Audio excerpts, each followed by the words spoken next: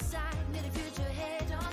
Now trailblazers keep credos in mind. The days aside, meet the future.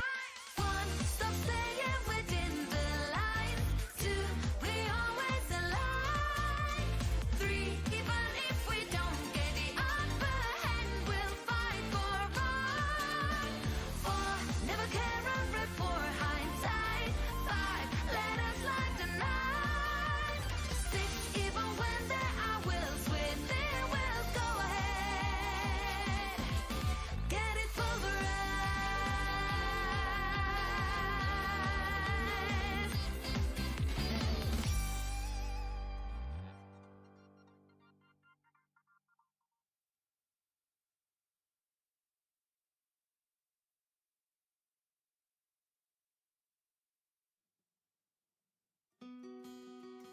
Wrapped in biting wind, hearts will never bleed.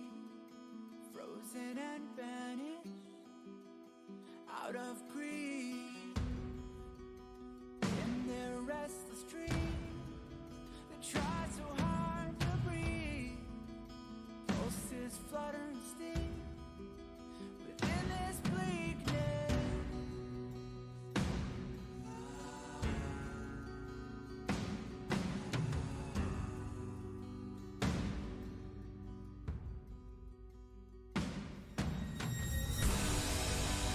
They will come with the blade. They will wake up the death bond and crown in this dormant world somehow. Unsheath the sword, not to kill. Unsheath the sword to rend those clouds above the ground. Wake up, it's time to gather now. The only warmth remains in hands clasped so tight. The only fire exists in brave hearts. Seasons that refuse to change over the years will find their way back on track.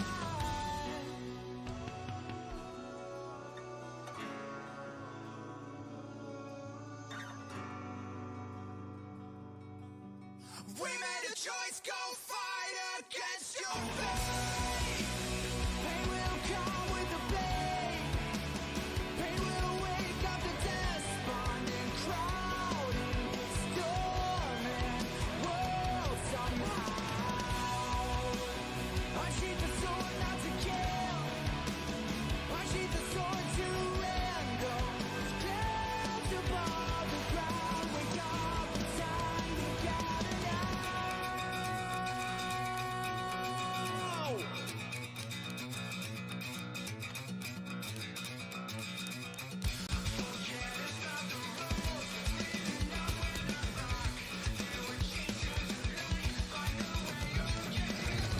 We have no way to know where they are headed for. See and back from far, just blaze through the storm. We know it's right over there. Something is there. Whatever is arriving, we'll be prepared.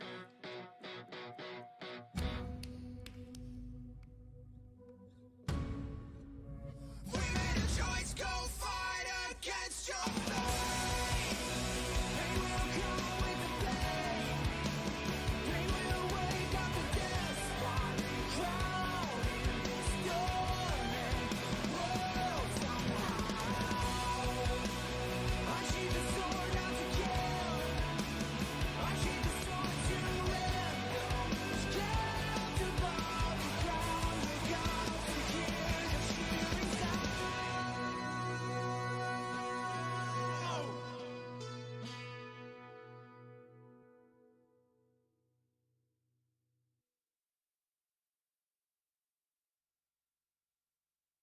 The way to celebrate, I'll be waiting till we make it. The day to celebrate, I'll be waiting. till we make it. Oh,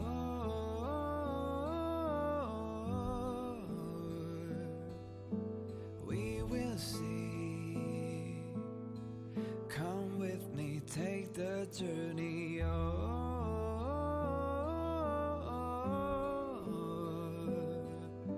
We will see. Come with me, take the journey.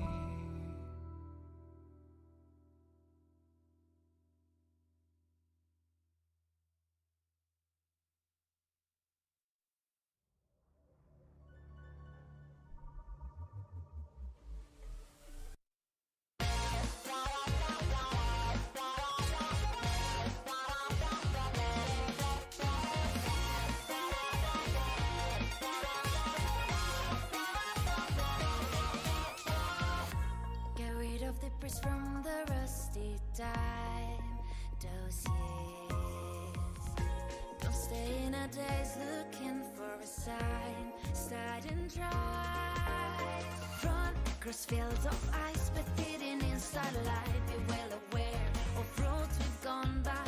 Put yesterday's aside, meet the future head on. Now trailblazers keep credos in mind. One, stop staying within the lines. Two, we always align. Three, even if we don't get the upper hand, we'll fight for right. Four, never care and report hindsight. Five, let us light the night. Six, even when there are wills within, we'll go ahead. Get it pulverized.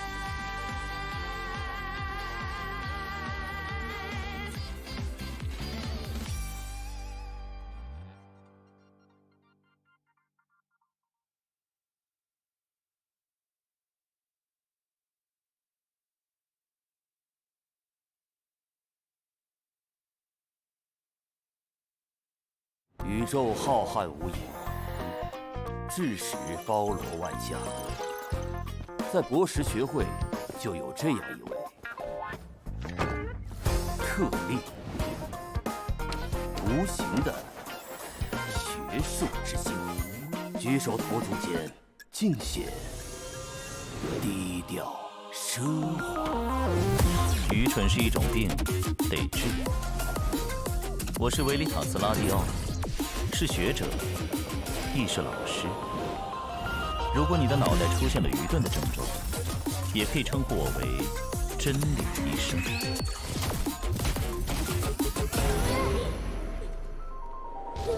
人要学会认识自己，但偶尔也需要一些严厉的教导。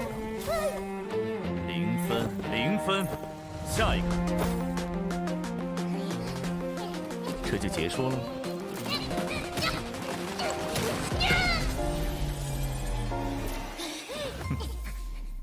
不错，加5分。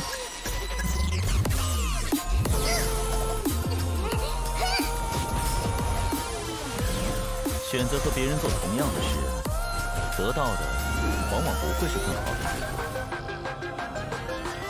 让我来考考你。切勿心急，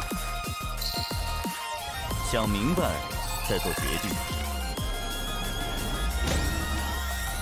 计算之中的结果，以益智游戏的标准，还不错。biu 是我运营的产品，我想通过它和更多不懂分寸的人一起探索世界的边界。正是这些不懂分寸的人，也许他们不被理解，任性、固执，甚至疯狂。就是我。但如果没人去打破边界，谁又能玩透世界呢？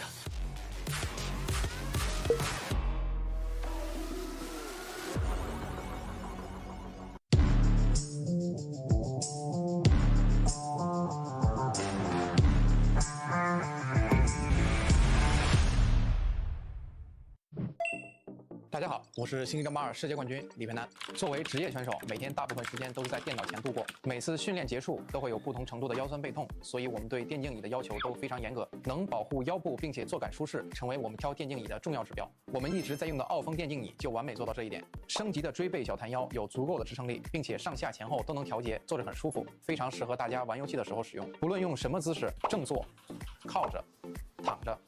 腰托都可以支撑我的腰部，非常舒服。再来坐感，这款还配置了空调坐垫，夏天凉爽，冬天温暖，真的是跟空调一样精准控温。训练久了总觉得闷热，坐垫有3档风度调节，游戏再也不闷屁股了。现在天气转凉了，坐垫同样配置了3档加热功能，让身体一直保持温暖，游戏手感一直火热。训练之余刷刷手机休息一下，玩玩手游。6D 机械手臂可以自调节高度，手臂不会感觉累，同时扶手面很大，即使有大动作也不会落空。相信我，跟我一起选择奥风机械大师电竞椅，你也可以逆袭成为冠军。打开微信，搜索公众号“星际老男孩 SC Boy”， 这里有每日的直播预告、重要的赛事报道、精彩的视频剪辑、有趣的主播八卦、定期的抽奖福利以及爆笑的节奏和评论。关注 SC Boy 官方公众号，365天每天更新，让你与20万猛男一起更便捷的享受我和黄哥给大家带来的快乐，不要告诉别人哟。Back everyone, welcome back to another broadcast of the Masters Coliseum 7 Group Stage Round number 4. I'm of course your Sly VIP, and with me tonight I'm joined by my lovely plushies. Yesterday we had a special guest appearance of Asher. I'm sure Asher will join us again another time. But for now, we're going to be getting ready for one of our last days of the group stage. One of our last days here, and we got a lot of elimination matches. A lot of intense matches are upon us. We have, to kick things off the first half, Beyond versus Firefly, Clem versus Dark, and Cyril versus Cure. And for some context, between these two lovely players here is that both players are on 2 losses each. One more loss and they will be eliminated from the tournament. So this is an elimination match, essentially. A pretty high profile match here between Firefly and Beyond. Oh boy, the pressure is on. I am ready for it here. Vetoes are done, and we'll soon dive into game number 1 if you're in the chat. Predictions are open. Predictions are open. You can place your bets on who you think does take down their opponent. Who advances on, who gets eliminated from the tournament. Will it be Firefly or Beyond? Firefly, of course, was featured a couple of days ago and did actually bring down Bunny. In this very tournament. So Firefly, he has already shown his PvT prowess, at least against one Korean Terran, but now we have another. And spawning in the bottom right hand corner, we have Firefly for the Platinum Heroes. And spawning in the top left, we have his opponent. We have Beyond for Shopify Rebellion.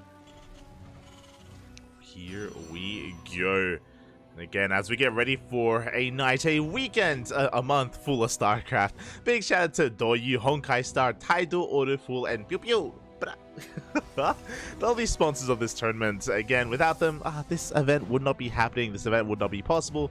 Without them, you know, no WTL, no Kung Fu Cup, no Masters Coliseum. So it's really cool to see so many sponsors support the Chinese scene, support SC Boy, and likewise, big shout out to SC Boy. I know a lot of people are maybe unfamiliar with them because we're from the foreign scene, or from a more outside scene, but SC Boy, they put in a lot of work. They're very passionate about StarCraft, and hey, they put in a lot of effort here into a lot of these tournaments. It's great. It's beautiful. And now we're diving in. We're diving into this PvT. I mentioned before that, again, Firefly, this I would say is maybe his best matchup. I'm on the fence whether it's PvP or PvT, but Firefly, he is quite damn powerful, and he is not one to be underestimated. On paper, Beyond is the favorite. 100%, Beyond is the favorite player. He should win this, but Firefly has brought Beyond down before. He's beaten Beyond before, he's beaten Gumiho before, he has beaten Bunny before, recently even. Again, Firefly, he has brought down big Korean Terrans in the past. He has it in him. It's about consistency, you know. Can Firefly bring it out here and now when it matters most, outside of just these online weekly tournaments? Or these weeks of WTL? But now it's going to be double gas opener. So double gas opener out of Beyond are going to be far more aggressive. Going to be going for a faster factory here, a delayed CC from Beyond. In a way, a more aggressive and also a safer way to open up as well. it makes a lot of sense on hard lead. We're loading into the shortest rush distance map of the map, or a very small map, very prone to ground-based aggression. So Bjorn, I'm sure, wants to be safe against someone like Firefly, especially because if Bjorn believes that he is going to be a bit of a more superior player in the mid to late game, he just has to make sure he can get there in a good position. Speaking of, we have our tech of choice. The Reaper is going to be deflected for the time being, and Firefly throws down a Twilight Council in the main base. So it's going to be a Twilight Council, not a Stargate. Should be Blink Stalkers.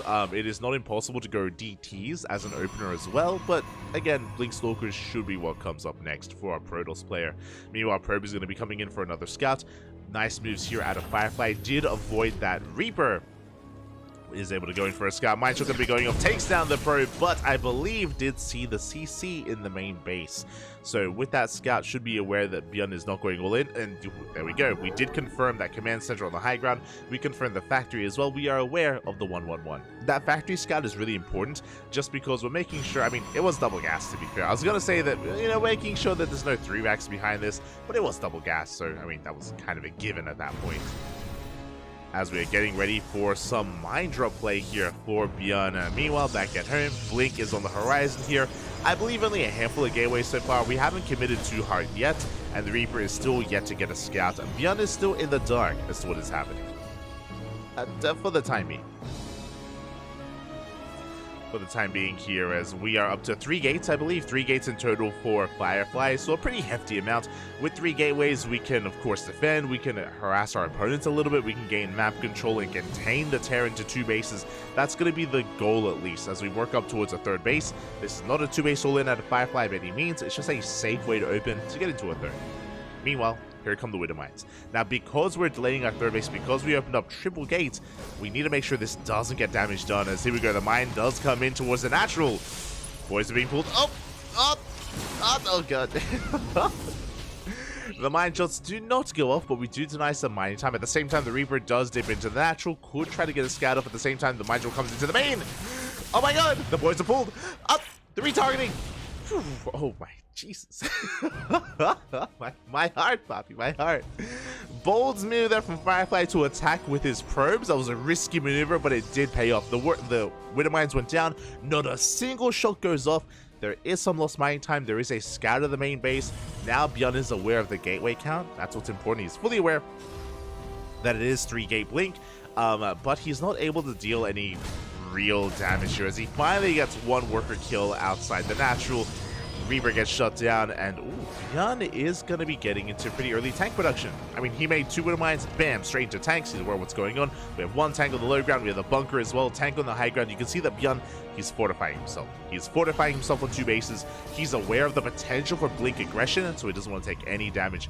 Meanwhile, we can see that Firefly is expanding, and he skips warpins. Interesting. So, as the observer flies too close to the sun, does get shut down. Keen eyes out of Bjorn. But again, Firefly, he skipped some warpins. He is taking up harder and faster. 3rd base is on the way, which is to be expected, but we have a Forge +1 armor and charge on the way. Now we have the gateway explosion again. Firefly's army is tiny. He's got 19 army supply, but something important just happened. He has an adept outside the natural. He was supposed to see the move out.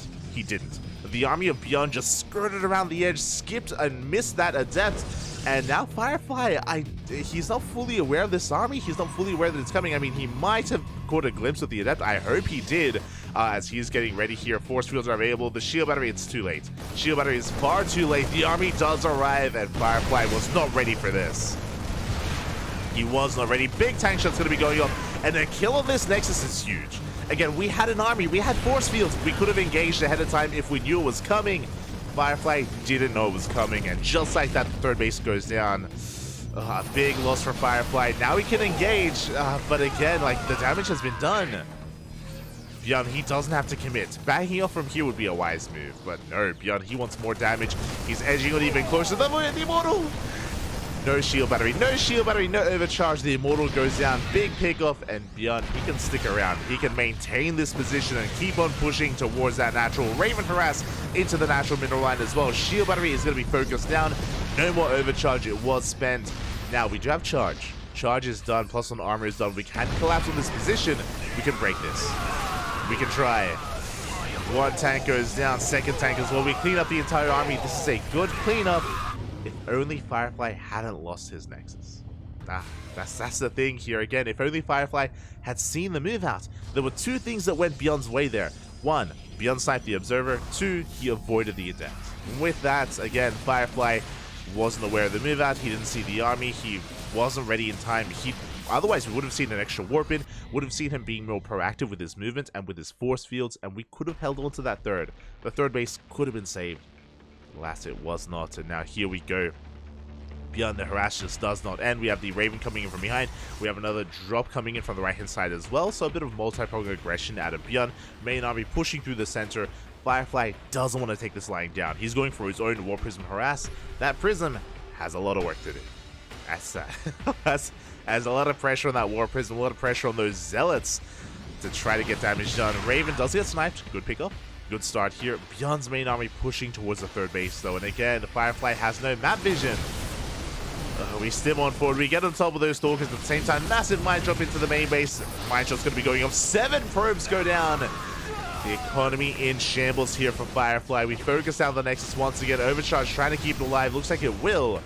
Looks like we'll hold on to that base. We'll save the third, but we lose 11 probes in the process. 11 probes go down. Meanwhile, behind this, the Zealot drop comes in. We get 6 SCVs. That's pretty good. Not gonna lie, 6 SCVs is a good amount of damage. But alas, if only we hadn't lost 11. That's the problem right now. Firefly is up against the wall. He is behind economically. Beyond is in the midst of taking his third base. We have a Viking to deal with the Prism. Prism will not escape or will not get back into the main as it is forced to recall. Stalker is going to be engaging. Good trades. We haven't lost a Stalker. That was a good fight for Firefly, but the follow-up fight a little bit less so as the armies are engaging. Concussive Shell is done. You can see there a couple of Stalkers did go down. Another Stalker as well gets picked off. Expensive losses. We do have some Zealot harass coming into the third. Is going to kill some workers, which is nice, but a couple of workers, again, this is still not enough damage. Beyond is going to turn around for a moment. Does send his reinforcements towards that natural. Behind this, Ghost Academy is on the way. We have a couple of Vikings. Meanwhile, when it comes to the army composition of Firefly, it's mainly a gateway force. It's Zealots, it's Stalkers. I think there's one, maybe 2 Immortals. Yeah, there we go. 2 Immortals with the army, a couple of force fields. There is potential to fight, especially if the terrain is looking good for Firefly. But everything has to go well. Everything has to align for Fireflies. He's out of position. He's zoned away from his own base. He's out of position in the middle of the map. Third base is going to be going down. We dive on top of that Immortal. Shield battery is depowered. That Nexus, it should go down with a couple more volleys. As I say that, yeah, it's going to go down. It does fall for the second time. And basically, from the moment that the Firefly lost his third base, he has been on the back foot. He has been treading water, trying to keep up. And it's been a rough road to recovery here for Firefly. If he could maybe catch some of these drops, maybe catch some of these medevacs. We're going for a base trade. At this point, it has to be a base trade. Main base is under fire. Firefly, yeah, GG gets called. He knows he cannot even commit. And Beyond will take game number 1. GG.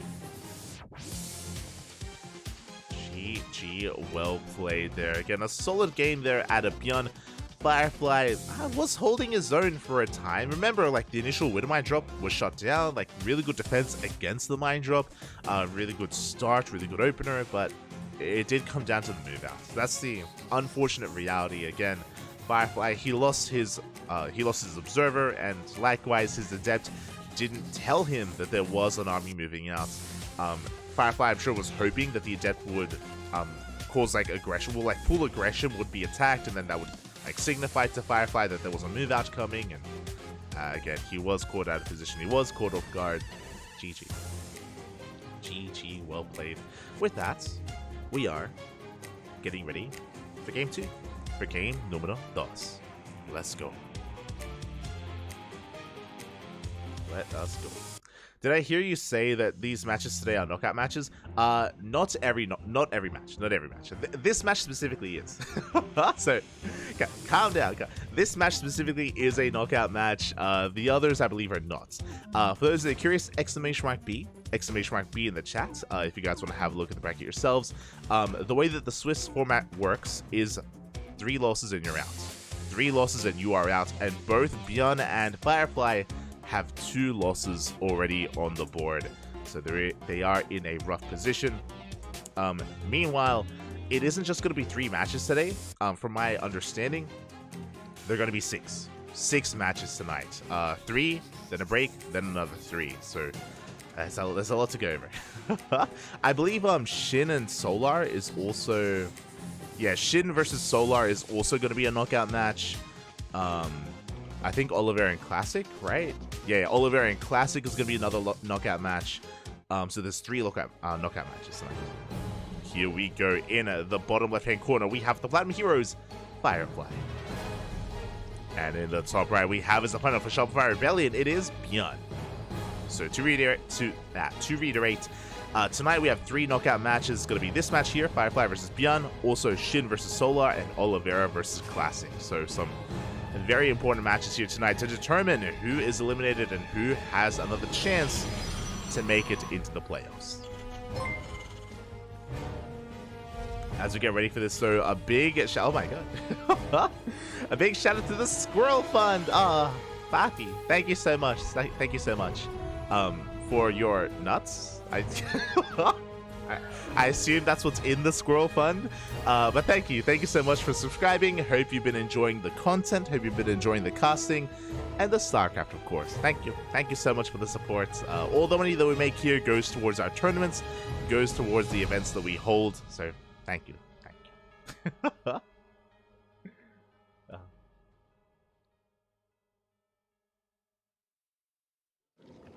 Here we go. For now, we do have our probe scout across the map getting out.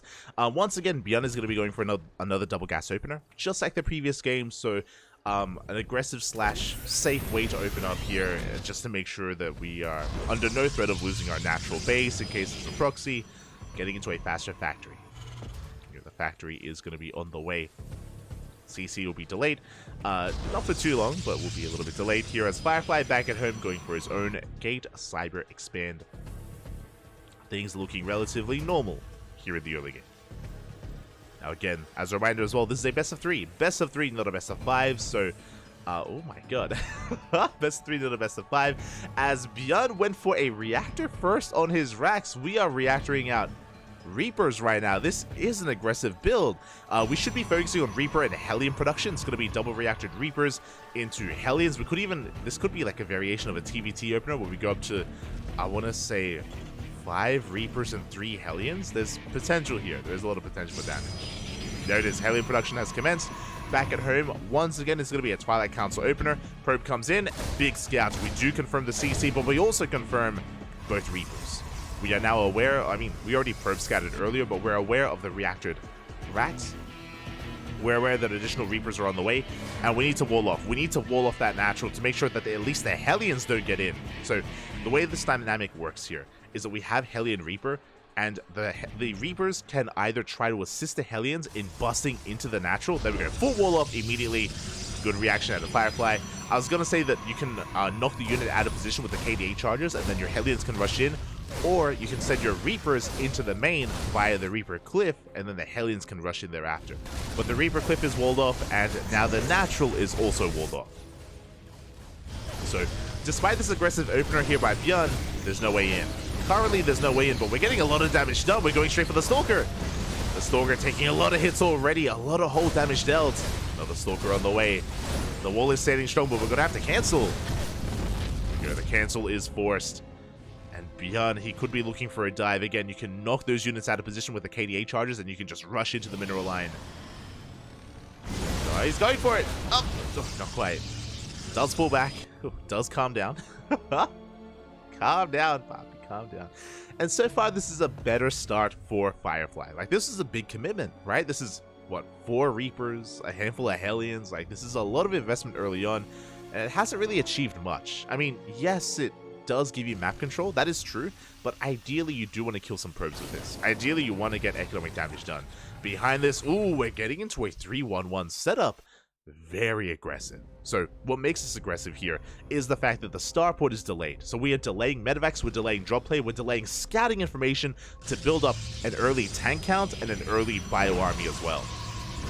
So really fast stim, really fast combat shields, really fast tank production. What you forego here is, again, you don't get to go for like a Widowmine drop to harass, for example, or Raven auto turret harass, or even any scouting information in the main base, which is also what the drops give you, is you get into the main, you're able to scout the tech, you're able to see how aggressive your opponent's being. So Bjorn, he's foregoing all of that for a much more solid and terrifying army, as we're already getting ready to move out. My god, it's insane. Meanwhile, big scout out of Bjorn, he did just see the third. Upon seeing the third base, he's now fully aware that it's not 4-gate blink. He now knows that his opponent is being more defensive, less aggressive, and yeah, he kills the Ursidon. Papi. Ursidon? Ursidak? I don't know what it's the big thing. It's like the elephant hippo. Yeah, but here we go. We're pulling the boys and getting across the map. Those SCVs, they can repair the tanks. They can also throw down bunkers. A very aggressive push, a very aggressive timing. Firefly does see this ahead of time, thankfully, and he can try to slow this down. He can slow this down. A couple of Marines going to get picked off. We try to force our way up the ramp. Ooh, Stalkers are getting picked off. 2 Stalkers do fall. We're going to get a 3rd Stalker as well. Blink is done. We dive on top of the tank. The repair is not good enough. 1 tank goes down, but we bleed out a lot of Stalkers, and the 2nd tank has arrived. We go straight for the shield battery, straight for that overcharge. Overcharge just popped on the right-hand side. We focus down another tank. We can't get it. The repairs are too good. The repairs are far too good. The tank survives, and we're busting into the natural. We depower the gateways. We blink forward once again, and the tank survives. The tank refuses to die, and this is becoming far too much. The Immortal does arrive, but against 2 tanks, how do we push in? We don't. GG gets pulled. Bjorn forces his way through, right through the center of the map, and ends the game. GG, well played. A very aggressive build out of Bjorn. Firefly did see it coming ahead of time. He saw it coming in the center of the map, but he just was not able to slow it down enough. And unfortunately, Firefly, he committed to 3 dives. He committed to 3 dives on top of those tanks. Only the first one worked. The second and the third one didn't. We were just not able to out DPS those SCVs. We weren't able to bring down the tanks. And as a result, we lost so many Stalkers trying to focus down those tanks. Those trades were not worth it, and things snowballed out of control. GG, well played. With that, Bjorn does advance on into the next round. My condolences to Firefly. I'm a big fan of Firefly. I love him. He's amazing. He's beautiful. I mean, he beat Bjorny. He didn't have a... Bjorny? He beat Bunny earlier. He didn't have a bad showing, but... he does bow out. He does bow out from the tournament. He has been eliminated from the Masters Coliseum. He will be stepping out here. And we're going to be going on a short break. When we return, Clem versus Dark. Let's go. The matches get even juicier. So again, see you soon. Take this moment, get some water, get some snacks, get hydrated, and be back here for Clem versus Dark, because it's going to be wild. See you soon.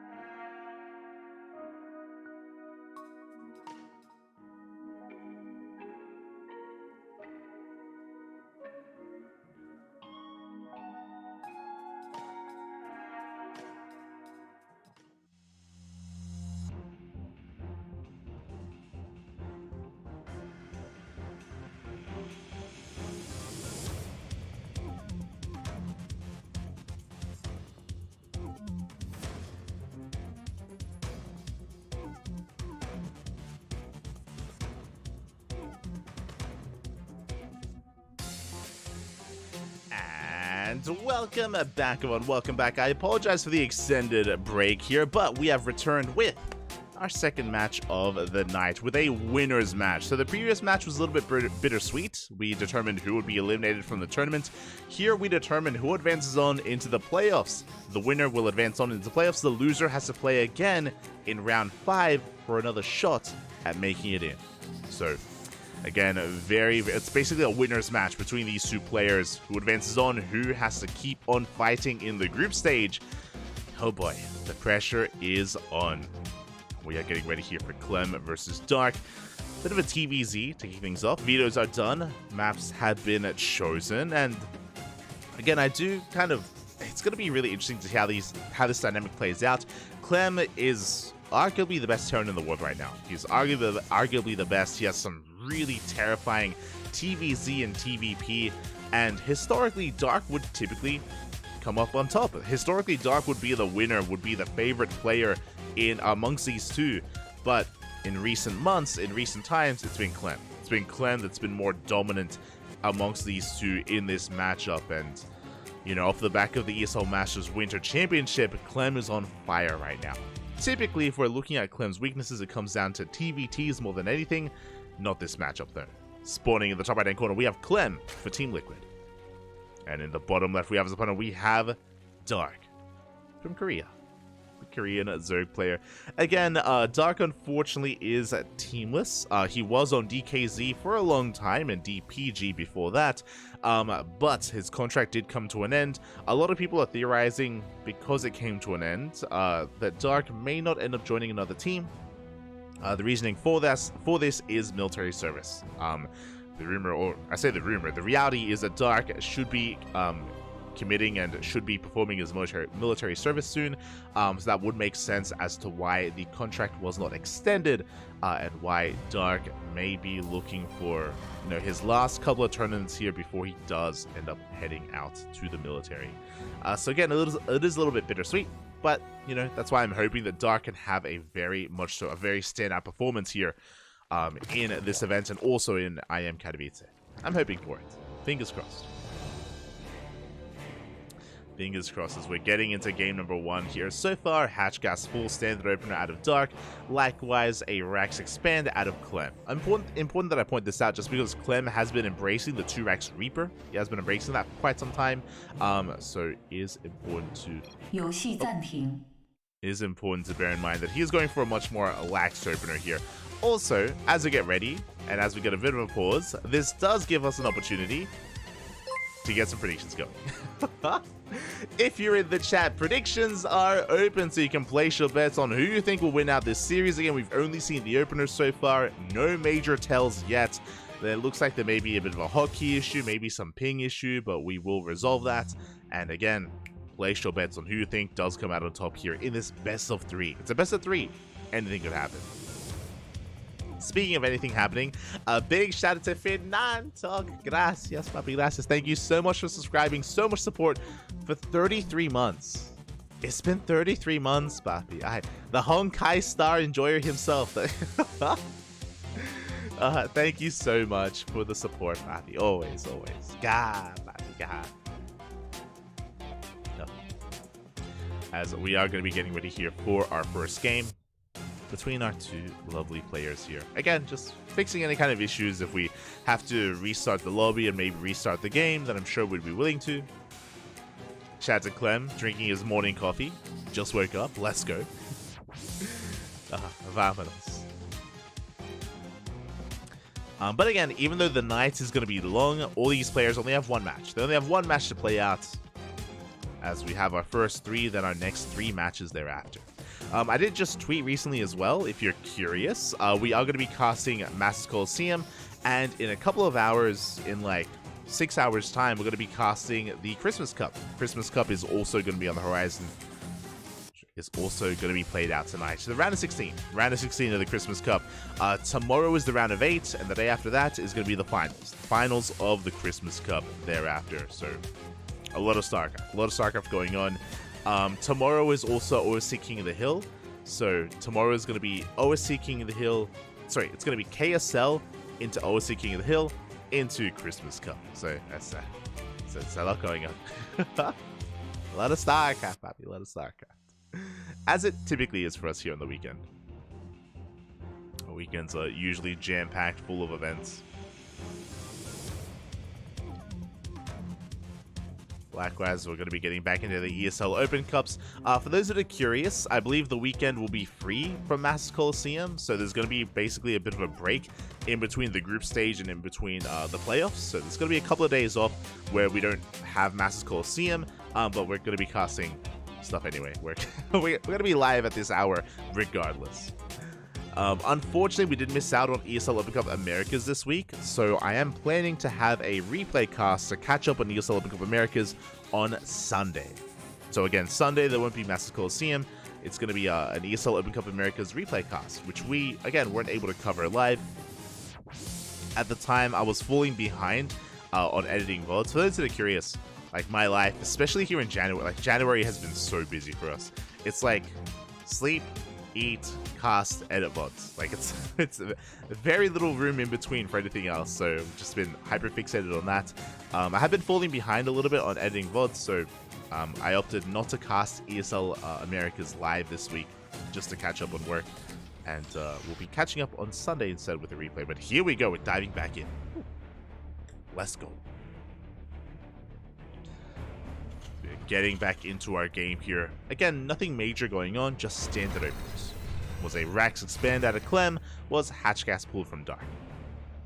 Ooh, never mind. My apologies here. Dark, he's so crazy. So, my apologies. I assumed that it was going to be a Hatch Gas pull out of Dark, and I was wrong. It was a Hatch pull, Hatch opener out of Dark. Gasless. Now, this is something that Dark has been doing very recently. Not the build he's been doing for a couple of seasons now. This is something that he would whip out on Neo Humanity, specifically just because you can get away with it. Something that he would whip out on larger maps in the current season like Radisson Station, or really greedy maps like Golden Ore. Over the past week, I would say, he's been doing this on Alcyone. Basically, it's a very greedy way to play. No gases are being taken whatsoever. We saw that Maru abused this. We saw that last time Maru and Dark faced off in this very tournament, Dark went gasless, and he got punished so hard on this map. He went gasless into a gold as well, to be fair, on Alcyone. So it is really greedy. It can be punished, but we can see that so far Dark is getting away with it. Thankfully, it was not a double Reaper opener. If it was a 2x Reaper opener, then Dark would be in a bit of trouble because he would have very late link speed to deal with it. But thankfully, he's safe. So Dark, he gets away with cutting a lot of corners and being quite greedy. Now, the way this works is that Dark is relying on just queens to defend. No links. Or there's 4 links, but there's no link speed behind this. Usually, what you do with this is you skip link speed entirely when you eventually take your gases and you go roaches. This should be roach play from Dark, just because link speed is so heavily delayed. It's not really worth investing into it. And speaking of, there's that roach warn. Again, we've seen Dark do this a lot, but typically on other maps, as I mentioned, Radisson Station, Golden Ore, Neo Humanity, but recently Alcyone as well. Now again, this is very map specific, so I feel like I say this a lot when I'm casting certain players, but if you're in the chat, if you're inspired, if you're a Zerg player, you're like, yo, Dark he's going gasless, I'll go gasless. You'll die. It's very map specific, and likewise very like player specific as well, so yeah, calm down, Papi. It's just a really risky way to play, but Dark, he can get away with it. He's Dark. Behind this, we're getting into a 1-1-1. Interesting. Okay. Maybe I say that. Is 3cc into a starport into a 1-1-1. Cloak Banshees are on the way. Roaches are coming out, and this is exactly what Clem needs against a roach-based opener. Clem hasn't really seen the roach one. He hasn't seen much at all, to be honest. But going into Banshees, I think, is really smart against Dark. Dark is known for roach play. Dark has a reputation, so playing Banshees makes a lot of sense. Again, Banshee-based openers, they shut down roach aggression very hard. Speaking of, I believe 7 roaches were made. 7 roaches are getting ready to push out across the map. They're skirting around the edge, actually, and they will be spotted. Big scout. Big scout there by Clem. Does get eyes on the roaches, forces them back, and that means the Banshees can turn back around as well. The Banshees will deal with this, and this investment from Dark shouldn't deal too much damage. As we can even catch a roach. Oh, Urubas! We get it. One Roach goes down. A Roach for a Hellion. A good trade for Clem. Behind this, we have our lair on the way. Again, this should be just a commitment into Roaches for the time being. Now, this doesn't have to be pure Roach for the entire game. I wouldn't be surprised if behind this, we go into double Evo Chamber into +1 melee. So from here, you can transition into Lingbane Roach Ravager. We'll see. Otherwise, we could just double down and just go Roach Ravager instead. Oh! Miles not quite connecting. We catch a Ravager as well. Good pickups here by Clem. And again, these Banshees, they can just do so well against this. Catching a couple of Queens, transferring workers. Laying some of the main outing. One drone goes down, a second drone as well. We have to be careful. The Banshees taking a lot of damage. The Hellions, they dive in. The Queens are out of position, and drones are getting roasted. Oh my god, they line up, and this is far too much damage here. 13, 15 workers go down. The boys are being pulled. We get 16 workers in total, soon to be 17, and and this is critical damage here. There's that 17th drone falling. An entire mineral line just went down. And with that, we're still not done here, getting another worker. This may force an all-in. I say that there's melee on the way, +1 melee, so it is not going to be a 1-1 Roach timing. As we were just speaking about, it is Roach Ravager into Lingbane, but the gold is denied mining as well as the Banshee does rotate over. And Dark has some recovery too. A lot of redroning. Infestation Bit is on the way. The Infestation Bit tells us that Dark is looking for a longer game. Now, the gold can help us catch back up. Dark, any other map, and Dark would be dead. 100%. Dark would have no chance at recovering, or he would be forced all in essentially. But because of the gold base, there is comeback potential. The gold base can help us recover, but here comes a double jump of Marines. We pick up an Overseer, we go for the mineral line, 2 drones go down. Nothing major. Good amount of damage. Behind this, we're backing off. 2 gases have been taken at the 3rd base. We have the 4th CC on the way alongside a factory, so Clem is working towards a longer macro game. He's not going all in. He's not being hyper aggressive. He's just pushing out with drops. He's keeping his tanks back at home. And Clem, he is getting damage done. Again, he's keeping the pressure on and keeping the pressure up. Dark still recovering. Ravagers aren't done, by the way. Oh! We dive on past the Biles. We focus on one of those Ravagers and a lot of Roaches. Good trades out of Clem. Avoids the Biles. Going for a drop into the main. Behind this, we can see Dark trying to transition into Lings and Banelings. Baneling speed is on the way. Ling speed is on the way as well. He's just trying to hold on with Roaches. Nothing but. Scan does reveal the Hive. Again, it was a very fast Hive out of Dark. He hasn't done anything with it yet. Oh, Biles do miss. They do barely miss those drops, thankfully. There it is. Vipers are on the way. Vipers, spellcasters in general will help. They're going to do a great job here at dealing with these drops. Oh, a lot of Marines go down. Bit of miscontrol there out of Clem. Medevac's taking a lot of damage. Then pushing through the center, applying some pressure here. Dark cannot commit. Dark rushing into the Ultra Cavern. Ooh, bold move here out of Dark. I like the Vipers. The Ultras is quite greedy. Oh, the Biles! We're not looking! Oh my god, the Biles connect. We take down 2 Medavacs. A lot of Marines go down as well. Clem, a little bit of lapse in attention there. Was focused elsewhere.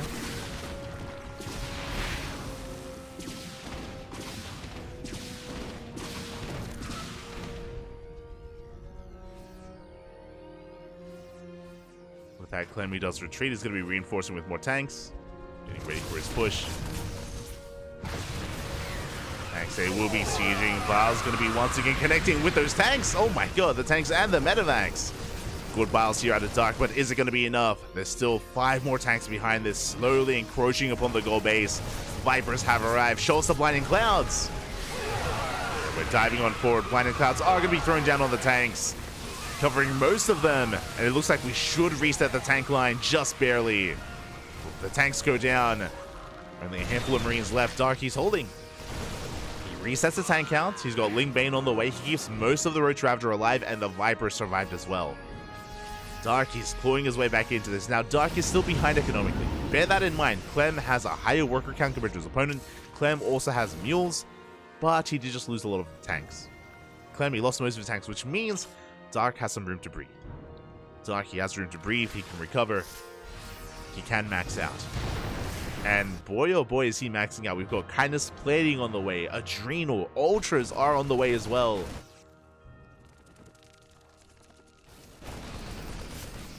So despite losing a mineral line earlier, Dark, he's in this game. We're taking more bases. 5th base up and running here for Dark. Dark going to be engaging in the center of the map. Once again, a bold move here. Lightning Clouds will be covering those tanks.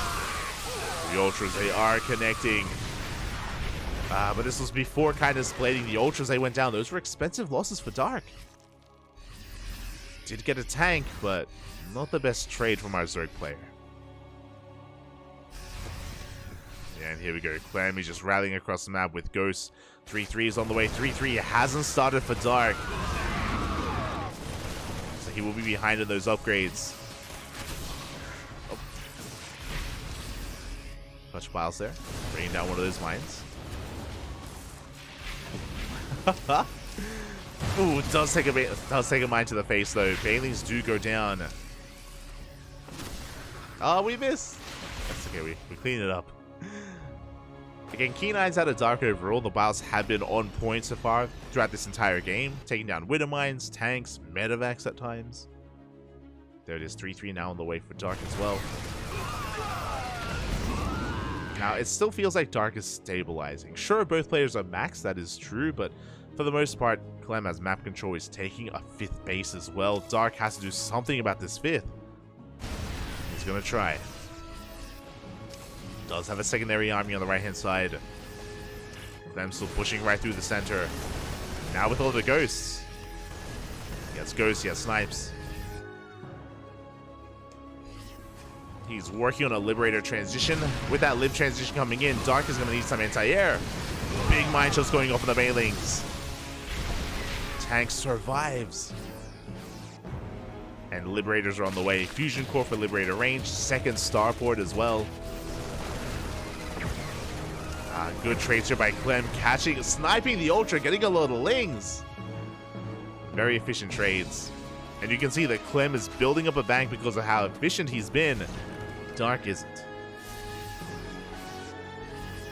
Dark desperately replacing everything that he's lost. And again, with the arrival of these Liberators, we need Hydras, Corruptors. We need one or the other. Vipers are not going to cut it. Not on their own. And with the advent of Liberators, with the arrival of Freedom, like, you can just bully the Zerg player back. Oh boy. I mean, Biles can be an answer. Corrosive Biles here from the Ravagers. How many Ravagers are there though? They've been putting a lot of work. Like, they've been getting a lot of value here for Dark, getting tanks, getting medevacs. But it's not the most supply efficient way to deal with Liberators.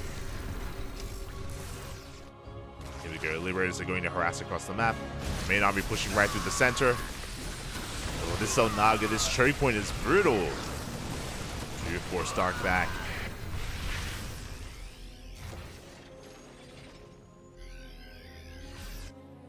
Liberator's going to be harassing. At the same time, a big Lingbane counterattack here at the 4th base. At the same time, Dark pushing towards the 5th and towards the center. Bit of a tri-pronged attack from Dark. Bailey's going to be rolling in. From both ends. They do roll into the mineral lines. Can they get the planetaries? At the same time, we push into the 3rd base, and we will get into the mineral line. SCVs are going down.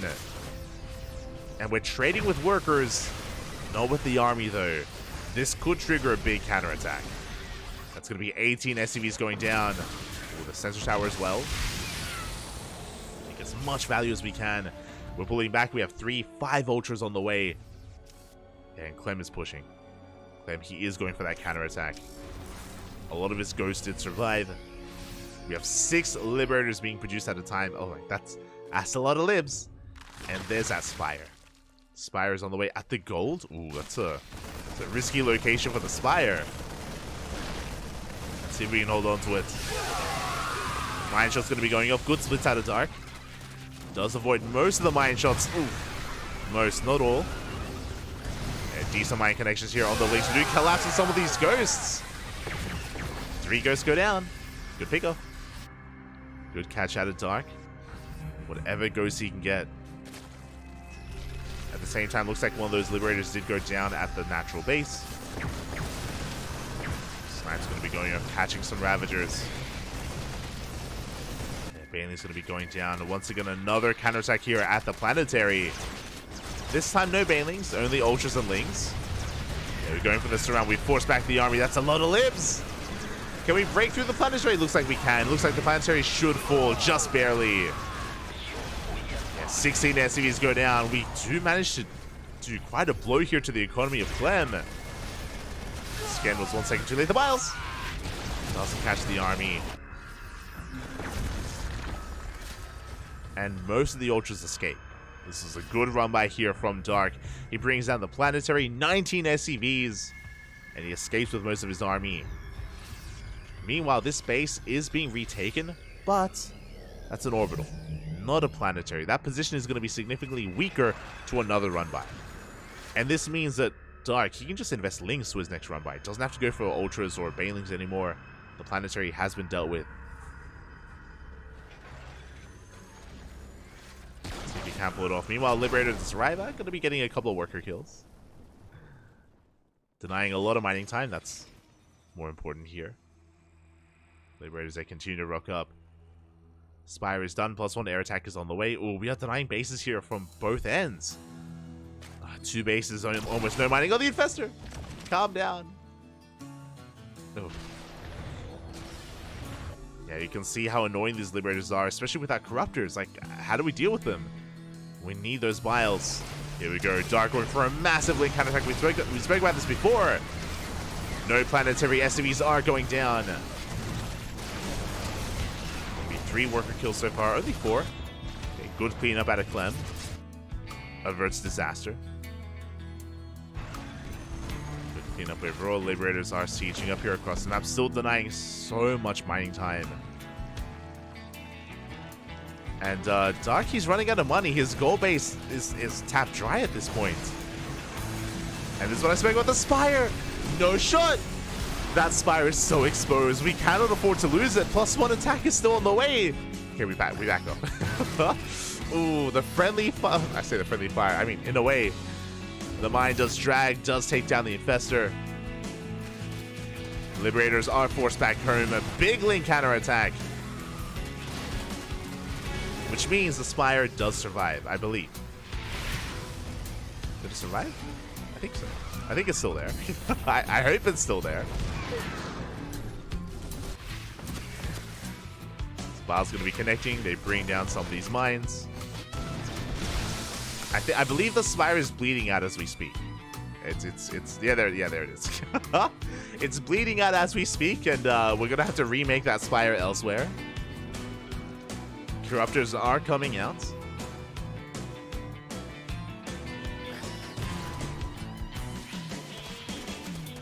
Mine shot's going to be going up. Again, the Ling Rumbai did a lot. Honestly, if it wasn't for that counterattack, Dark would have lost the Spire, and he would have been denied +1. Now, to be fair, he's still lacking upgrades for his Corruptors. Oh, the Infestor is looking for Fuggles. Big Fuggle! Massive connection here on the Ghosts. And every single Ghost does get caught out. Big pickups there, but half the Ghosts did fall. Dark going to take a big fight. He's racing on forward. He shuts down the army, zoning it away. More Ghosts getting caught. We're keeping the production. But the freedom. Liberation zones are thrown down, and Dark, he cannot engage. He cannot engage with the main army. Is being forced further and further into the bases here of Clem. There's no way out of this. It's a one-way trip. Massive mine connections. Oh my god, on the Lings. And Dark, he's losing everything. He's losing everything at this point. This was not the fight to take. The Ultras go down. The Corruptors as well. GG gets called, and Clem will take game number 1. GG. GG, well played again. Clem, he was in control of most of this game, had a great start. Dark was stabilizing, but again, it did feel like Dark was one step behind when it came to the tech. Because he lost so many drones, right? He was stuck on a worse army. He was able to get into Ling Bane Ultra, that is true. But something that Dark wasn't able to do is mine. I don't know if I put enough emphasis on it, but Dark, remember, it was only like 3 libs, and he could not mine at all from his fringe bases. He was on a 4 base economy because his gold had run out. He was actually on like a 2 base economy, and he could not mine from bottom right or top left. Like, he just could not deal with those liberators. So much mining was being denied for so long in that game, for minutes at a time, especially towards the end. So Dark was all in. He also lost the center hatchery. You know, he didn't really have much going for him in a more longer game, and yeah, Dark was pulled apart essentially. Just was not able to deal with the liberators, with the harass. Could not deal with the main army and how refined it was either. Dark was outscaled, and Clem takes game 1. GG. GG, well played. A solid game there out of Clem, and a really rough start for Dark. Again, like, it did feel like he was on the back foot ever since he lost, what was it, 17, 18 drones to the Hellion dive? It was brutal. It was brutal. Imagine that game where he didn't have to recover from that position. And I'm sure Dark is going to be tightening things up here in game number 2 on Solaris. We are getting ready here for game 2. Solaris, another large map, a lot of bases to be taken, a lot of room in the center, especially when you knock down the rocks. But we have seen a lot of late game, a lot of split map play here on Solaris. We'll see if that's going to be the case again. I can't imagine that Dark is going to be going for another gasless opener. But we'll see. I wouldn't put it past Clem going for double Rax Reaper, 2 Rax Reaper even. Go. Hello, Coliseum in the chat. Hello. Yes, Clem the Mlem. Beautiful.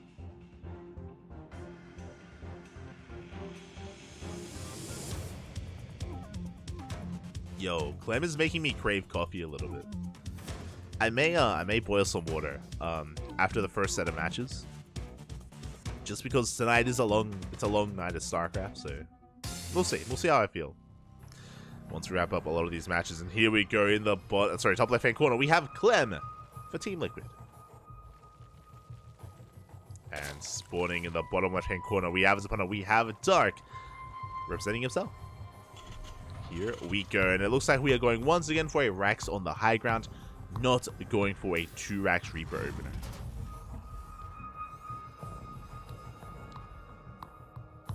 See, in fact, Clem killed 18 workers, and yet Dark still has more than Clem.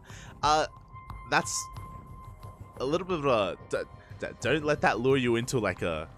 Don't let that deceive you, as, that is true, but Dark, he had to drone. That's the problem here, is that, Lava and losing that many workers is so brutal, and it is what gave Clem so much momentum at the start of that game, because it forced Dark to just drone hard. It forced him to re-drone, I should say, forced him to delay his production, delay his tech, delay his economy, and I mean, he was able to recover, that is true, but he did fall by the wayside in other aspects as a result. So it was a really strong start by Clem. We'll see if Dark can have a much more comfortable time here in game number 2. I hope so, which would lead into a more back and forth mid to late game. We'll see if that's going to be the case here. We shall see. As this time Dark does take a gas. Okay, so it is not going to be gasless. So again, to reiterate, the build that Dark went for in game number 1 is something that he does specifically on Alcyone, not on some of these other maps. The reason for it is because of the rush distance by ground, and the more defendable locations on Alcyone kind of lend to that. Here, hatch gas pool. Standard opener out of Dark, standard opener out of Clem. Now when it comes to the advantages here of Solaris, again, it can be quite defendable outside the natural base with the ramp, with the choke point. There are a lot of choke points here on Solaris, and you can hold on to your 3rd and your 4th base quite well. The 5th is more exposed. The 5th is far more exposed here, and it can be difficult to hold on to, especially compared to Alcyone. Alcyone is far more fortified. So I want to give Dark a little bit of the edge when it comes to how aggressive he can be in the mid game. As for now, Reaper going to be dancing with the Lings. Going to be chipping away at the army. Clem going straight into a 3rd CC. It's going to be a 3rd CC before Starport. Very economic opener here at a Clem. As Dark is getting into his 3rd. So far, so good.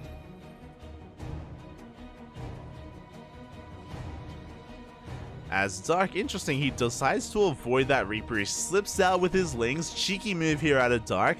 With this, he can get some SCVs. His goal here is to get a couple of workers. Ooh. Meanwhile, Clem did throw down a 3rd CC before Starport, but that is a 3rd CC 2-1-1. That is a Rax, not a Starport on the way, so Clem is mixing it up a little bit here. You'd love to see it. I haven't seen 3CC 2-1-1 in a couple of days. Like, we have seen it recently, but it's not too common nonetheless. So the way this works is we're going to be building up an abundance of units. You can see double Cyclone on the way. It's going to be Cyclones and Hellions. This can hit with an armory as well with Hellbats, so I'm curious if Clem is going to be going into his Hellbat push, which he did whip out a couple of days ago as well. 3 Raxes! The full scout! Oh my god! The scout does slip in, so Dark gets eyes on everything here, and again, it was an economic opener, but Clem is being very aggressive behind this. Cyclone's rival, they shut down an Overlord. Now, Dark is aware of what's going on. The Starport is now on the way, but it is delayed, or it was delayed.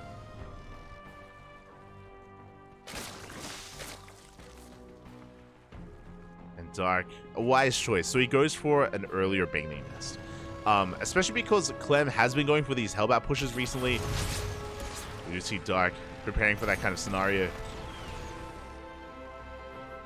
He's going to be throwing down a safety Baneling Nest. He's going to be getting out his Lings. Now, this does mean that Dark's lair is delayed and his 1-1 upgrades are delayed. This is true, as I assume this was going to be defensive, but Dark, he can turn this defense into an offense here. He is amassing a lot of Lings. A lot of Lings are amassing here. Dark is going for a Bane Bust. A straight up Bane Bust here from Dark. Now, this can work because of the production of his opponent. No Widowmines and no tanks. We have made Hellions and Cyclones instead. So this Bane Bust could catch Clem off guard. We can bust into the natural. We can get a lot of damage done if Clem's main army is out of position. Like the Hellions and Cyclones are marauding around the map. They have missed the army we're waddling in. We're setting it, Poppy. Let's go. We're sending it here into the natural. Again, the Hellions and Cyclones out of position. Marines here to defend. Stim is done in 10 seconds. It's not ready. Stim is just barely not ready. We roll on in and we will connect. The Marines go down. The SCVs. Oh my god, we do split up just in time. Bailey's a crash into the reactor. Lings a flood into the main base. Hellions and Cyclones still racing back home. They're still not here. We are getting damage done. SCVs are falling. How much though? 14, 15. Is this going to be enough? 16 workers go down. Bearing in mind that Dark did cut worker production as well. And it looks like Dark is going to get cleaned up. He's still getting more SCVs. The Banelings, they roll into the main. The main base, massive connections. 29 SCVs go down. And that is a connection that Dark was looking for. That is what he needed. Initially, it would not have been enough to win him the game, but 30 SCVs are falling. Those final 2 Banelings were clutch. And with that, Dark takes an economic lead. He is looking ahead here. Behind this, I did mention it. His Evo Chambers and his lair is delayed. That is true. So his tech is late, but he's ahead of the economy. That's what matters most right now. As long as Dark doesn't lose anything to these Hellions, he should be perfectly fine. And Clem knows that there's a massive amount of Lings. He knows that there are Queens. These Hellions, they can't really dive in. If they do, and if we lose them, then Clem has nothing to defend. So he's just stuck at home. Now, Clem does have triple CC.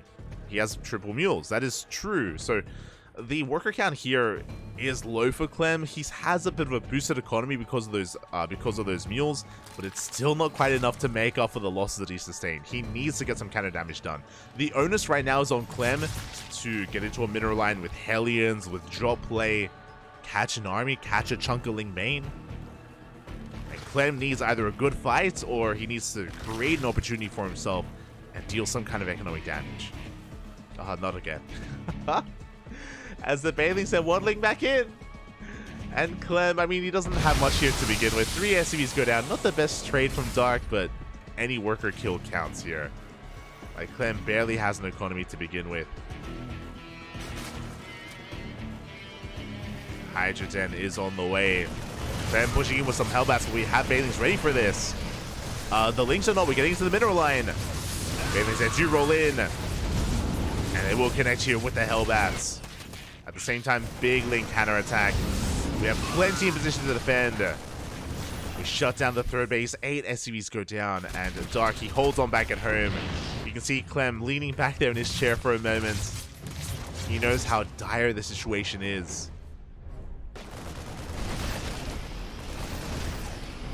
And Dark is getting into his upgrade. So he's getting into 1-1. Hydra Den was throwing down the Lings. They come back in. No, the Lings, they come back in. They get a mule, they get an SCV. They deny mining once again. Dark just ensuring that Clem does not recover. Just making sure that his economy stays down for the rest of this game. Now, there is drop potential here, and again, like, these Marines are going to trade very efficiently. That is true. See if Dark can keep up. The Baileys! Oh, guys, we're not looking. Bit of a lapse in judgment there. He takes some big Baileys to the face. Clem leaning back in his chair, or sinking back in his chair once again, and it's not looking good. There was potential. There was potential with the double drop, but he was caught off guard. We get one of those queens. We get a second queen as well. Good pickoffs. But this doesn't make up for the dead double drop across the map. Doesn't make up for the dead units, the lost units for Clem. From here, Dark, he is fortifying himself, solidifying his army here with Lingbane Hydra. He's on 65 workers, soon to be 70. Now, if Clem can maybe get some Miracle Widowmine connections, and again, if he can drop into a mineral line undetected, then sure, he can make some magic happen. It's happened before, it can happen again. I think we casted a similar game maybe a week ago where like Dion was down 40 supply and he was able to come back. But not like this, and GG gets called, the double drop gets called out, and Dark fights back. We're going to the ace match. We are going to the ace match here. GG. And again, so far this series has been dictated by kind of like the early to mid game, by our tech choices, by our openers here. Before we can really get into a 3-base economy, in game 1 it was Clem. In game 1 it was Clem crippling the economy of Dark and giving himself a lead. Here in game 2 it was Dark eviscerating the economy of Clem, going for a Ling Bane bust, throwing caution to the wind. And it was really unfortunate to wind it back to that moment. If Clem had found the Ling Bane, that's the thing, right? Like, he was being active. Remember, he was being active with his Hellions, he was being active with the Cyclones. If he had just caught a glimpse of the army, then he would have shut it down. He would have had so much more time to react. The problem was that he missed it, right? He did miss the Lings and the Banelings morphing in. He missed the move out. He didn't see it coming, which is why he was caught off guard, which is why his army was so out of position, and that's kind of what led to Dark snowballing out of control there in that game. But we'll see how this changes here. In game number 3, we're going to be loading in to side Delta. Let's go. Let us go.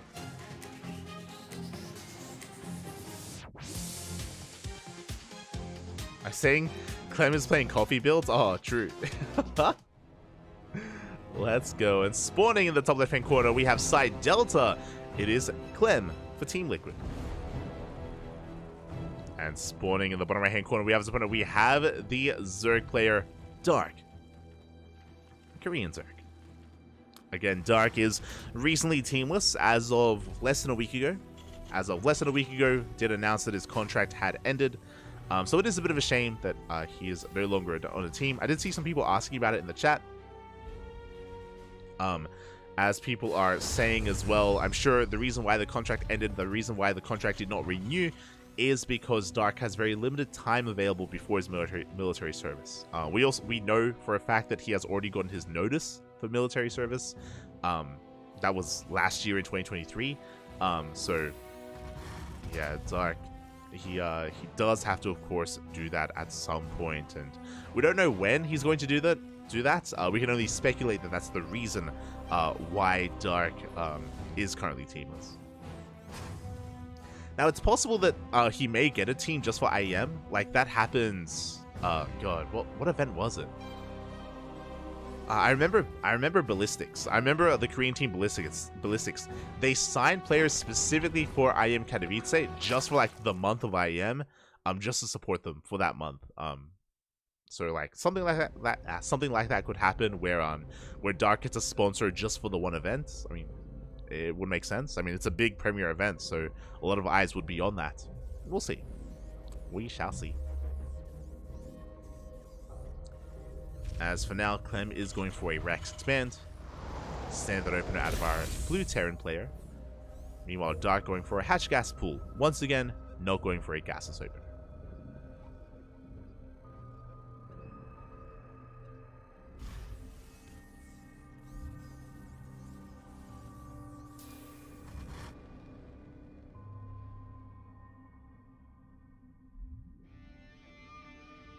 We go. As we settle into game number 3, the ace match. It all ends here. It all ends in game 3. Reaper gonna dip on out. Dancing with these things. Ooh, does get one. Bit of a reaction there on cams by Dark as well. So rough start. Not ideal. Ooh, Dark even forced to make 2 more lings. Oh, that is also not ideal. I mean, not the biggest of losses here for Dark, but nice small wins here early on by Clem. Ooh, behind this. That is not a third CC. That is a 1-1-1. A very aggressive opener here by Clem. Going for a 1-1-1. A delayed third base. A much faster starport. My eyes are on you, Clem. What are you cooking? This should be an add-on swap. This should be a Banshee opener, I imagine. But we'll see if we do go for something crazy like Fast Stim and a Liberator, for example. Going into a Hellbat push. The add-on swap should be upon us, though. As the Reaper does dip in. Hellions, likewise, they go for the dive into the mineral line. Ooh. They do run into some lings, though. Big overextension there, and the Hellions are going to be going down. They're so low. And it looks like... Oh, yeah, one Hellion does fall. The second Hellion as well. These are losses we cannot afford, by the way. Not with this aggressive opener. 2 Hellions go down. A Reaper as well. Ay, ay, ay. Again, this wouldn't be the biggest of deals, but remember, Clem, he delayed his third CC. Yeah, you can see him reacting on cameras as well. He's not happy about this. Like, this build from Clem is meant to build up towards a Hellion and Banshee harass, and it's going to be that much weaker as a result. Meanwhile, the Hellion's going to be rotating between the bases. They threaten that mineral line. Dark doesn't lose anything. Getting ready for his own ling run by. This is a little bit greedy out of Dark, but he's still got 12 more lings in production. The Hellions, they dive in. The lings are out of position. No shot. The lings and queens completely out of... We can go. No. Clem pulls back. Oh, the door was wide open. It was wide open, but he gets pulled back by the ling counterattack instead. Clutch move there out of Dark. Oh my god. That was almost disastrous for Dark. The Hellions go down to the queens. No shot. The Hellions went down as well. Ay, ay, ay. Things not going well here for Clem. There was an opportunity, and it wasn't just that he missed the opportunity, it was also that the Hellions were killed. But here comes the Banshee, and here we go. No detection. Drones are going down. Clem is making this opener worth it. But the lings, they dive in again. No shot. They're in the natural. They're back in the natural. There's one Hellion to defend. It gets surrounded. Things are going from bad to worse here as more SP is going down. Clem, sinking back in his chair once again. He knows that things are not going well here. Not at all. We get into the main base. More SCVs fall. Ay, ay, ay. Big reaction there out of Clem. And just like that, Dark, he's in a phenomenal position. Remember, to wind it all back as well, this was not 3CC. This was a 1-1-1. So Clem already had a stifled economy. Now the third base starts. And the third base starts for Clem as Dark starts the fourth. That's how far behind he is. Such a late third. We don't need that, though. We don't. Production, calm down. Oh, God. But, yeah, Clem not happy about this position here. Is going to be going into mech as a result. We have a double factory on the way. We have Hyperflight Rotors as well. It is going to be Banshee speed. I mean, this makes sense. Like, in this position, Clem has to... he just has to do something crazy. He has to just whip something wild out. Mech could be a comeback here. He could stabilize if he's able to, like, turtle up on 3 bases and turtle up on 4 bases. I'm sure it's not something that Clem wanted, but it's what he needs to do. Like, Mech is a very efficient composition, and it's what he's going to have to rely on here. The Spire's on the way, I just realized. Dark, he's going for the Spire, and... I mean, okay, so a couple of things here. One, I do really like mutas against Mech. In this position, I do really like mutas, but we have Hurricane Thrusters on the way, and the new Cyclone actually does fairly well against mutas. Doesn't do too poorly at all if we're able to keep up. So this could go one way or the other. The mutas could wreak havoc, or Clem could catch the mutas, depending on how many Cyclones. That's the other big thing, as he has doubled down on Banshee production. Honestly, Dark could just be investing into mutas, not even for harassing, but to shut down the Banshees. Like, it wouldn't be too bad of a decision whatsoever, because that's a lot of Banshees and Hellions. Oh boy. Here we go. Clem, he does rock up with a massive amount of units. Nothing shoots up. The mutas, they go right for those Hellions. They're down with the Hellions. They're going to be shutting them down. Yeah, it's just a really rough game here. GG gets called. Nothing going right in Game 3 for Clem, and Dark will take the series 2-1. Dark will advance on to the playoffs.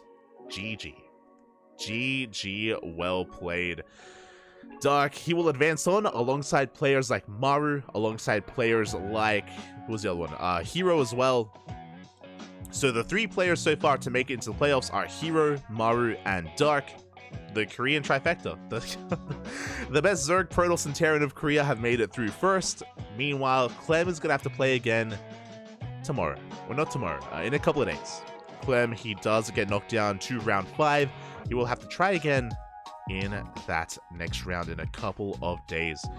Now, what I will say, of course, is Clem is still an amazing player, and that was a really rough game, but he's going to have a couple of days to calm things down, you know, to get some rest, to ruminate over the series, to prepare himself physically, mentally, and again, even though he was looking a little bit distraught after that series, we can come back, and he can, of course, still make his way into the playoffs. Not there yet, but he's still a favored player here. He's still favored not even to make it to the playoffs, but to win the entire event. So Clem is still amazing, still an amazing player, still is a threat to every other player in this group. Not even just some of these other big names, but players like Cyril, players like Rayner, Max Pax, they don't want to face off against Clem. Especially after this series. The next time Clem plays, mate, he's going to be angry. I did not want to be the next player that Clem plays against, mate, because he's going to be venting those frustrations on that next player. Oh boy. So, with that, we'll be seeing Clem again in a couple of days. Meanwhile, we're going to be going on a short break. We have another winners match. It's going to be Cyril versus Cure in another ZVT. Just like Clem versus Dark, this match is not an elimination match. This is a winners match. The winner of this series will advance on into the playoffs. The loser, just like Clem, will have to play again in round 5. We'll have to actually potentially play against Clem in round 5. Oh boy. Again, it's going to be a brutal round. For now, though, going to be going on a short break. In a couple of minutes, we'll be back. We will be back.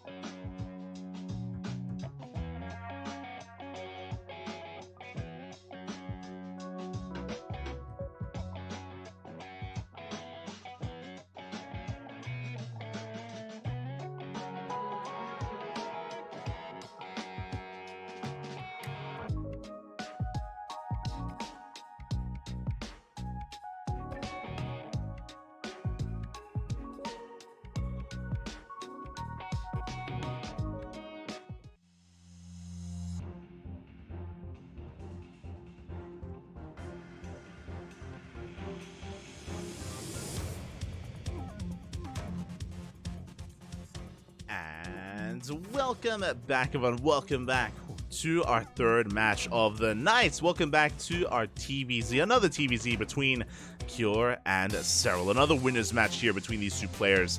The winner, of course, will advance on into the playoffs. The loser will have to play again in the next round. And spawning in the top left-hand corner, we have the Korean Terran player representing Team Liquid. It is Cure. And spawning in the bottom right-hand corner, we have his opponent. We have the Finnish Zerg player, Cyril, for Team Basilisk. And if you are in the chat, predictions are open. Place your bets. Predictions open. Place your bets on how you think this series will unfold. Again, Cyril is coming in as arguably the best Zerg player in the entire world, not just Europe, but in all regions. Cure likewise coming in as one of the best Terran players in all of South Korea. Has been leveling up for a long time. Cure has been known for his TVP, but can he bring it out here in his TVC as he's going for a proxy? Cure going for a 2-Rax opener. Pulling a bit of a Clem. Okay, we've been speaking about how Cure and Clem have been actually doing quite a bit of custom games together, and they've been learning from each other and building upon their TVT. That is true. This is a build that Clem was whipping out a couple of days ago, and Cure's whipping it out as well. So this is 2-Rax Reaper, but with a twist. One of the Raxes is proxied, which means the 2-Rax Reaper does get across the map slightly faster. You get a little bit more momentum on your side, and you can get potentially a little bit more damage as a result. Boy, here we go. So Cure already spicing things up here in game number 1 against Cyril, and we'll see if he can snowball out of control with this. As Cyril's going to be coming with an Overlord Scout, he's going to be confirming the Rax on the low ground. He sees the lack of second Rax. For all Cyril knows, Cure could be going for a Rax expand into a factory, which is a build. It is a special build. Bjorn does it, Maru does it, Clem does it. They sprinkle it into their series, so this doesn't look too suspect as CC is going to be on the way. This CC, I believe, is delayed though. It is a delayed command center, so that should be ringing a few alarm bells here for Cyril, as the Reaper is going to be dipping in. Good, does slide into that main base. Second Reaper has arrived. Now the jig is up. Cyril is aware of what's going on. Ooh, and a lot of these things are in some trouble here. We do force out a Spore. So far, we haven't lost a drone yet. But a good trades nonetheless. A lot of links are falling. Ooh. Did we get the drone? Not quite. Clutch moves there out of Cure. He does pull back in time. Doesn't get any workers, but he did kill a lot of links. So good trade so far by Cure. He's going to be reinforcing with more Reapers. He has a third, soon to be a fourth Reaper as well. He's checking for the third base. And remember, this is all he wants. He wants to trade against Lings and deny the third, while he expands behind this. Third is denied. Cyril is being contained on 2 bases. This is good enough damage. Now, the big thing here is that Cure has to get back home soon. Link speed is on the horizon, and Cure has to make sure he doesn't lose these Reapers here for free. We're 10 seconds away. Third CC is on the way. It does get spotted by Cyril. He's aware. He does know. Does scout that fast third. Reapers are racing back home just as Link speed finishes. So again, good game sense out of Cure. He's aware of the timings. He's aware of when he is safe, when he isn't. So he will escape, he will get back home with those Reapers, he'll be safe against a Link counterattack. So really strong opener so far out of Cure. Meanwhile, Cyril should be going for a third base, but it is quite delayed. There we go, drones are on the way. Cure has a better economy right now compared to Cyril. He's up in workers, he has mules. And he's getting into his third. Now what's important is that at least Cyril is aware of the third base, so he knows it's not a 2-base all-in. He knows that Cure isn't doubling down on any kind of aggression here. So Cyril knows he's safe to drone and make queens. Hellions do reveal themselves. Cyril gonna have to back off. Ooh, Roach Warren gonna be on the way. Okay. I think this makes a lot of sense. If you're contained on 2 bases for so long, we can be larva efficient. It's not supply efficient, but larva efficient here with roaches. Just to make sure that we have enough to survive and to deflect these Hellions. A very safe way to play. Very safe here by Cyril. And again, this mindset makes a lot of sense. I'm sure Cyril, all he wants is to get into a third and a fourth base economy. He's like, just get me into the mid game, and I can just flex my macro skills. I can get into a comfortable position. I just need to survive. Behind this, Kira getting into a 3cc 2-1-1. Stim is on the way. We have Hellions for map control. Liberator on the horizon as well. Kira looking for that third. Doesn't come across it, as it was thrown down elsewhere. Lair is going to be on the way. That mineral line looking a little bit exposed. Roaches are popping out just in time. But roaches are slow, so Curie could manage to get into that mineral line. He could hit that third base. But that's a lot of Hellions. Armory is on the way, by the way. Very fast Armory here by Cure, which means he is going for a Stim Hellbat push. Oh boy. He will have access to those Hellbats. 1-1 about to start off for Cure as well. Liberator dipping into that natural.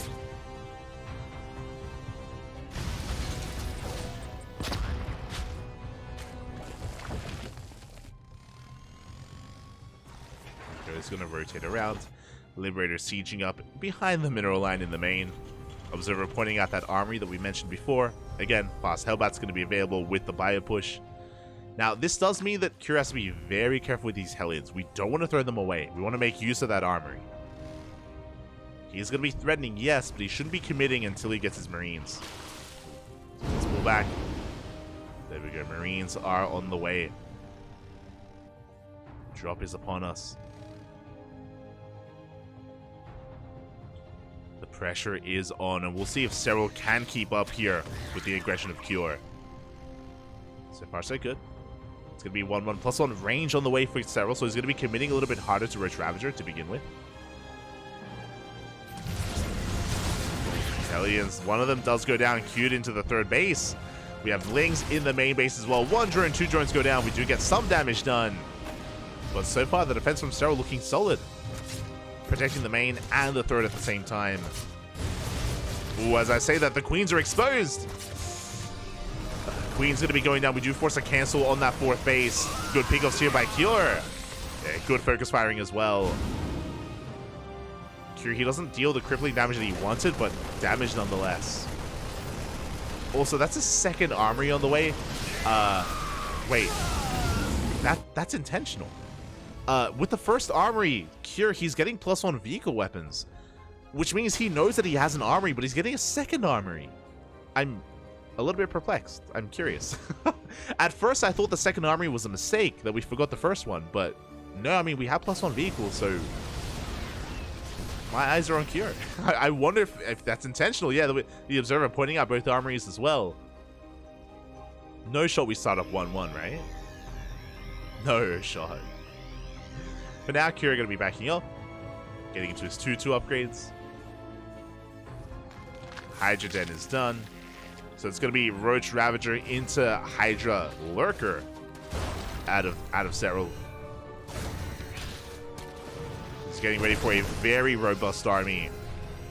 It's not very maneuverable, it's not very flexible, but does have a lot of potential if we can get into those Lurkers. Meanwhile, we can see that the second army isn't doing anything. We're good. Second army isn't doing anything. There is a second factory on the way, but that's normal at this stage. To get into a 4-base setup, second factory is required. So it looks like that second armory was just a bit of a slip up there. Okay, that's okay. Cure is going to be moving out. So avoid those fungals. Fungals are available here for Cyril. Cure still just building himself up. He was able to gain some value earlier, but he's respecting this army quite a bit. Hasn't thrown anything away. Basically, Cure, he's building up towards one big push. The tanks are just building up back at home.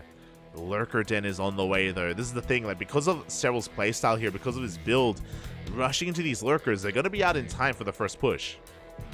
Now, they will be Lair Tech Lurkers, like, they won't have the Hive upgrades, but they're still going to be Lurkers nonetheless. We're going to be able to hold the line. There it is, 6 Lurkers in production. Lurker range now on the way as well with that Hive. Cyril, he's getting away with rushing into this tech.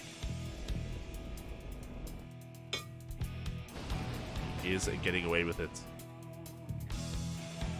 For the time being, we see Cure going for a tri-pronged attack. We have the main army pushing right through the center. We have a drop on the right-hand side. We have a drop towards the left as well. The armies are going to be clashing. So far, decent start out of Cure. Does shave off some of those units. Double drop into the main base. Cyril, is he in position? Looks like he is with Lings. Yeah, Lings will force him back. Good start there by Cyril. Yeah, Lurkers, they are in position. And Cyril's defenses, they aren't budging. Not yet. Not yet. Couple of bars going to be connecting. The tank taking some hits. Marines pushing from the left-hand side. Ooh, a lot of Ravagers do overextend. The Bungles. They connect with the Medivacs. No, with the Marines. Clutch pickup there. Hot pickup out of Cure.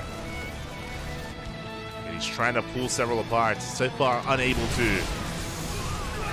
Whilst the Marines, they just step on forward. Ooh, that was not ideal, though. We take a lot of spines to the face. Ooh. Cure taking a lot of damage there. Overextending against the Lurkers. There it is. Ghosts are going to be on the way. Soon to be Liberators as well. Triple jump into the main. Oh, triple jump into the main. And we do get a medevac going down. A full medevac at that. Cure, this push is not worth it. We're bleeding out a lot of units. And if Cure doesn't leave soon, he's going to be losing everything. Like, he's bleeding out a bit too much. Again, only a handful of tanks here on top of the ramp. Cyril will soon be getting ready to break out. He's going for a big counterattack as well. Oh, that's going to be a kill, not a cancel on the CC. 400 minerals down the drain. Lurkers chipping away at this base. Out of range of the tanks. SCVs are going down. Oh, yeah, a lot of workers at that. Here we go. Dropper Lords on the way as well. Cyril going for his own drop harass. I'm still concerned about this army from Cure. I'm still concerned that we're overstaying our welcome, but we'll see. So another tank is going to be falling. We're down to one tank. With one tank, we got to get the hell out of here, right? Like, Cure. There we go. He's pulling back. Thankfully. So Cure, he returns home. Doesn't lose his army. At the same time, we have a Doom drop into the main base of Cure. That's a lot of Lunkers. The Vikings! Vikings are in position. We catch some of these Dropper Lords. One Dropper Lord does go down. Thankfully, the Lurkers did survive, but good positioning out of Cure. It's working towards 3-3. And what's important here is that Cure did retain a lot of his army. He did keep most of his army alive. He lost Marines, he lost drops, that is true, but he did bleed out some tanks, but, you know, was able to retain his army overall. Ghosts are on the way. There's that fusion core for Liberators, 2 more starports, plus 1 ship weapons as well. So overall, a good setup by Cure. I'm worried this is too late though. Like, these ghosts and these libs, they are delayed here for Cure because he was committing so much to his tank push. The tank push that failed. Which is why Cyril is 1 step ahead with his army. He is 1 step ahead. He rotates around. He goes straight for the planetary. Cure's out of position. And this base, it's going to go down. Massive spine shots go off. The planetary falls in a matter of seconds. Even a big volley on the army as well. Good pick off out of Cyril. He can just back off, rotate around. Nitoswarms are being set up. Cyril taking one of Cure's bases, being so proactive here. Expanding as he attacks.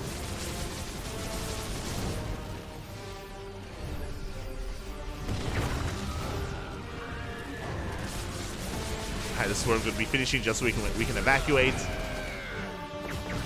We do snipe 1 Lurker in the end, but only 1. As the Lurkers do get out. Vipers are on the way. And Cyril has a decent economy. It's not ideal. He's still at 73 drones. Still does have a bit of a more super maxed army instead. But the quality is still there. As we rotate over towards the left-hand side, we do rock up. The ghosts not quite in position. There are only a handful of them here. And once again, we're going for the planetary. The planetary is going to fall, as well as half the mineral line. 7 SCVs go down. At the same time, Lurker aggression on the right-hand side, and Cure is being pulled apart. Losing far too much. Against Cyril, he's not committing with his army. He's not fighting the main army of Cure. He's just going for the economy. He's going for the fringe bases. Going for the workers, going for the CCs. And he's getting them. Tanks are within range. Cyril gonna have to back off for a moment. Nidus Swerve is in production to try to evacuate. So far, 1 lurker went down. Only 1 so far. And he escapes with the rest. Clean moves here out of Cyril. They'll slip away. Oh, as I say that, does get surrounded. We'll be losing 1 more lurker. 2 more lurkers even. Cyril here arrives with the rest of his army, this time with Vipers. Yoinking Ghost of all things. Very high value pickups. Energy for Ghosts.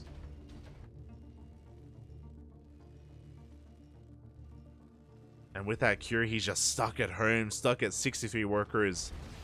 Doesn't have an ideal army yet. And even though Cure is refining his army, even though he's getting into more Liberators, he's getting into more Ghosts as well, like his army quality is getting better, that is true. But his economy is not suffering. And it means that Cure is going to have 1 fight in him. Like, he has no gas in the bank. Cyril has so much in the bank for both minerals and gas. He's just rolling in all that money right now. Expanding, taking the entire map in full control of this game. And Cure, he's just stuck at home. He's perpetually stuck at home.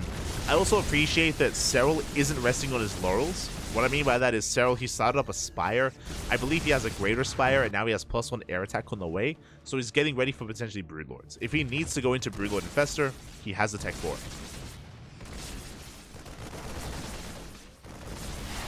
So basically, once the lurkers are dealt with, he can transition out of that into something more refined. Meanwhile, Nuke's going to be turned down.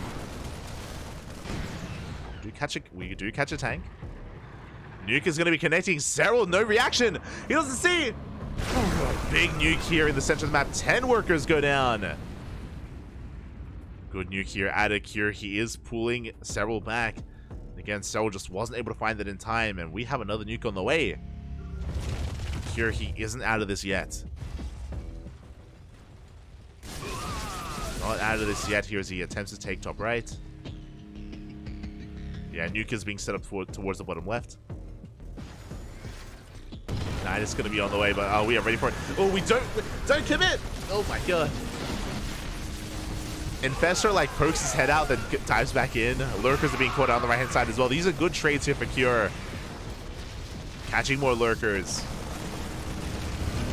Speaking of, Cyril, he does reinforce. He does hold on to that base. Another Nuke here towards the bottom left. Hopefully Cyril does catch it this time. He's looking. He does see. Does see in time. Does notice. Does pull away. You can see there Cyril very quickly rotating between his bases, looking for the nuke. Liberation zones have arrived, forcing back those lunkers. And even though Cure, he's been, shaving off some lurkers here and there, and he's been maintaining control of his side of the map, he's still been trading. He's still been losing ghosts, which is why Cure still doesn't have a bank. Like, these trades have still been worth it for Cyril. There it is now, +1 air carapace on the way for Cyril. Not making 4 libs at a time. But again, as we mentioned, once the Liberator count gets out of control, and at this point it is, I mean, look at all the freedom, Papi. This should force a Sky transition, basically. Like, the era of the Lurker is coming to an end, and we should be working towards Corruptors and Broodlords. We can't push into this. It's not happening, Bobby. It's not happening.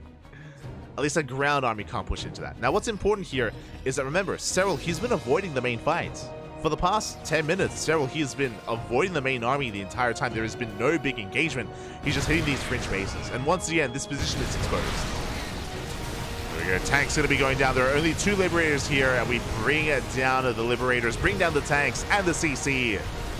A good trade for Cyril. And as he trades out the Roaches, what do we replace it with? Corruptors. There it is. 17 Corruptors in production, plus 2 air attackers on the way because we were already working on those upgrades ahead of time. You can see Cyril just trading out the Roaches into Corruptor, to a better army to deal with these libs. Again, Cyril, he had a bank for this transition as well. He is still in control. At the same time, all the drones, some of them will escape, others not so much. As Lurker's going to be denying top right. Center base for Cyril is going to be knocked down. Center right even. I appreciate that Cyril is still gaining value with those Ravagers. We'll lose them, but still getting quite a bit done.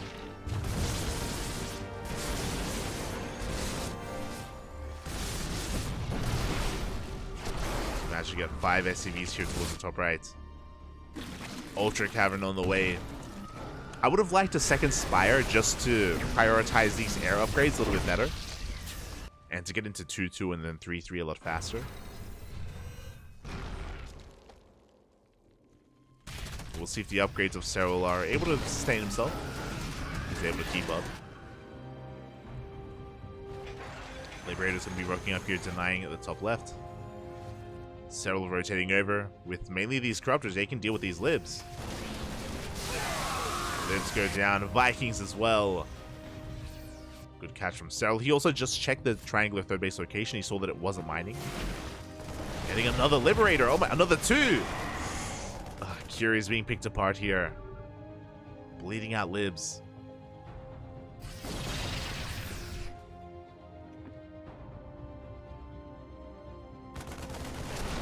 As another Liberator is going to be falling.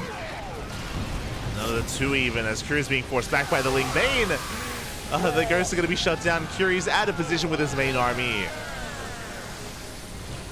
Wasn't set up with his Liberators either.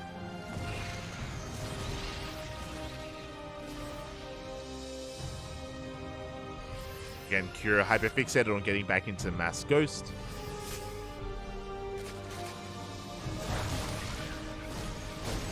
Going to be pushing on forward here. We do come across one of these bases. Now, essentially, Cure should be working towards Mech. It should be basically like Mech Ghost.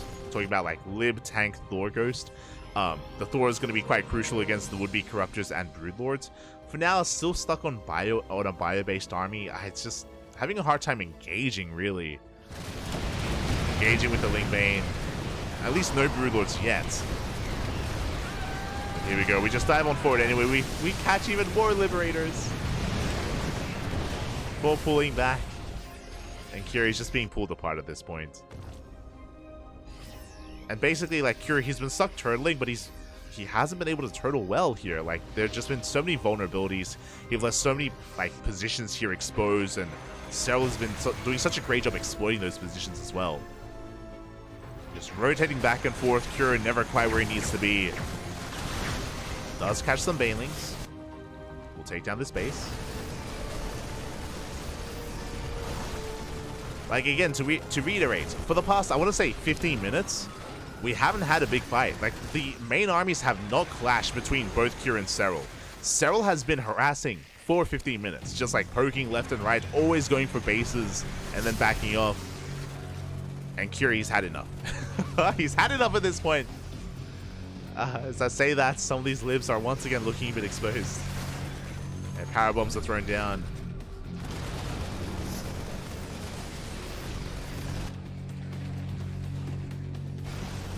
Here we go. Now, Cyril, he can collapse on the army, collapse in this position. He does roll on in with Mass Ling Bane Ultra Corruptor. And there's just too much on the ground, too much on the sky. And Cyril cleans this up. Shuts down every single Liberator. A couple of Ghosts do survive, but we can remax on Pure Ling. Like, Pure Ling Bane is enough to deal with this. We don't need any more Ultras, don't need Lurkers or Broodlords at this point. So he cleans up the army, and that's all that Cure had. That's what he was building up towards. Now these Corruptors, yeah, they can have their way with the production. Gonna get a Rax, gonna get a second Rax, gonna get a Starport, more importantly. They're pushing in, but at this point, yeah, Sterling can go for these big fights. Goes for the dive, catches more of these ghosts. Collapses on this army. Corruptor's gonna be able to clean up everything in the sky. No more no more Liberators remaining. Nothing in the air whatsoever. Good splits out of Cure, but I'm waiting for the Broodlords. At this point, there's nothing left in the air. We can go for a Broodlord transition. So, gonna be respecting this army. Does back up. I mean, he's just focusing on more Ultras. I mean, fair enough. fair enough. Just going into Ultras, going into Ling Bane. Just going for a bit of a cruise in the main base. Just having a bit of a gander. What's going on?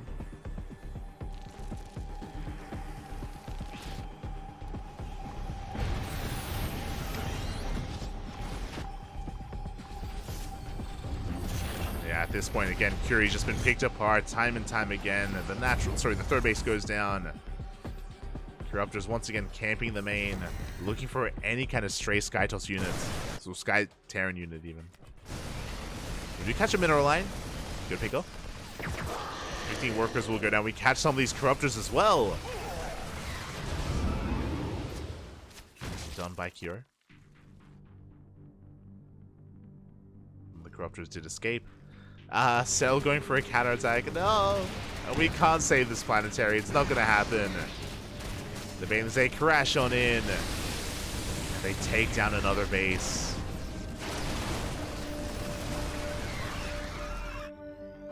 Thankfully, Cure, he has a backup CC to land in that location. See Cell rotating over.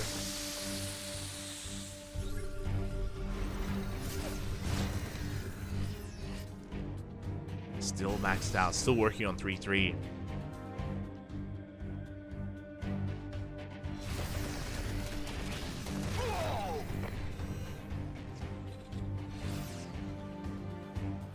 Yeah, Cure, he just cannot engage. Not anymore. He's just stuck at home. He's got a couple of turrets, no planetary. Couple of Corruptors do go down. We have a nuke on the left-hand side. We catch the Ghosts! Oh. Ghosts are going to be falling. Ling Bane rolling in. That's a lot of Marauders. Can tank those Banelings. We can try at least when we get 15 SCVs. Oh my god. A nuke will connect with the base, not with the mineral line. Cyril does evacuate. Oh, we're looking for a fungal. Uh-oh. The fungal! So waiting for reinforcements, waiting for Lings. So he's ready to catch the army. He's got the Infestors lying in wait. Nuke gonna be on the way. Show us the fungal! We just crash on in, and apparently we don't even need the fungal. We just roll in anyway. We connect with the army, with the ghosts, and we just shut everything down. It's a numbers game. There we go. We got a fungal towards the end. We didn't need it, but Cyril will roll over the army, push towards that center base. And GG is going to be called. Cyril looking strong, looking dominant, taking game number 1. GG. Oh my god. GG, well played. Again, Cure, it did feel like he was one step behind. Remember, he was building up towards this one big tank push across the map. It was quite impressive, actually. If you remember, Cure had a tri-pronged attack. He had a double drop on the left, he had a double drop threatening the main base, and he had the main push pushing towards the fourth. So we had like a tri-pronged attack set up here that Cyril had to deal with. And Cyril, he did. He was able to deflect the drop on the right-hand side, on the left. He was able to slow down the push in the center, and Cyril dealt with it. And from that moment, it did feel like Cure was kind of one step behind. Like, Cure was banking up so much on that, and his transition into Ghost was delayed. His transition to Liberators was delayed as well. Cyril was able to successfully rush into Lurker tech. If you remember, he went Roach Ravager into Hydra Lurker Viper. Was able to rush into it, and when he did, he was just pulling Cure apart. Just took map control and made full use of it. Just sniping bases, sniping mineral lines left and right, and Cure just could not keep up. Could not keep up. The other thing I will say is that it did feel like Cure's army composition was very much so an active one. It was an army that's designed to be on the map, less so being stuck at home defending. We saw a similar dynamic between Maru and Cyril. Fun fact, if you missed out on it, a couple of days ago we casted Maru versus Cyril, and Maru was also just very much so just hyper-aggressive on this map, and Cyril was having a hard time keeping up. But because Cure was stuck at home, I do think that we needed to adjust the army composition into a more tank-heavy style, into a more turtle-heavy style, just because Cure, on the one hand, was stuck at home, and because of his army, he wasn't really able to defend either. Like, nothing was going well there for Cure in that position. He was being pulled apart, and here we go in the top right-hand corner. We have Cure for Team Liquid. And in the bottom left, we have his opponent. We have Cyril for Basilisk.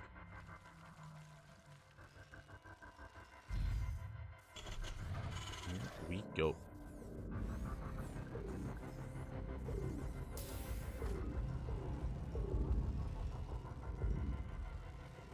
So we are going to be settling into this.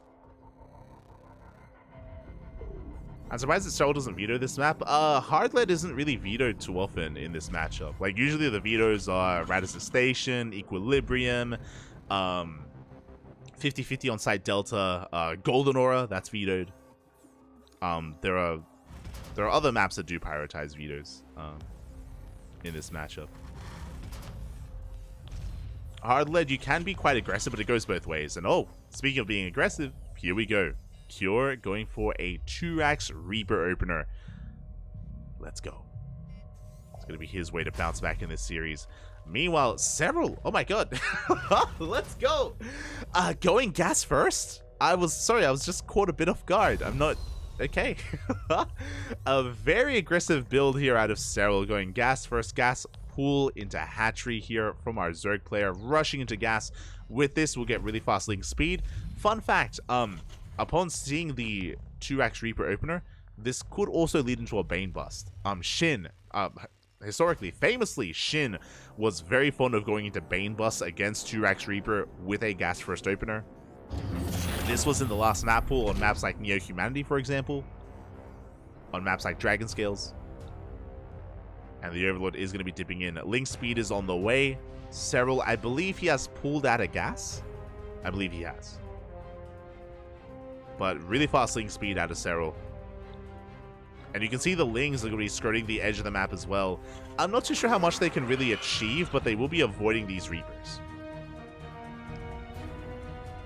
As the Reaper does dip into the main. And Cyril is coming back home with those Lings. Pulling back, I should say.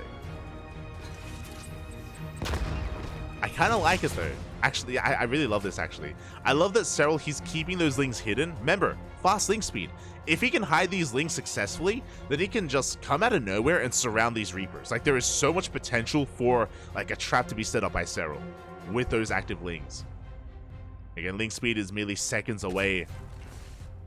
Cure, he did confirm the late hatchery, but he didn't quite get eyes on the gases.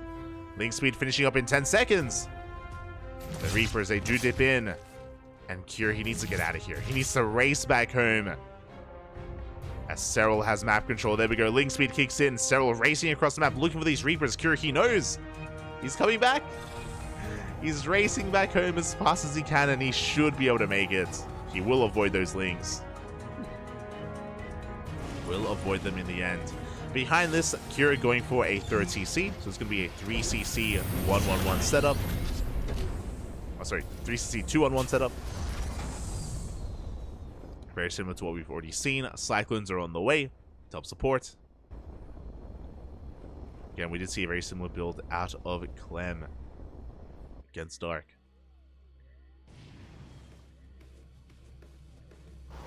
Cyclones are going to be amassing. It's only going to be 2 Cyclones into Hellions. Again, the Cyclones, their only purpose is for map control to shut down Overlords, to threaten Queens, and Cyril is getting into his 3rd base. So the game is going to be settling from here. I do appreciate this. Once again, Cyril is going into Roaches. Again, just a very safe way to open up. Going to be going for that Roach Warren. Cyclones have arrived. They will shut down that Overlord. And we will settle into this.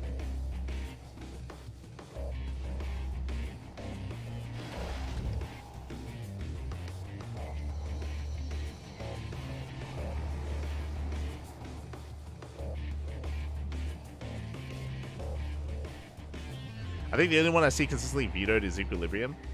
I like how in your brain, Asher, you're Radisson Station. That's not even a factor. We're not.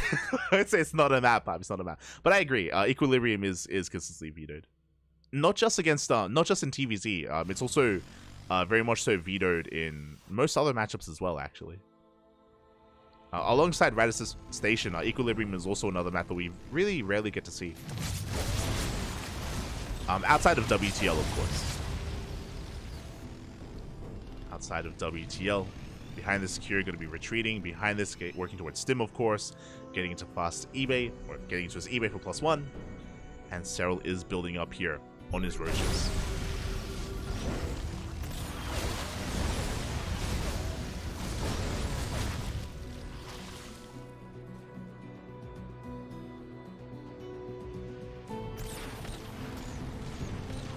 Roaches will force this back. We do catch a couple of them though with the Cyclones. Up! We get 1, we get 2. Leagues they come in from behind. We're going for a surround as well. And we will catch at least one of those Cyclones. Wasn't a bad trade for Cure though. He did shave off a lot of Roaches. And he does barely escape with that Cyclone as well. Behind this, he's not done. We have Stim on the way, going for the double job. Going to be reinforcing here in the center of the map. Going for his drop play. And again, Cyril did bleed out a lot of Roaches. He has to replace them. Does have to get them back up and running. Here, going to be pushing towards the south. Going straight for the main base. Cyril does spot this ahead of time. He's going to be able to react. But what does he have to work with? Yeah, he doesn't have much of an army. He does pull away his drones. A lot of lost mining time. And we dive into the main. The Roaches, once again, exposed. Here does pull back, gets into the mineral line. Cyril, he's unable to keep up here. He's being pulled apart. Drones are falling left and right. The workers are lining up. The Marines, they just go toe-to-toe with the Roaches. Up, the Hellion, the volley. The volleys go off. 9 workers go down and counting. Gonna be 11 in total. Cyril, he will clean this up. He will calm things down, but not before losing another couple of drones. Even with the Reapers here, 13 drones go down. Good amount of damage done here by Cure. And again, a lot of this off of the back of catching those Roaches in the center of the map. This should not have happened. This wasn't meant to happen. But Cure, he set himself up for success. So behind this, getting into Infestors, getting into 1-1. So just like the previous game, it looks like Cyril is getting into Roach Ravager, followed by Hydras, followed by Lurkers. Looking to be the case with +1 range. As Cure is going to back off. Behind this, he's been building up his tank count, still only being active with his Marines, with his drop play. 1-1 on the horizon, we're working towards a 4th TC and a 2nd factory. So Cure just building himself up for the mid-game. Even catching an Overlord. Pretty good pickup. Overlord goes down, double drop towards the north. This time Cyril is in position, but he's supply blocked. Ooh, 6 Overlord. Massive supply block for Cyril. 6 Overlords on the way. Not like this. But Infestors are in position. We do land these bungles. We will shut this down. But the target firing. Oh my god. Despite the fungals, 8 drones get focused down. Very good target firing out of Cure. My god. And we only dealt with half the Marines. We still have a full medevac threading the natural base. We catch another Overlord in the center as well.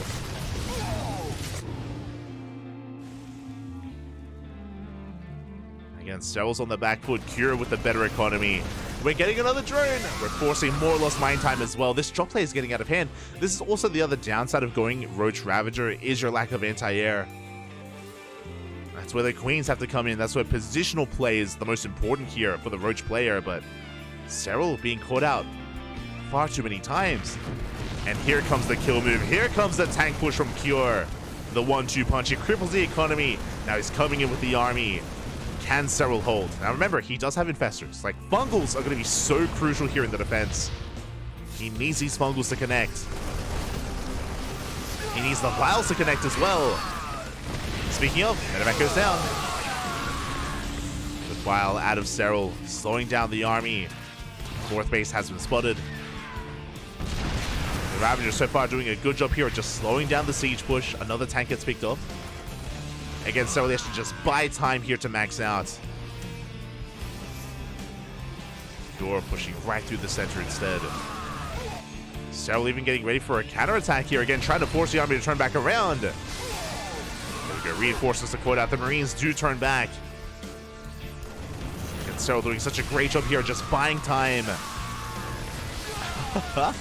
Forcing a secondary wall. The Roaches once again bypassing the tanks against Serral. He knows he cannot fight this head on. Just constant counterattacks. Hitting once again the third base. Getting some Marines, getting some Marauders. Forcing out a stim. And throughout all of this, we're getting into Ling Bane. Baneling speed is on the way. Adrenal. Hive is done. Ling Bane on the horizon. The Roaches are coming back in. We're not stopping. We're catching a tank? Oh my god. One tank goes down. The second tank goes down at the third base. Big pickoffs here by Serral. This should not be happening, and it's only pure Roaches. Vanilla Roaches here from Serral, and they're still just trading so well. Finally, they get cleaned up, but we distracted Cure. His attention was pulled apart. 2, 3, 4 tanks go down here on the front lines, resetting the tank count. Yeah, Cure, he had so much momentum, but he has been pulled apart, and Serral is back in this. He is back in this at this point. Forcing Cure to back up. We've got Vipers on the way. 3-3. Those Infestors are still lying in wait with plenty of energy as well. And Cure has to back up and get into his fifth base. We have a fifth on the way. We have Ghost production as well. But again, at this point, the momentum that Cure had from all that drop play earlier has kind of drifted away at this point. Has fallen by the wayside. And we spoke about the potential for Lurkers. Now, we did go into Ling Bane first. We didn't rush into Lurkers the same way we did in game number 1. But there's that Hydrogen. Hydrogen is on the way, and that should be eventually to work towards Lurker tech. Or we could just stay Ling Bane Hydrogen, to be fair. It's not something that Serral is opposed to doing. As we're back to drop play. At this point, Cure can only rely on drop play here. Trying to be active, trying to stifle the creep. Serral working on a stick patchery even. Spire is on the way, Hydrogen. We do see Cure though committing to another push, this time with Ghosts. Yeah, and Serral is going to have to back off here. His army, half of it out of position, and going for a big counterattack. Once again, it forces Cure to back off. Oh my god. Cure a little bit indecisive there. He pulls back with his army, then he pulls back across the map. Slowing himself down here. Vikings going to be pushing him. We do catch a Viper. May even catch a second Viper, actually. Good power bombs here on the Vikings. And Serral getting ready for a dive. Catches some tanks. 2 tanks go down. Decent fungal, but it's going to be a crucial loss there for Serral, losing one of those infestors. But again, slow and methodical engagements out of Serral, picking apart the army. He connects with the Banelings! Cure a little bit distracted. Takes Banelings to the face. Not like this. As he is still breaking through. At the same time, Serral trying to catch reinforcements. He has another infestor. Ling Bane collapses on the Marines and the Ghosts. And Serral from both ends, he collapses on this army. And he will clean this up. Another fungal! Just barely. So I can't believe Serral's been able to pull this off. This has been insane. For the past 5 or so minutes. Cyril, who's been terrified of the fight, he saves the base. The hatchery lives on barely any HP.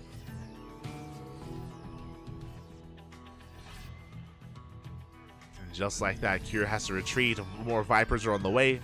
Plus 3 upgrades on the horizon here for Cyril as well. Cure, he does retreat. Now suddenly, Cyril is the one with map control. As he does threaten this base, and he's going to be forcing it out. Forcing it to back off. Now, Cure once again going for drop play. He has a double jump towards the south and a double jump towards the north. Oh, but the yoinks! Oof. The medevacs are being shut down. Aye, aye, aye. The one towards the north has potential, definitely. That base looking very exposed. Likewise, Cure trying to set up his 5th base. Mineral line is going to be going down. 7 drones full. Good pickup here by Cure. It's getting damage done. Once again, I do love that Cyril is already working towards +1 air attack. So he's getting ready for that Corruptor transition in case Cure gets into mass lib. Oh, it's being yoinked once again. 2 full medevacs. 2 go down. So he's going to keep on pushing, heads towards the 3rd. Tanks not quite in position. They're a little bit further back. 9 SCVs go down.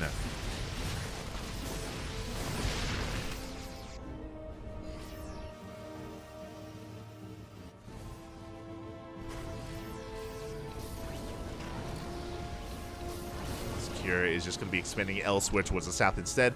Now, he has gotten this center base up and running. This base is quite crucial, actually, for Cure. It's going to be a staging ground for the next couple of fights. It has, of course, Rich Vesting Gas Geyser. So a big base here for Cure. We'll see if he can hold on to it. See if he can hold. As this base is going to be denied. Cell setting up here to just collapse on that base. Yeah, the CC, the planetary. It's going to go down. The Bailings, they crash on in. And that's the goal here for Cyril. Like, Cyril's win condition is deny that center base. Over and over again, deny the 5th. That's all he needs to do. Professor coming in, does get spotted. Clutch scan out of Cure. Bailings going to be rolling on in. Is this an overextension from Cyril, though? Good concave out of Cure. He cleans up the Ling Bane and he pushes back those Hydras. For the first time in a long time, that was actually a pretty good fight for Cure. He does have a bit of momentum. He does force his army back. The Banelings are still on the way. Oh, is Cure overextending though because the Banelings are about to finish? Do finish in time. Cure, he has to respect it. He has to calm things down.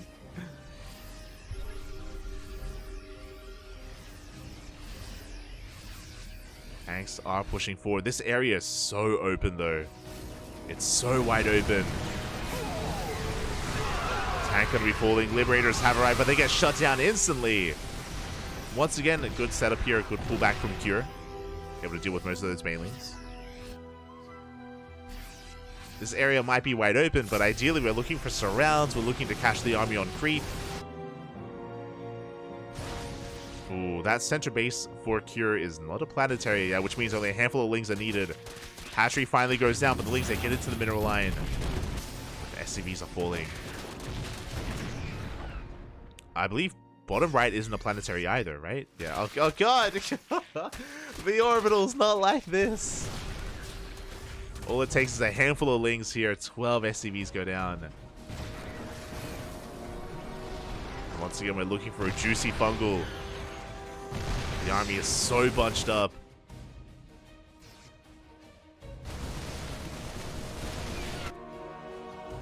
And again, in a moment of desperation for Cure to quickly expand, like these bases are exposed. They are his orbitals. Banelings, they catch a couple of free mules. They collapse on some of these marauders. Banelings, they do peel off. The Lings at least do. Into the mineral line. Forcing back the army. Another Ling counterattack as well. And these Ling run-bys, they're doing so much here for Cyril. Getting another 10 SCVs. The base itself may go down. It does! The lift wasn't there. Again, Kyr's attention's being pulled apart. We collapse on the main army. We pick off a couple of tanks.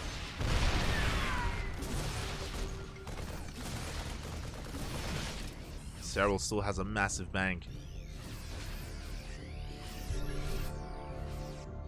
Scan does really infester. Good snipe. Snipe from Kyr. Being run by as they don't stop. That we can catch a tank. Oh, multiple tanks actually. Run by as they just continue to arrive. 2 tanks go down. A couple of reinforcements. A couple of marines, marauders. This positioning isn't looking too bad for Kyr. God, those medevacs are so low. You can see him once again just running back home here, exposing those tanks. A bit concerning. I mean, Kyr is taking down bases, to be fair. He has brought down 2, soon to be 3 hatcheries. And it looks like the main army, the tank, is going to be able to evacuate. The tank's going to be able to pull back. But not a bad moment for Kyr. We can see, though, that Cyril has just been pulling back, refining his army, taking up into Broodlords. We catch the tanks! I spoke too soon. I assumed that they would be able to make it out, but no. They're going to get caught out here. 2 tanks go down. And we're going to get the 3rd tank as well. And Kyr just spread a little bit too far thin.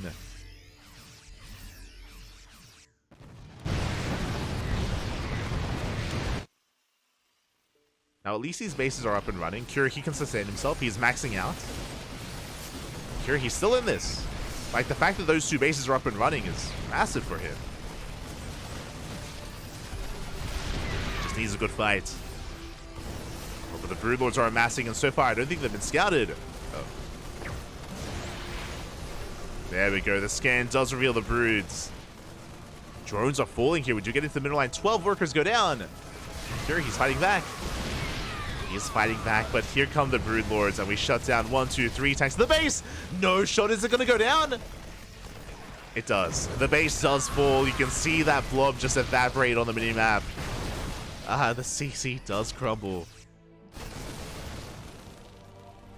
At the same time, though, Cyril also loses a base.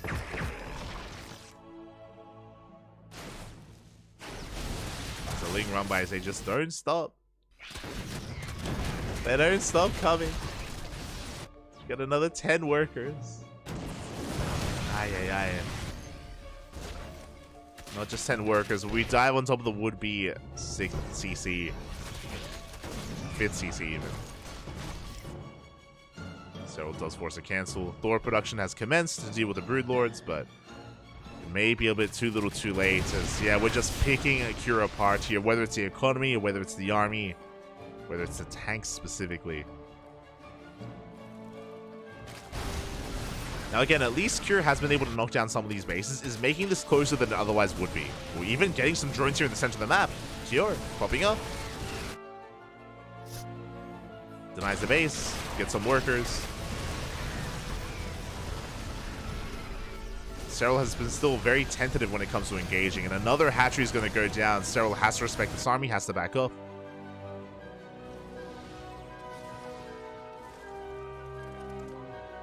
And there's still a lot of potential in Kyr's army. Still an army that Cyril is respecting quite a bit. But he's getting ready for a surround. It's collapsing on this position, and here we go. Now he commits to a fight. Cyril will be committing big blinding clouds here on top of the tanks. The Pyro army does get on top of the Hydras, though. A lot of Hydras are falling. It's going to be only Broods remaining. Only Broodlords left, and a handful of units on the ground. A big fungal. The fungals go off. And we're barely breaking through. Do we have detection? Uh-oh, we don't. No detection. The ghosts are still alive. Very messy trade. We need... There we go. 4 overseers on the way. The Vikings, they push through. There's no anti-air. The Vikings and the Liberator, they get another loot. They get another Brood. The Brood goes down.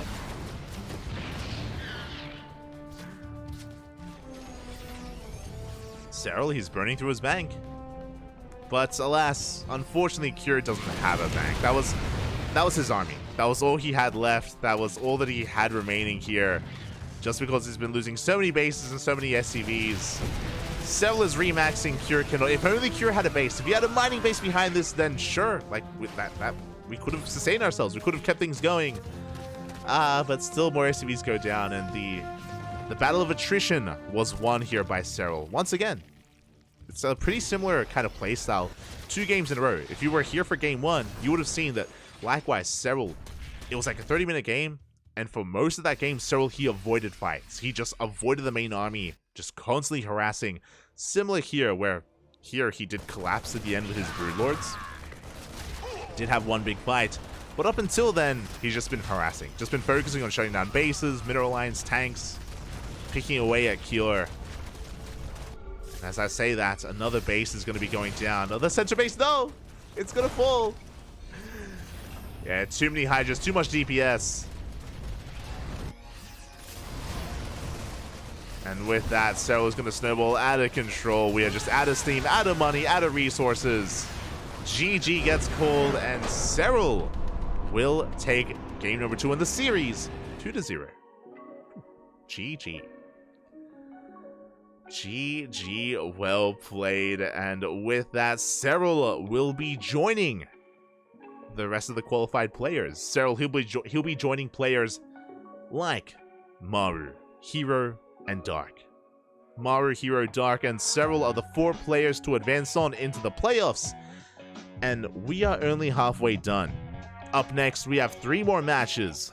Reina versus Max Pax, Oliveira versus Classic, and Solar versus Shin. At the end of the night, we have 3 more matches back to back to back. We are wrapping up round 4 tonight. It's a lot of casting. it's a lot of casting, Papi, a lot of casting. So we're going to be going on a short break. If you're a fan of Cure, do not fret. Cure is not eliminated. He is going to be playing again in a couple of days in round 5. He has one more chance, one more shot to make it into the playoffs. So we'll be seeing Cure again in a couple of days. For now, we're going to be going on a short break. When we return, Reina versus Max Pax. See you soon. 每次训练结束都会有不同程度的腰酸背痛，所以我们对电竞椅的要求都非常严格，能保护腰部并且坐感舒适，成为我们挑电竞椅的重要指标。我们一直在用的奥风电竞椅就完美做到这一点。升级的锥背小弹腰有足够的支撑力，并且上下前后都能调节，坐着很舒服，非常适合大家玩游戏的时候使用。不论用什么姿势，正坐、靠着、躺着。 腰托都可以支撑我的腰部，非常舒服。再来坐感，这款还配置了空调坐垫，夏天凉爽，冬天温暖，真的是跟空调一样精准控温。训练久了总觉得闷热，坐垫有3档风度调节，游戏再也不闷屁股了。现在天气转凉了，坐垫同样配置了3档加热功能，让身体一直保持温暖，游戏手感一直火热。训练之余刷刷手机休息一下，玩玩手游。6D 机械手臂可以自调节高度，手臂不会感觉累。同时扶手面很大，即使有大动作也不会落空。相信我，跟我一起选择奥风机械大师电竞椅，你也可以逆袭。 成为冠军。打开微信，搜索公众号“星际老男孩 SC Boy”， 这里有每日的直播预告、重要的赛事报道、精彩的视频剪辑、有趣的主播八卦、定期的抽奖福利以及爆笑的节奏和评论。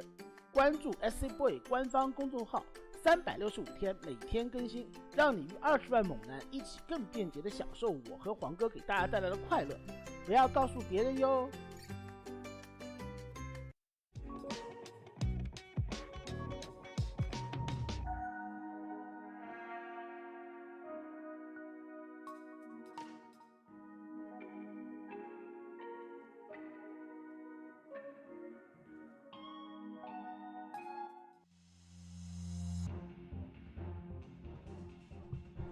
And welcome back, everyone. Welcome back. Whew.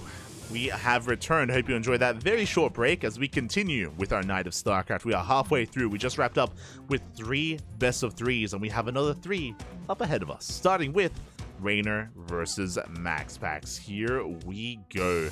And just quickly double checking here, and I believe this is going to be another winner's match.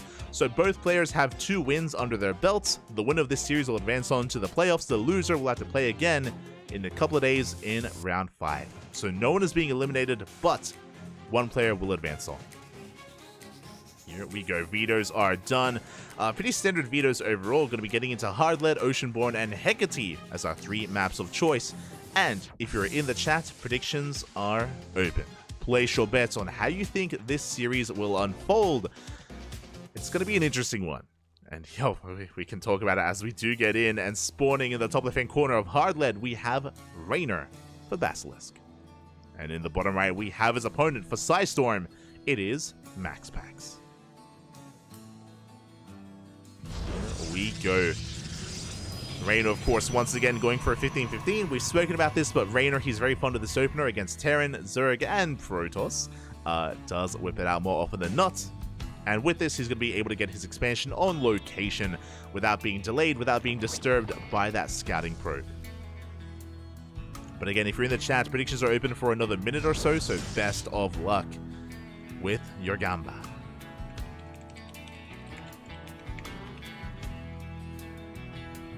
Best of luck. Meanwhile, when it comes to the history between these two players, it's pretty back and forth, to be honest. It's pretty back and forth overall. Slightly favored by MaxPax, actually. MaxPax, he is slightly favored here in this series. But what's important is that these two are facing off for the first time this year. For the first time in 2024, they're going to be facing off here in Masters Coliseum. I'm here for it. I am ready for it. Give us some ZVP action. Here we go. Now, what I will say is that we have seen MaxPax struggle a little bit when it comes to more aggressive Zerg players.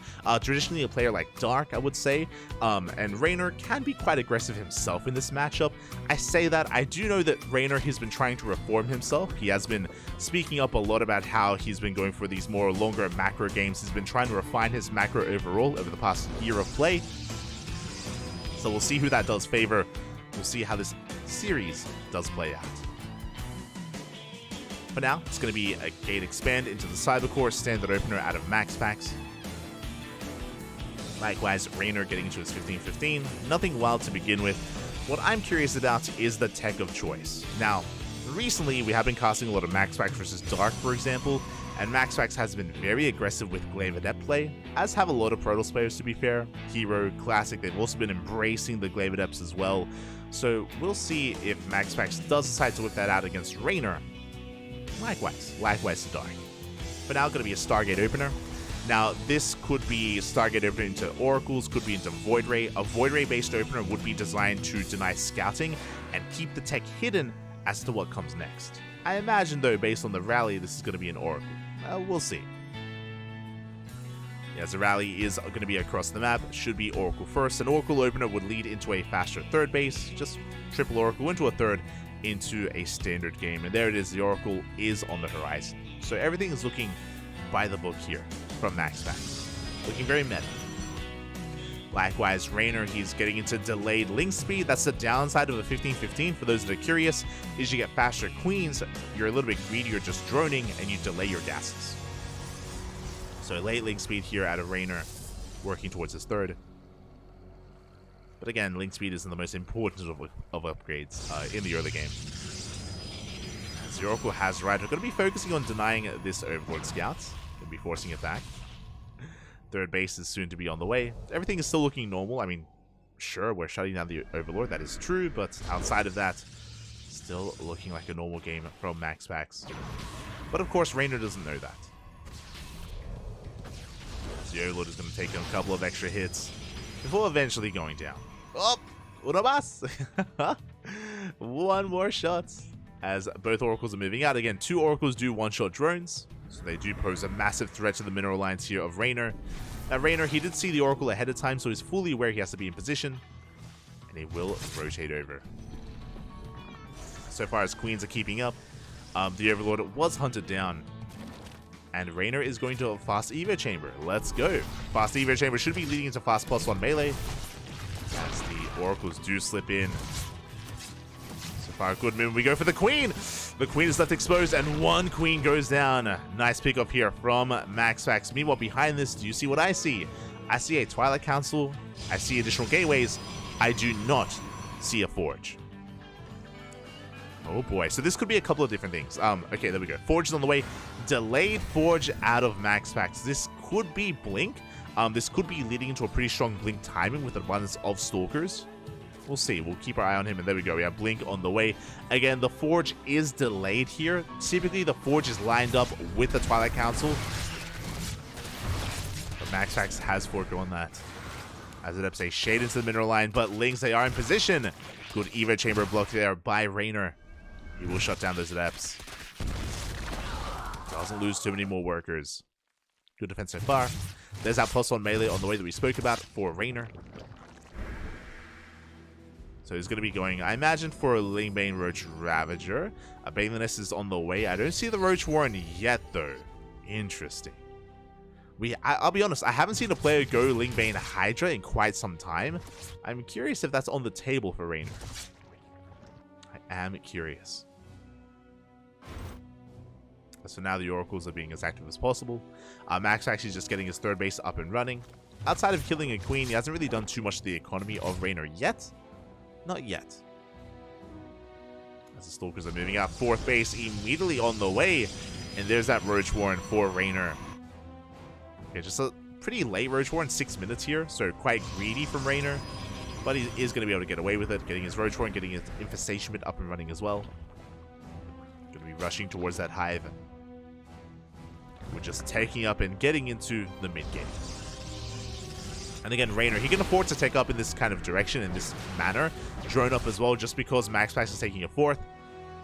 As MaxFax clears up a lot of creep, Raynor is getting ready for a Ling counterattack. Airlord's going to be knocked down, and Balings are on the way. Ooh, and they are barely out of vision, barely out of range of that Oracle. MaxFax does not see, does not know. But again, a really tech-heavy style. From here, MaxFax, he throws down a second Forge and a Bay. This confirms that MaxFax, he's just going to be turtling. Like, he's just going to be chilling here on 4 bases. He is being active with these Stalkers. I appreciate his activity here with this army, but he isn't going for a major push. Again, his goal is just to harass, just to clear up creep. At the same time, they're betting several in. The probes! The probes, they do stack up. 11 probes go down. Big connections there from Raynor. Very strong start here. Again, MaxFax, he was focusing on building himself up on 4 bases, on getting into double Colossus production, double Road production even, if at all possible, but losing 11 probes does slow him down. There we go, there's that first Colossus on the way, extend thermal lance, +1 armor, +2 attack. Again, MaxFax is just building up all these upgrades, kind of working towards that mid-game. He can't really do anything right now. He has Stalkers, yes, but that's all he has, which means Raynor, he's free to drone. He deals a big blow to the economy of MaxFax, and Raynor, he's free to expand, drone up, tech up. Hive is on the way, about to finish up as well, to get into Vipers.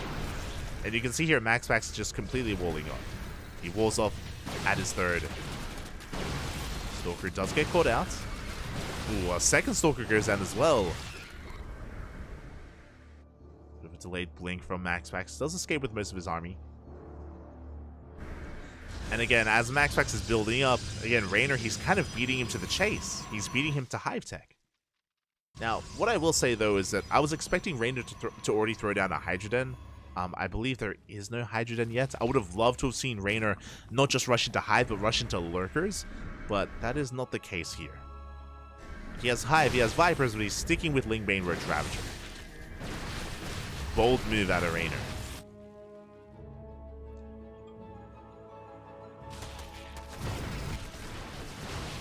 Is going to be a bold move. Meanwhile, Prism slips into the main base. Zealots are going to be warped in. At the same time, the first Colossus has arrived. We can, of course, apply pressure to the front lines. And we're going to be able to trade. Just trade, though, with these Lings. We don't manage to get any workers. +3 melee on the way. Raynor still committed to Lingbane. And we have our tech of choice. This makes sense, especially because we haven't seen a Viper yet. Sorry, we haven't seen a Hydra yet. Hydra Den, specifically. Ultras. It is not going to be Lurkers. It's going to be Lingbane Roach Ravager into Ultra Tech. Let's go. Now, there's some upsides and downsides to this. Obviously, Ultras are very expensive. They take quite a lot to invest into. But Lingbane Ultra, this kind of army composition that Raynor's going for, is ideal when it comes to trading, when it comes to these kind of engagements with the main army.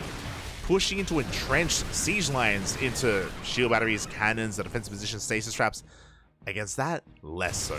So if MaxPax does decide to turtle and rush into Skytoss, Raynor won't really be able to touch him. Which should be what we're seeing here. For now, it's still more Colossi and Storm. We haven't really taken our first steps into Skytoss yet, but it's going to be on the table soon for MaxPax. Especially once he sees those Ultras. For now, there's the second Robo. Second Robo was a little bit delayed. We're just still fortifying ourselves on 4 bases. Taking the 5th is going to be a big moment for MaxPax as well.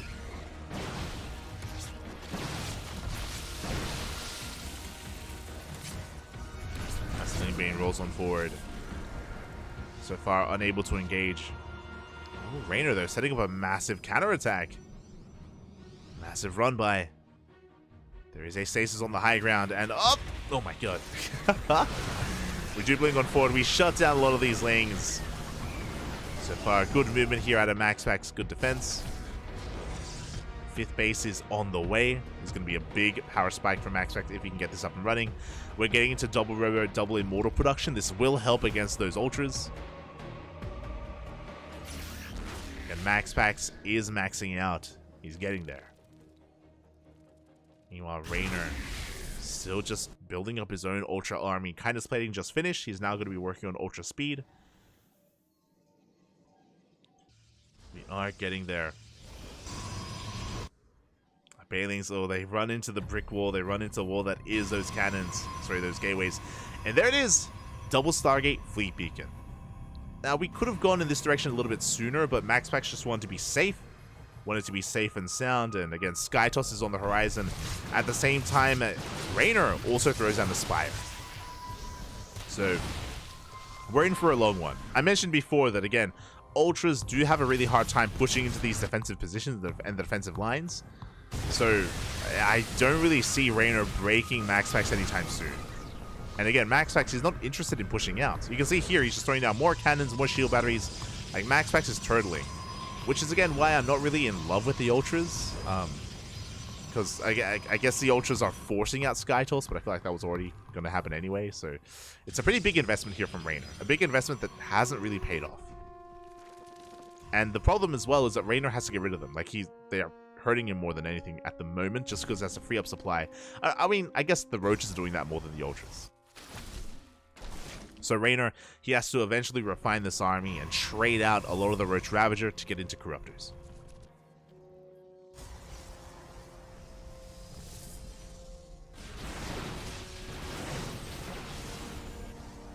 Now, Raynor just testing the waters.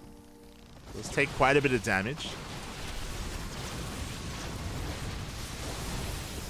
And again, he shouldn't be committing here. If he did, he would lose a lot of his army.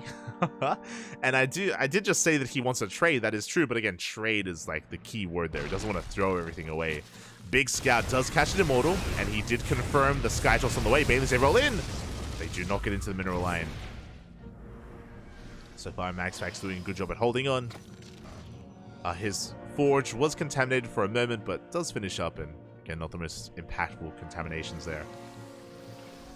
So we have our carriers on the way. Likewise, Raynor working towards his Spire, working towards his Greater Spire. We should soon be seeing a second Spire to get into double upgrades. Likewise, Raynor should be expanding. This is the one thing that I'm a little bit concerned about. Raynor has had map control for quite a long time, for like the past 5, maybe even more than that, maybe 6-7 minutes. Like, Raynor has been in control. We need more expansions. We need more bases. We need to just engulf the map in creep and engulf the map in hatcheries before MaxPax can take another base. And before he can get into Skytoss. I mean, as I say that, the economy is strong here for Raynor, don't get me wrong, but again, we need to take control of the map here before MaxPax can start moving out. We go Roach run by the left-hand side, Ultra's threatening the right. It's going to be on MaxPax to split up his army. We're going to be able to pick up a couple of pylons here and there. See MaxPax just trading out some of these Stalkers. Brood Lord's going to be on the way for Raynor. Working towards Broods. There's that second Spire that we spoke about for double upgrades. We're getting there. MaxPax, he still has the bank. He still has quite a lot going his way here. There it is. The 6th Nexus. Raynor cannot just let MaxPax expand and take that 6th base. It's on the way. Not up and running yet. The pressure is on Raynor. That's the thing, like, MaxPax, he can just chill. Like, he's also scouting, like, with his War Prism drop as well. He sees that these quarter bases haven't been taken by Raynor. Like, MaxPax isn't really under any pressure at the moment. He's chilling. The pressure's on the Zerg player instead. Like, MaxPax, he's just chilling. He's working on his death ball of an army on the ideal Sky Toss. At the same time, the Corruptor count is, sorry, the Broodlord count is getting quite high. Ooh, and here we go. MaxPax starting to push out. That's a lot of broods, though. I want to say 6? 6 broodlords? 3, 6, 8. 8 broodlords here for Raynor. Corruptors are on the way. 1-1 on the horizon. The upgrades are less than ideal for Raynor, is what I will say, but overall his composition is really coming together, especially after losing all those roaches. Viper's going to be coming in clutch as well. We'll see how the armies do engage here. When it comes to MaxPax's support, remember, he has Storm and a lot of High Templar. A lot of feedbacks are available. The Mothership skirting around the edge of the map. We can go for the recall. MaxPax being a little bit cheeky here. Railings roll in, but they get shut down by the Storms. The Ultras are breaking through, though. At the same time, the Corruptors are looking for the Skytoss army, but they do not come across the carriers. And MaxPax, he does hold. Raynor looking for a way in. Now, he did break through a lot of the site defense, and it has to be replaced. We need more cannons and shield batteries, otherwise Raynor can get into the mineral line. At the same time, we might be overextending. Good feedbacks. Good feedbacks on those Vipers. Stay strapped on the Lings. Mothership dipping in between the bases here. Raynor, he sees, he knows. He's going for his own counterattack with Ultras. He catches a couple of Archons. Corruptors are on the way. It looks like the Mothership is going to be shut down. Now, MaxPax knows that the Corruptors are out of position. We do deny the 6th base. Big pickoff. Big pickoff there for Raynor, getting the Mothership and the 6th Nexus. At the same time, top right is going to go down. So both players lose their bases. But that was a good moment for Raynor. That was a good trade.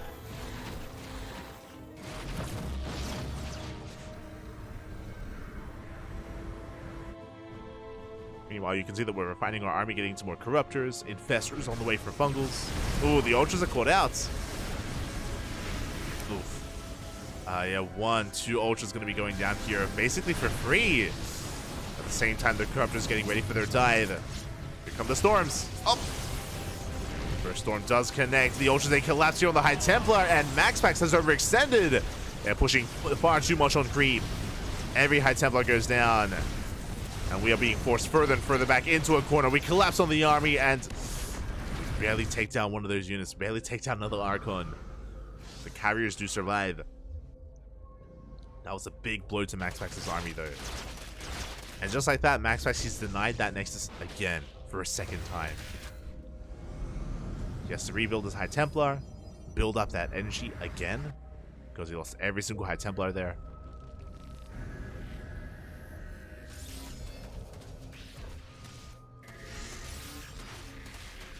Raynor still has to take top right, but he does catch a mineral line. Those cannons, they were rebuilt. We spoke about it. Those cannons, they were still not rebuilt. There was an opening. 31 probes go down. A massive blow to the economy. This is what Raynor has been needing. For the past 10 minutes, we've been trying to break the defenses of MaxPax. We shut down a base, and we cripple the economy. 31 probes, that is not insignificant. A lot of damage was dealt. Raynor, now in the driver's seat, pushing forward with the Spore Forest. Broodlord shutting down these cannons. And MaxPax is in a lot of trouble. What do we need here? Tempest would be ideal against the Broods. We're going to Void Ray instead. I mean, Void Rays will help against the Corruptors. Void Rays and Archons. We've invested quite a lot into these carriers instead.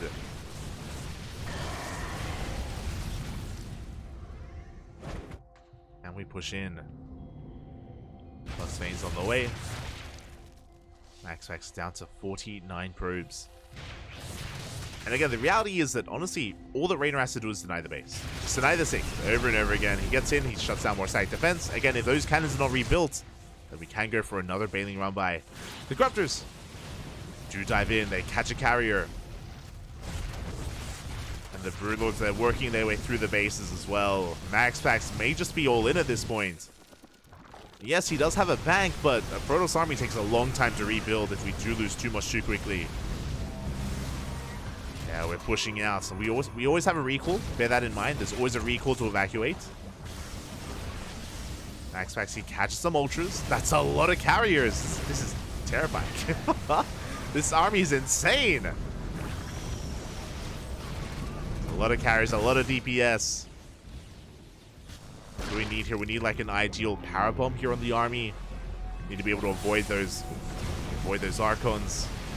Good feedbacks overall. Storms as well. The ultras, they get taken down. No more ultras, and MaxPax is just forcing his way in between the bases, and Raynor, he cannot engage. He cannot push in. We have some big power bombs for the splits. Do split against the power bombs, and MaxPax, he is snowballing out of control here. We have 14 more Corruptors on the way. Is it enough? We're trying to break through. And we focus out. 1, 2, 3 carriers go down. The Void Rays come in, but it looks like we have far too many Corruptors. As we bring down every single carrier. There's 3 carriers left. 3, 2, soon to be 1, soon to be none here. Raynor, he cleans everything up. Again, MaxPax was all in. A GG gets called, and Raynor will take game number 1. GG. GG, well played. Again, another battle of attrition here between our two players, where MaxPax was turtling up and he was trying to take that 6th base for quite some time, and we spoke about it. Raynor, he just had to make sure that that 6th base never got up and running. He was there time and time again to deny it. Not just that, but he also was able to cripple the economy as well for MaxPax. And eventually, as we saw towards the end there, MaxPax was forced all in. He was forced all in. He knew that he just could not take his 6th base anymore. He knew that he was too far behind in the economy. It was all or nothing. All or nothing for MaxPax. And he was fighting well. He was fighting well, but we had reinforcements on the way. Like, we had 14 Corruptors in production. Raynor had a bank. He could remax again and again. That's how much money he had. And with that, Raynor takes the first game. Takes the first game here. Now, winding back, there were a couple of really rough moments. I do think that a big moment that swung things in favor of Raynor before the bailing run by was when MaxPax was caught in the center of the map on the right hand side. If you remember, when he pushed out with his carriers as he was taking his 6th base, that was the moment where he lost a lot of momentum. He lost a lot of his army, and Raynor was able to capitalize on that very quickly. Again, it's a very slow, methodical playstyle that MaxPax was going for, and you have to pick and choose your battles wisely. It can be very risky to move out. Very risky indeed. As we're getting ready for game number 2, Oceanborn. And spawning in the top left-hand corner, we have the Italian Zerg player for Basilisk, Raynor. And in the bottom right, we have his opponent, we have the Danish Protoss for Psystorm, MaxPax. Here we go.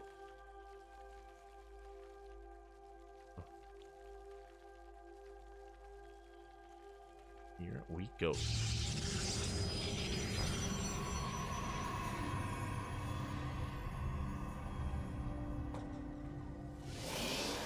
As we are settling into this.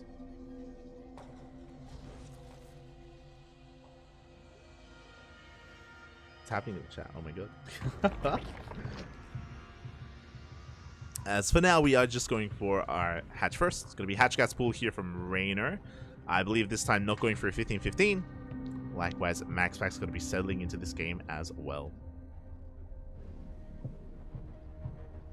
I see in the chat, why do pros use so many cannons? But noob advice here is about limiting site defense. I think a lot of people did respond in the chat, but yeah, as I'm sure is being echoed in the chat, basically site defense is pretty crucial when it comes to the late game. The big reason for that is because the Protoss army, the late game Protoss army, is very immobile. As you saw, right? Like the Skytoss, outside of recalls, of course, which can help you if you're a little bit too spread thin and being pulled apart, you do have to rely on stack defense, not just to deflect these counterattacks, but also to give you time to respond, to warp in, to rotate around, to keep up with the movement of the Zerg player. That's the advantage of the Zerg player, is their mobility. So that is why when it comes to late game PvZ, you do see like these walls of cannons, these walls of shield batteries as well. More often than not, it is just to buy time.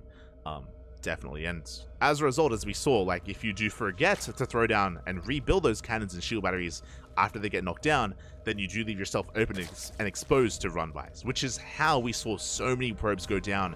That's how those Banelings got in, is when those cannons did get knocked down at that center base, they weren't rebuilt, and that was an opening for Reynor to take advantage of. Was an opening. But for now, here we go. We're getting into our next game, into game number 2. And so far, the openers have been pretty standard. That's why I could pay attention to chat for a moment. Just because it's been Hatchgat Spool into a third base, like a standard opener from Reynor. Likewise, it is a Gate Expand into the Cybercore from MaxPax. Our tech of choice is a Stargate, as to be expected. Going to be a Stargate opener, and we'll see what our first unit of choice is going to be, whether it's an Oracle or a Void Ray. And let's go, we're splicing it up. Void Ray first. Vamonos, papi, vamonos. Void Ray first here from MaxPax. Now, with this Void Ray, the goal here is to shut down the Overlords. It's to shut down the detection, to shut down any kind of scouting opportunities from the Zerg player, and to keep the tech hidden. Now, the question becomes, are we hiding anything? We don't have to, but we could.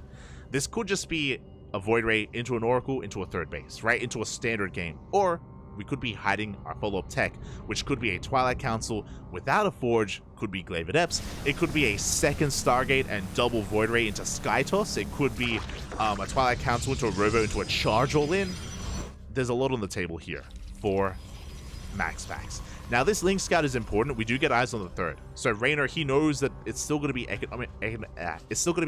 It's still a third base. Things are looking normal, but he still doesn't know what's coming up next. There it is!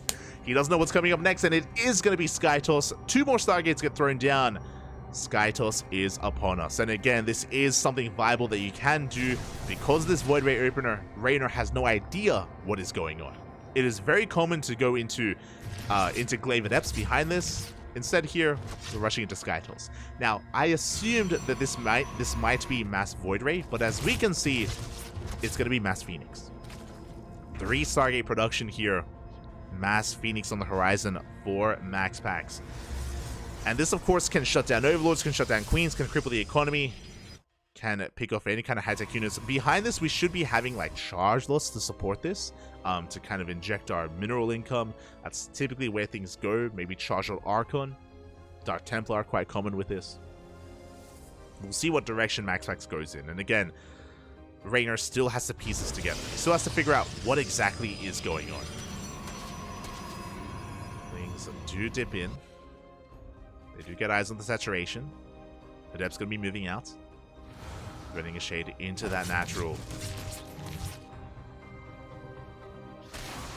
To threaten that shade. And it looks like we're going to be able to collapse on these Adepts.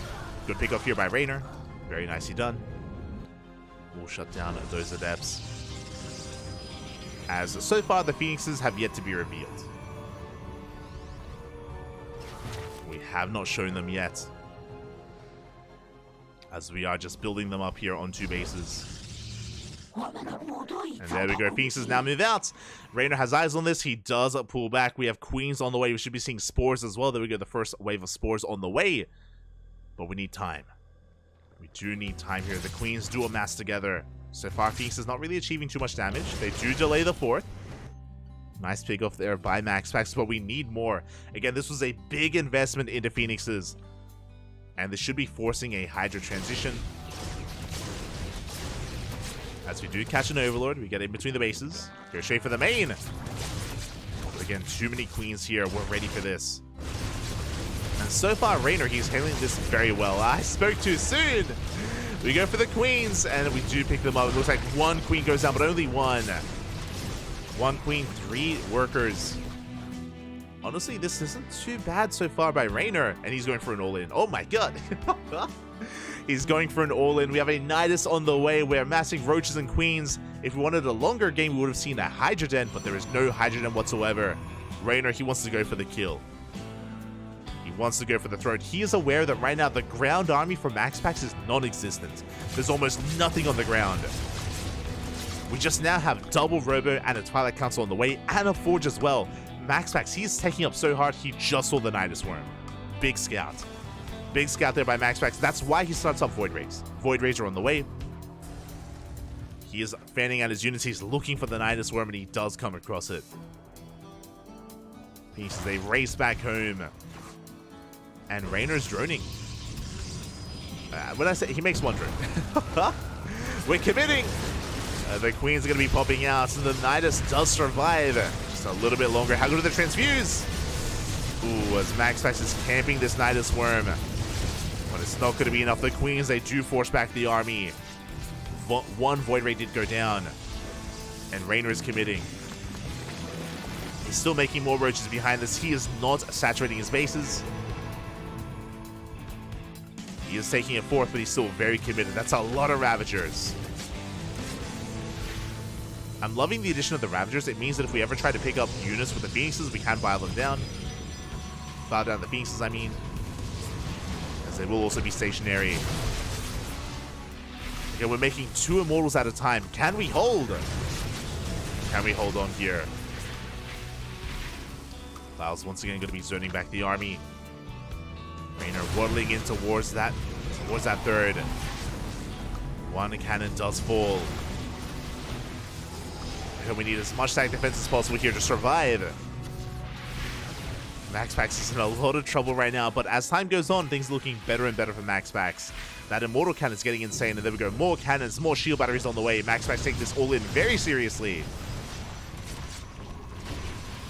Spores are finishing up. The creep is spreading.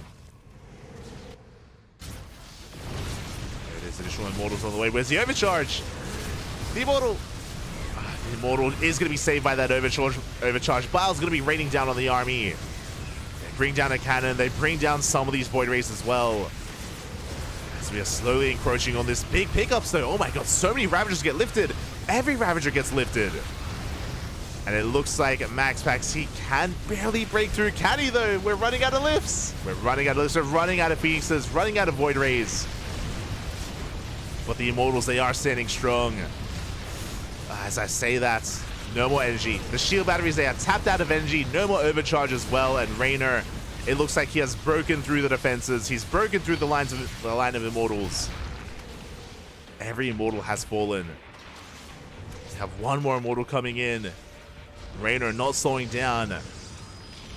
Still rallying everything across the map. As we take stock here, again, the shield batteries are out of energy. We still need a little bit more time for an overcharge. There it is. We have the overcharge. Oh, barely keeping the army going. Additional Immortals are on the way as well. MaxPax trying to fight this back. Phoenix is doing what they can. But yeah, Raynor, he just doesn't care. He just collapses on the army itself. He collapses on the third base. If he wanted to, he could ignore the army and go for the mineral line, but he wants the kill. Good kiting out of Raynor. Kicks off more Zealots. And these Immortals are so exposed. We just can pick them off one after the other. 2 more go down. And MaxPax, he has been broken at this point. Like, even if Raynor only kills the third and backs off, that is enough damage. As the third is compromised. The Zealots, they're coming in to support. They're getting damage done. They're doing what they can.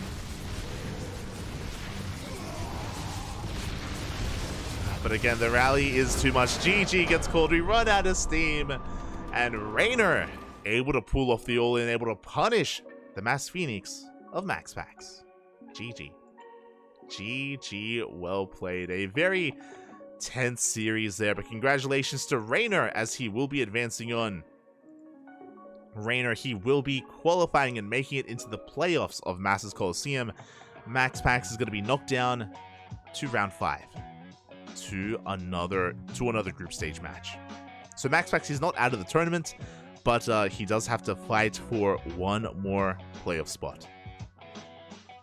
GG, well played there by Raynor. Again, I was really impressed by his reactions, his ability to defend against the Mass Phoenix. Remember, the Phoenixes initially didn't really do too much damage. They killed an Overlord, they killed 3 drones, and 1 Queen. That is all they did.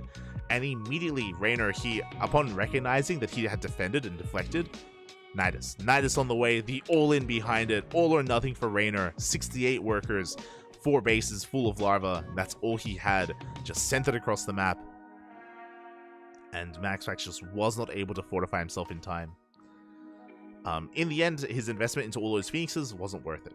As I pointed out, because he dealt so little damage, because he got so little value, it was a big investment that hurt him more than anything. That's why Raynor was able to pull off that all-in, because all those Phoenixes, again, that was just so much resources invested that didn't really help out there. And with that, GG.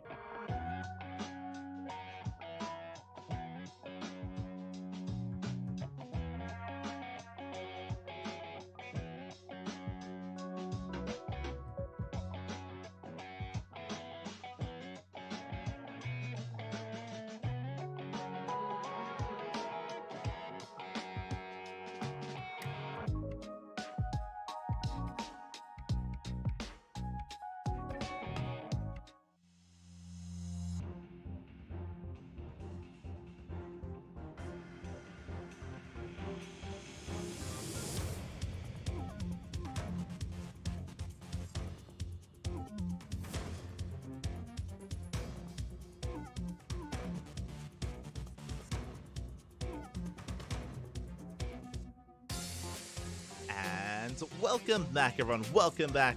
Hope you enjoyed that very short break as we have returned with our second last series of the night. Welcome to an elimination match. It all comes down to this. One of these 2 players will be eliminated from Masters Coliseum. Will it be Oliveira or Classic? It comes down to this one best of 3. Oh boy. The pressure is on. Our tournament life is on the line. And spawning in the top left-hand corner, we have Oliveira for CranKy Gaming. And in the bottom right-hand corner, we have the Korean Protoss player for Twisted Minds, Classic. And if you are in the chat, predictions are open. Place your bets on how you think this series will unfold, on how you think this series will turn out. Here we go. Again, we only have 2 best of 3s remaining here tonight to wrap up round 4 of Masters Coliseum. Only 2 series left. Oh boy. And this also goes to show how brutal this tournament is. Honestly, both Oliveira and Classic are amazing players. I would love to see more of them. I would love to see them both advance on, but only one can. There's only room for one of these 2 players left in Masters Coliseum. There can be only one. And we'll see what direction this takes us in. Again, typically Oliveira, he has been a little bit more aggressive in TVPs as of late. That's been very much so in the face of his opponent. Likewise, so is Classic. So we'll see how these styles do collide. As the Probe Scout's going to be coming in, getting eyes on the opener, it is going to be double gas from Oliveira. Going to be a faster factory, a delayed CC on the low ground. So something more aggressive from our Terran player. Ooh, as that SCV takes a lot of damage. Okay, get out of here, Bobby. Get out of here.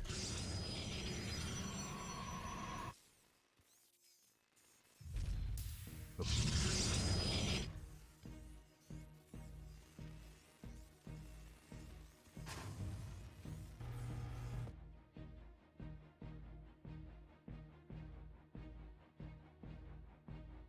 Here we go. We are going to be settling in. Again, it's going to be a standard opener at a Classic, something more economic. Just going to be a gate expand into the Cybercore. So standard stuff there out of our Protoss player. Meanwhile, my eyes are on Oliveira. With this faster factory, what do we invest in? What do we invest into?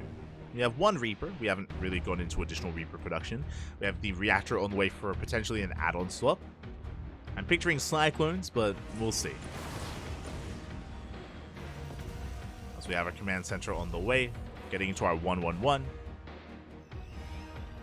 And we have our take of choice. Interesting here on Golden Aura. So traditionally, something like a Stargate opener is reserved for larger maps. You know, very defensive maps like Hecate, for example, Radisson Station, Alcyone as well. To go for this on Golden Aura feels quite bold, just because of how short the rush distance is. We have seen a lot of aggressive builds in TVP on this map, just because once you get some momentum, you can just keep on going and keep on pushing. So this feels a little bit greedy from Classic.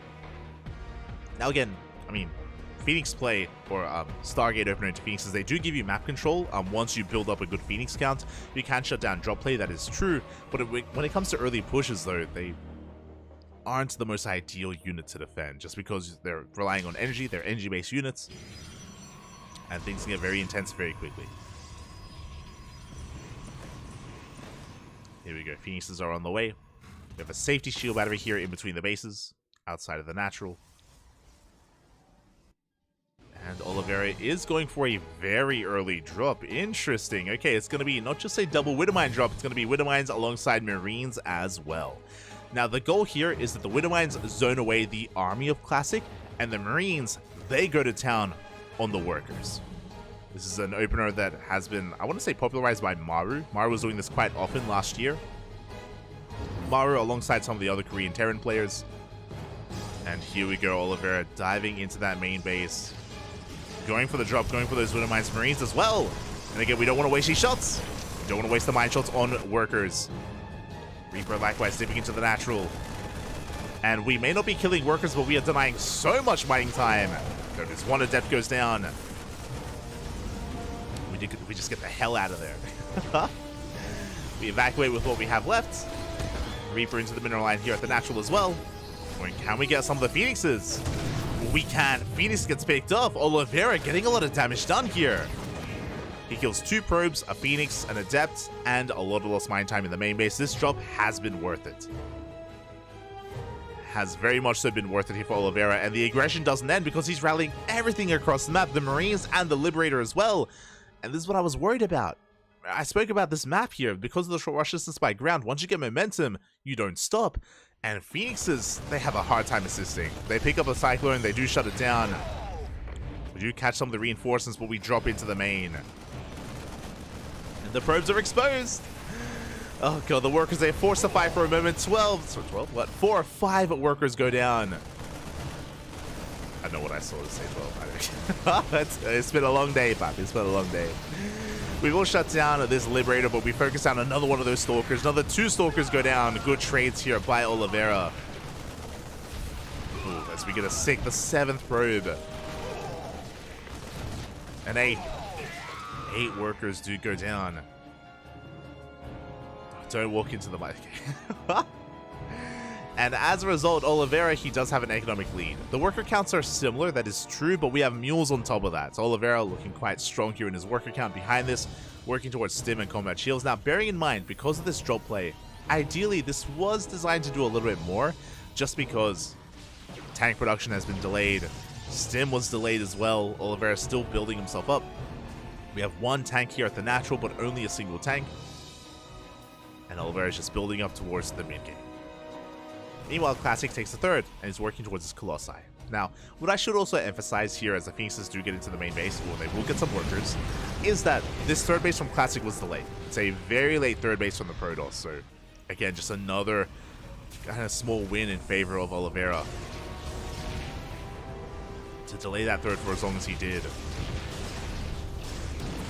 Meanwhile, Phoenixes, they dip into the natural, they get 5 worker kills. Not too bad, pretty good actually. We could even get more. Uh-oh.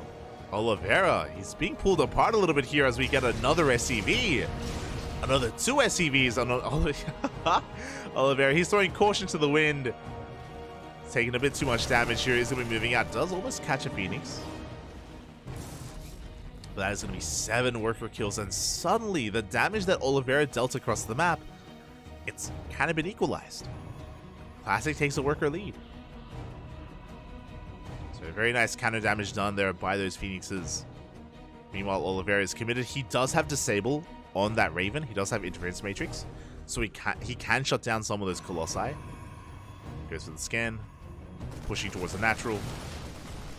Classic going to be able to rotate over in time. He does have a shield battery. He does have an overcharge. Does have overcharge available. Oh! Do lift up the tank. Mind Shot going to be going off the tank. Is going to be barely saved. Clutch moves there by Oliveira. I spoke too soon as the tank still goes down. Oliveira still very committed here. Is going to be pushing. We get one. We get two disables. No, we misclick. We get one of the Colossi, but the other does escape. Oh my god. Oliveira slipping up a little bit here, fumbling the ball, and is going for his third base on location.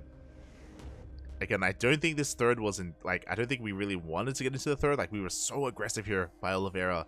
He wanted more damage, but now forced to expand.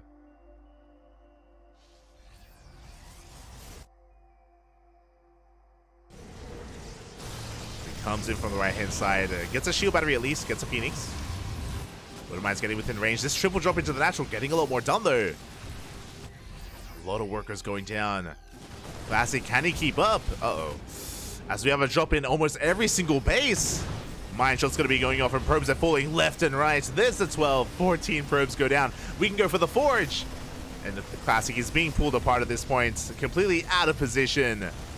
He's trying to rotate over, but the Forge is denied. We do shut down the Twilight Council and the main base. The Nexus falls. Big pickoffs here by Oliveira, getting 19 probes as well. And Classic can barely keep up. Things were looking a little bit dire, but the drop play here from Oliveira just getting out of hand. Even the Colossi getting stuck on top of each other. And with that, Oliveira regains his lead, and a massive lead at that. He's not just ahead in workers, he's ahead in tech.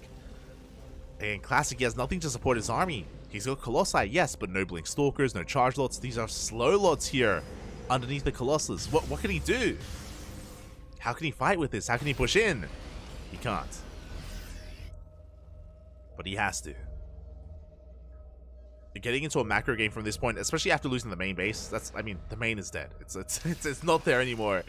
We are all in. We have to commit. It's all or nothing. Even with slow lots, it's all we have. It's our only option. Here we go. Classic is pushing. Can he pull off a miracle? Can he somehow make this army work? He is ahead in army supply. That is true. Does have a couple of Phoenixes for lifts. He does have 3 Colossi. That's a lot of Colossus. Here we go. Classic forcing his way in, but there's a lot of Vikings lying in wait. Going straight for the Colossi as well. The boys are being pulled. The first Colossus is going to be going down. We do juggle back. Classic is getting damage done. He is pushing through. But where's the anti-air? The Vikings still going ham. They almost bring down the Phoenixes. Oliveira, he may have lost a lot of workers, but he can afford to lose workers. That's the difference here. He can afford to lose SCVs as he's building up his army. Classic, though, can still make this work. Still has 2 Colossi. Who needs charge? Let's be real. As we are pushing on in. Big EMP here on the army. And the Vikings, they're going ham. They bring down the prison. They bring down the Colossus. The boys have pulled another 20 SCVs go down, but we shut down the army. And there's nothing left here for Classic. He did do a lot of economic damage, though. He killed 43 SCVs. Can he recover? Is it possible? I don't think so, but I mean, we're going for it. Warping the Stalkers, we have a Disruptor on the way. Oliveira does have a supply lead. He's down to 21 SCVs.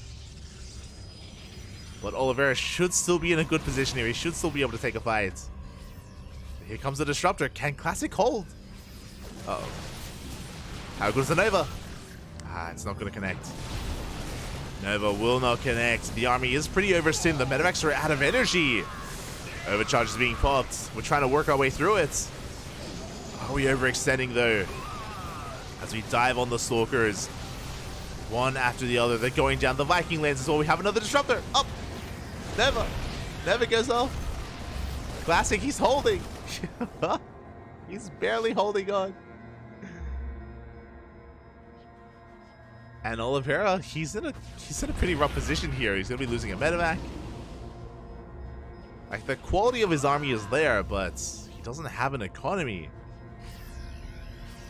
I do think, though, that given time, Oliveira will recover faster. Like, he has 4 CCs. Like, he's got 4 CCs making 4 workers at a time.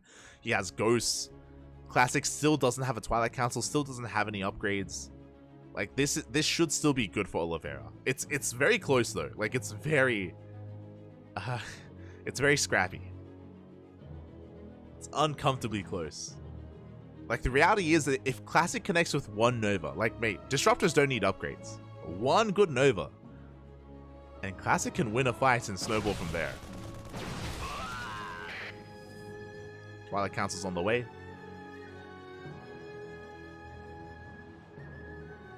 I still want to give the edge to Oliveira, very much so. Classic is still recovering. Again, still 0 upgrades for Classic, other than Extend Thermal Lance, of course. But Disruptors have potential. We can see that Oliveira, he's recovering in that worker counts. Disruptor's trying to sneak by. Oh, he wants to catch the army. Is he looking? Oh no! He is. The numbers go off. He catches a Ghost. Good pickoff. It's not massive, but 1 Ghost. That's a good trade here for Classic. So Oliveira, he's just being forced back.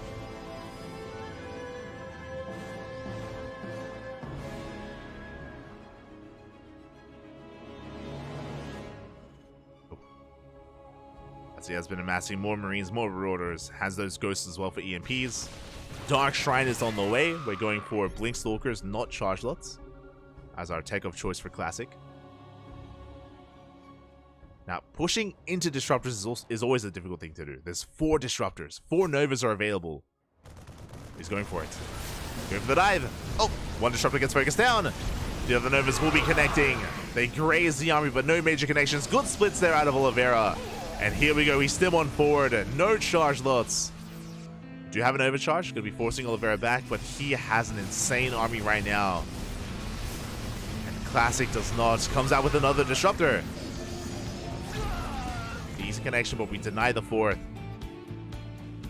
Oliveira waiting for reinforcements, then he can rotate around. Oliveira still in the driver's seat. Classic still just now finishing Blink.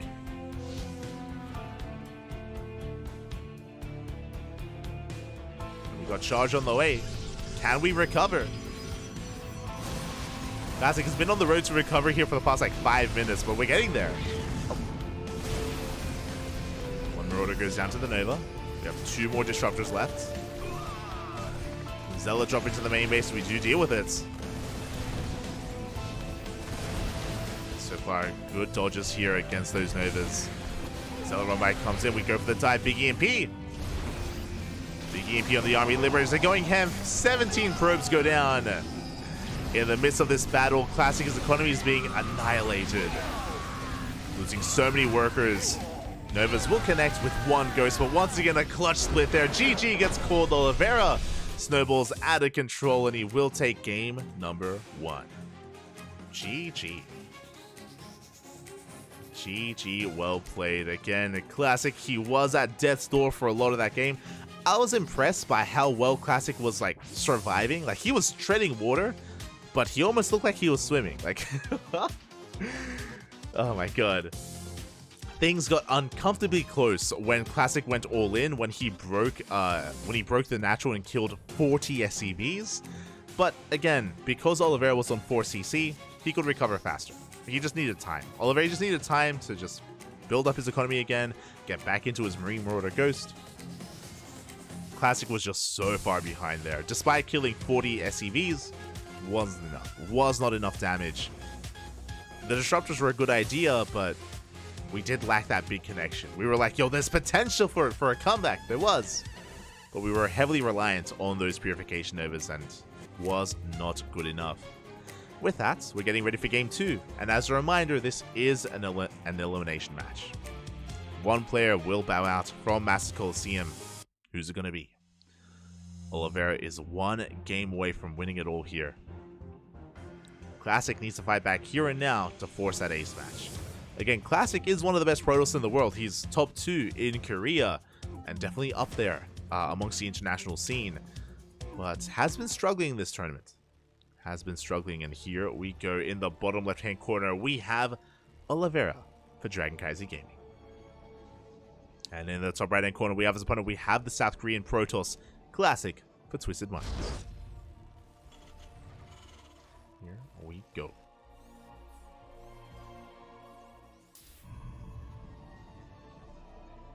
Here we go. So we are going to be easing into this. Again, Alkione is quite a large map. There's a lot of bases to take. A very long rush distance by ground can lead to very long games. But as I mentioned leading into game 1, both Oliveira and Classic are very aggressive by nature. As we saw in the last game, like Oliveira was hyper aggressive with this opener, going for his 1-1-1 mine marine drop, killing a lot of workers early on, and just keeping the pressure up, just non-stop aggression out of Oliveira. It did almost kill him. It almost killed Oliveira, but again, just very high octane game. It's how he typically approaches this matchup. Typically. But again, because of the map, because it's a little bit more macro-oriented, we'll see how our players adjust to the map. Meanwhile, Probe Scout is going to be coming in. Classic once again getting a read on the double gas opener. As I just mentioned, Oliveira is going double gas into a faster factory. Once again, a more aggressive opener out of Oliveira, as Classic will be expanding. Just to expand into the cyber core. Nothing too wild.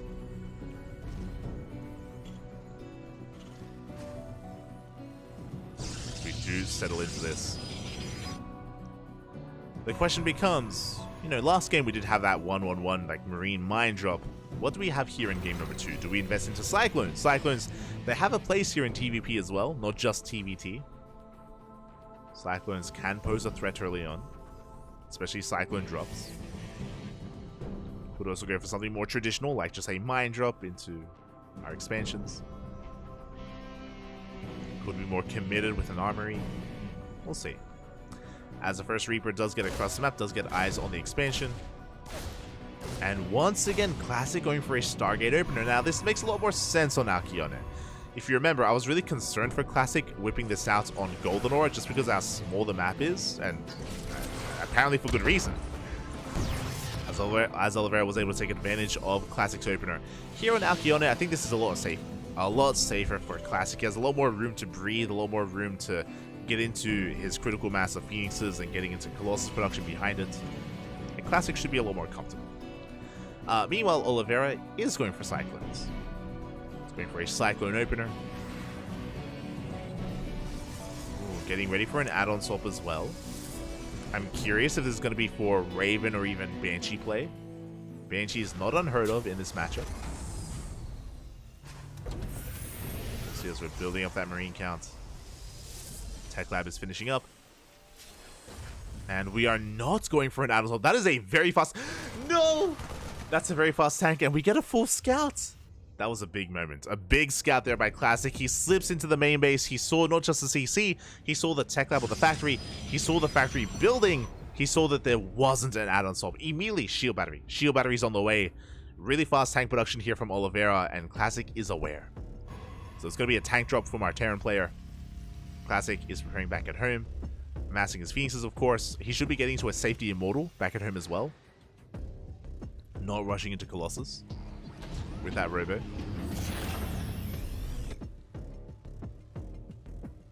And Oliveira is going to be pushing. Now again, even though the move out hasn't been seen, Classic is aware of the push. Like, he should have been able to piece it all together. He does have he has a couple of units outside of the natural. Phoenixes come in. They go for a couple of SCVs. This is nice, but this means that we won't be able to pick up the tank. Oh. That means we won't be able to lift up the tank back at home. As Oliveira is still pushing, still committed. Liberator being rallied. Immortal just now starts.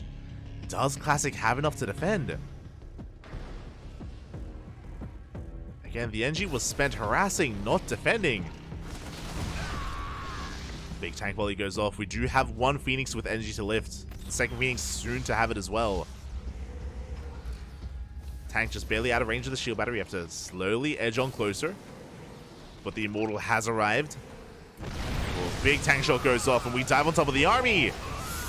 SCVs were pulled to help support, but it looks like we have enough. The tank is going to go down. The overcharge within range. GG gets called as Oliveira gets shut down.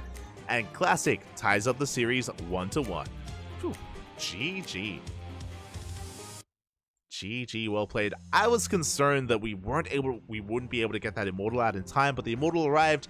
We had the shield battery in position, we had the overcharge, and that Immortal just shut that tank down so fast and shut down the army. Again, a very committed build out of Oliveira, and to lose your army like that without being able to trade, that was a big loss there for Oliveira. I do think that a big part of that, again, was the scouts. Very, very crucial that Classic was able to see the build ahead of time and prepare back at home. Oh, GG, well played.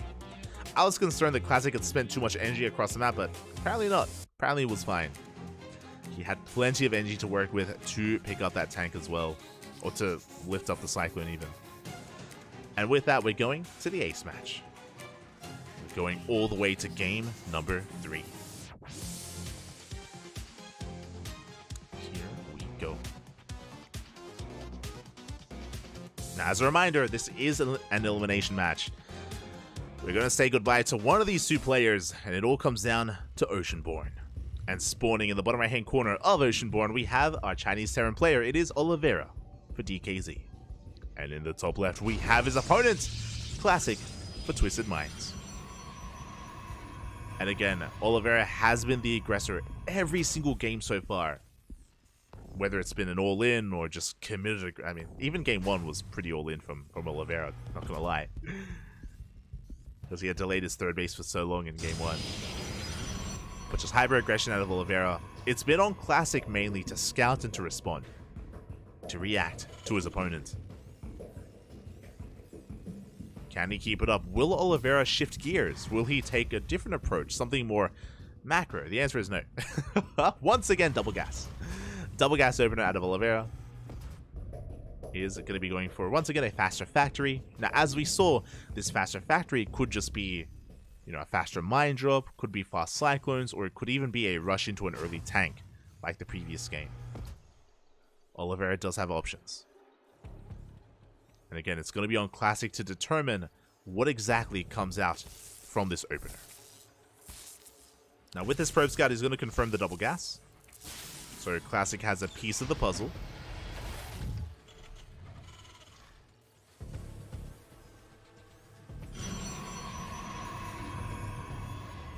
Is someone aware?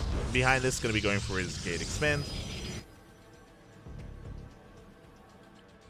Going to be getting into a standard opener himself.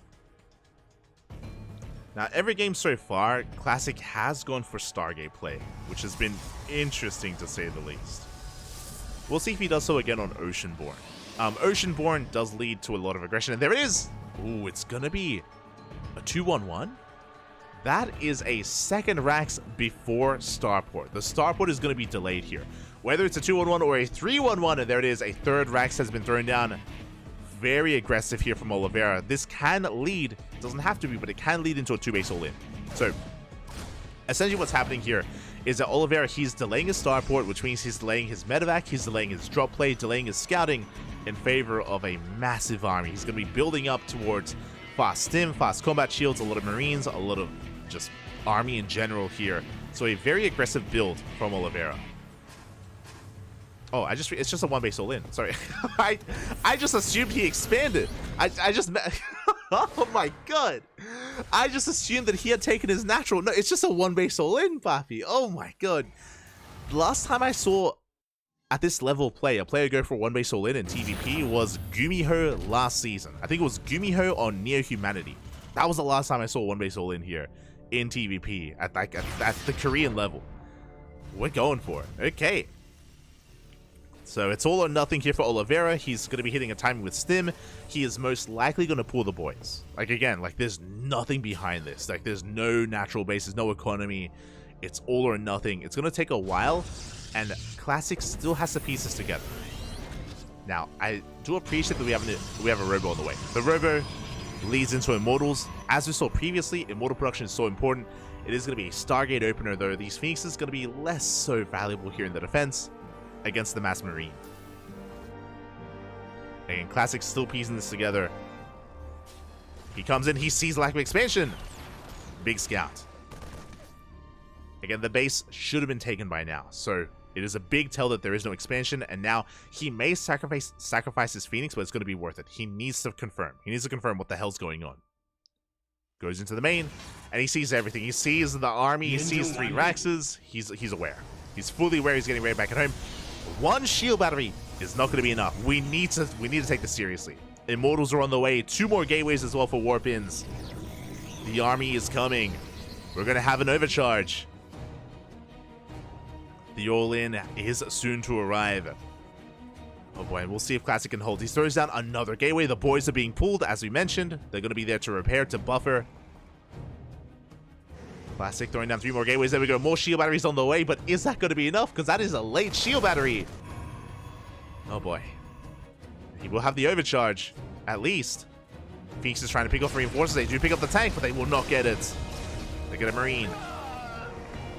They at least get a Marine. They get an, they get an SCV. You know, whatever you can get. You get 1 Marine, 1 SCV. We have force fields. We have force fields available. They will be thrown down. They do choke up the army. The tanks are within range. We have the overcharge, but the Immortal gets focused down. Big pick off the Immortal falls, and with the death of the Immortal, there is nothing left. A handful of gateway units. We bring down the shield battery. Do we have enough to break through? There are more Stalkers. Another Immortal. The Immortal comes out just in time. We focus down the tank. We focus down. The second tank just barely survives. Oh my god. We barely bring it down. Does Oliveira have enough? He stimps on forward. The boys are being pulled. Another tank arrives, and there's no more Immortals. No more Immortals remaining here for Classic. GG gets called, though. He runs out of steam. He holds. He doesn't need the Immortal. I kind of wish we had the player cam. Classic holds on, lifts up the final tank, and he survives the 1 base all in. GG, Bobby. GG. And with that, Classic will make it to the playoffs. Oliveira has been eliminated from the tournament. My condolences to Oliveira. It almost worked. He almost broke through. That was so clutch. Honestly, the Immortal for Classic was the MVP. He killed 2 tanks off the back of that Immortal. 2 tanks went down from a couple of volleys from that Immortal, and that was the main bulk of the army gone for Oliveira at that point. The force fields as well were clutch, and Classic barely able to survive there. GG. GG, well played. Congratulations to Classic. Very well played. We'll make it to the playoffs. My condolences to Oliveira. He will be bowing out from the tournament. And with that, we have 1 series left. We have 1 best of 3 remaining here. Up next, a ZVZ between Shin and Solar. Let's go. Gonna be going on a short break, and then we have our final series to end the night. Just like the previous game, by the way, Shin and Solar is an elimination match. 1 player advances on, the other player gets knocked out. So it is all on the line. We'll see you guys in a couple of minutes for that ZVZ.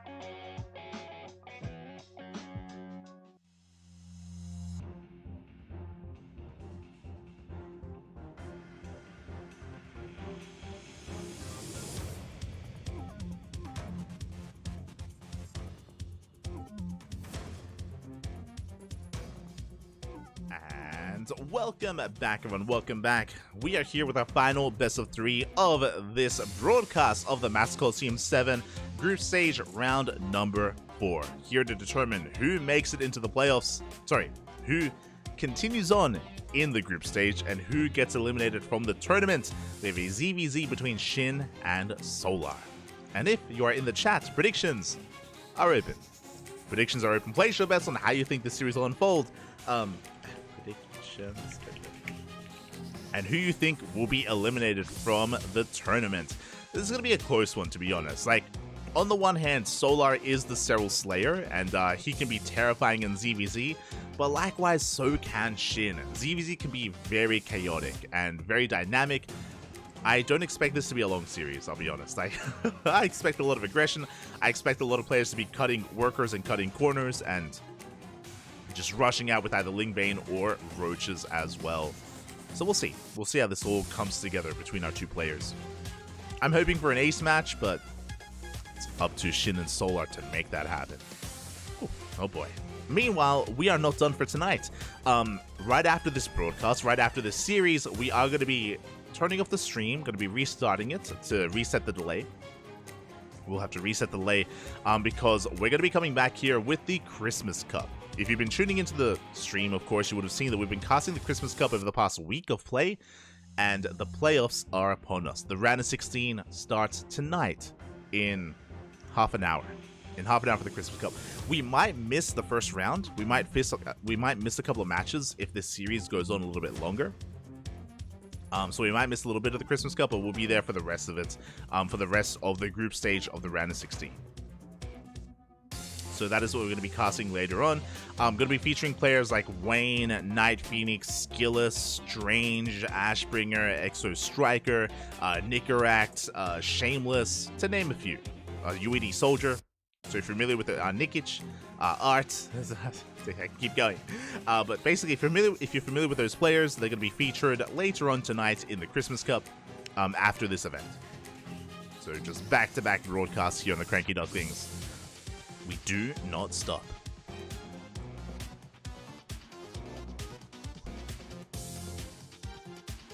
Then after that, we get to sleep for a little bit, and then we have to wake up, and then KSL.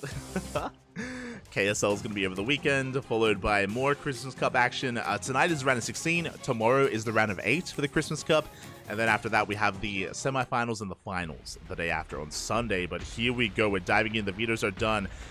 And in the top left, we have Shin for Mystery Gaming. Oh, sorry, bottom left. And in the top right, we have his opponent for onside, Solar. Shema. And here we go. A big shout out to the sponsors of this tournament. Of course, shout out to Doyu, Honkai Start, Autofull, and Biobio. Shout out to the sponsors. Without them, this event would not be possible. A lot of them are mainly sponsors from China, so we can't really indulge ourselves too much, except for Honkai Star. I see some people in the chat. I saw Fernando earlier. I still see him in the chat. Some Honkai Star enjoyers. So, yeah, you know, if you want to support StarCraft, support Honkai Star. Honkai Star Rail, I believe. Otherwise, also a big shout out to Kashim in the chat as well. Thank you so much for resubscribing for 4 months. Thank you so much. Kashim, of course, a big part of the StarCraft community. Kashim is one of the big contributors of Wikipedia and also a big contributor of Illegalac. So if you're familiar with Wikipedia, if you're familiar with Illegalac, Kashim is a big name behind them. He also admins and organizes events in Poland. So without Kashim, we wouldn't have the House Open Cups or the House Galactic Battle, the House even. I think that's how you say it. But all these Polish LAN events, you know, they'd be that much worse off without Kashim. So much love, much love. Less than 3. Yeah, I see you in that. Okay. But we are settling into this. So far, Hatchgas pool. Standard openers between Shin and Solar. Nothing too spicy yet, but I expect the spice to be added once we get into the mid game. Once we do head towards our third base locations, whether we skip our Bailey nest, whether we cut workers, whether we indulge ourselves in Ling Bane aggression, we'll see. So far, we are mirroring each other. So far, we're just droning, saturating our naturals. A couple of Lings are on the way for both Shin and Solar, but that's just for map control, just for a bit of scouting information, as we do head into this ZVZ. There it is, third base soon to be on the way from Solar. Interesting location, we're going for the triangular third here. Meanwhile, I believe Shin is going for the linear third. Both players happen to be expanding towards each other's third bases as well, which is going to be interesting. With that, Solar's base is going to be a little bit more exposed, but he can be more aggressive with it. Reverse is applicable to Shin. As Shin throws down his Baneling Nest, Solar a little bit late with his own. Just now getting the gas for it, and just now should be investing into that nest. Lings are on the way. Still no Baneling Nest out of Solar, by the way. It should be on the way. Yo, are we skipping the Baneling Nest? We are. He's crazy. Okay, here we go. So Shin is going to be aggressive with Ling Bane. Solar is flooding into Mass Ling, skipping the nest, going straight into Roaches. Bold move out of Solar. If Solar takes a bad fight, things can swing very quickly in favor of Shin, because again, Shin will have Baneling, Solar will not. Oh boy. So a greedy maneuver here from Solar. We'll see if we can get away with it. As he's trying to rush into those Roaches, Ling's going to be clashing with the center of the map. Banelings are still on the way. And Shin, he does slip into that main base. He does get a little bit of scouting information. He's aware now that the Baneling's nest is missing. And we should be pushing out. Oh, but Shin is supply blocked. No shot. Big supply block for Shin. We have 3 Overlords on the way, and we have to drone up behind this. Ay, ay, ay. Not like this. And Solar, he's getting away with this. He's getting ahead. He... gas-wise, he doesn't waste any resources on Banelings. He has Roaches in production already. Shin going for a defensive Roach Warren of his own, and he's stuck at home.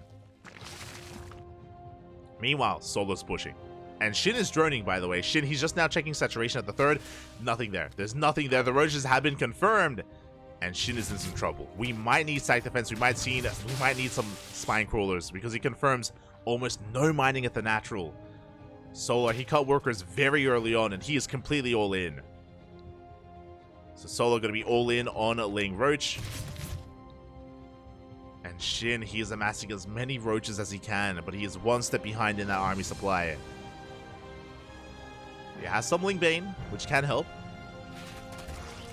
Solar's going to be reinforcing again. A brutal choke point here at this ramp.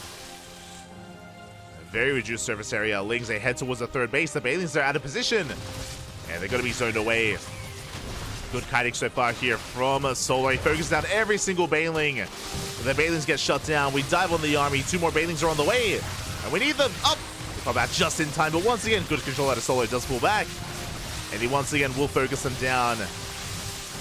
Very nice target firing here out of Solar. Just out-controlling his opponent. And he's snowballing out of control. He breaks on through. Every single Baneling was focused down. And no connections. And Solar will take game number 1. GG. GG, well played. Solar getting away with just skipping that Baneling Nest, getting into a Roach all-in instead. And Shin was caught with his pants down. Shin was droning. Solar had cut workers at 27. Shin had drone up to 38. I think up to 40 drones. It took a little bit too long for Shin to realize what was happening. It took a little bit too long for Shin to realize, hold up, Solar isn't just cutting corners. He isn't just rushing into Roaches to defend. He's rushing into Roaches to attack. By the time that Shin realized there was no saturation at the third, and that the natural was undersaturated as well, by the time he figured that out, it was a little bit too late. By then, Solar was already halfway across the map, and Shin had very little time to react. There was potential with those Banelings, but again, really nice control out of Solar. Whenever the Banelings rocked up, he pulled away his Lings and he focused down every single Baneling with his Roaches time and time again. Without good Baneling connections, Shin could not deal with that army. And with that, that is game 1 in the books. Solar has a lead. And game 2 is going to be taking place on Site Delta. And in the top left-hand corner, we have our South Korean Zerg player, Shin, for Mystery Gaming. And in the bottom right, we have Solar for Onside.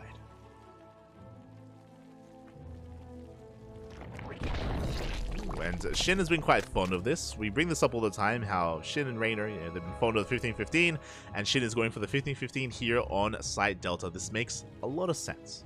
For those that are curious, this opener of... Oh, never mind. So I believe this opener should be a gasless opener out of Shin. We'll see if that's going to be the case here. because we just went for an extractor trick. We didn't go for 15 hatchery timing. I was going to say that a gaseous opener would make sense on Site Delta because this is one of the few maps that actually has a ramp leading into the natural, so you can get away with going 2-base Roach just because you're that much more defendable on 2 bases. Gases are being taken. So Shinny just went for an extractor trick, wasn't a 15 hatch. So hatch gas pool from both players. Very slight deviation with the extractor trick, but outside of that, standard mirrored builds. Now, obviously, the feature of this map is still applicable. You know, there is still that ramp leading into the natural. 2-base play is still viable here on Site Delta. But we'll see if either player does try to make that work, or if we try to just work towards a 3rd base instead. We shall see.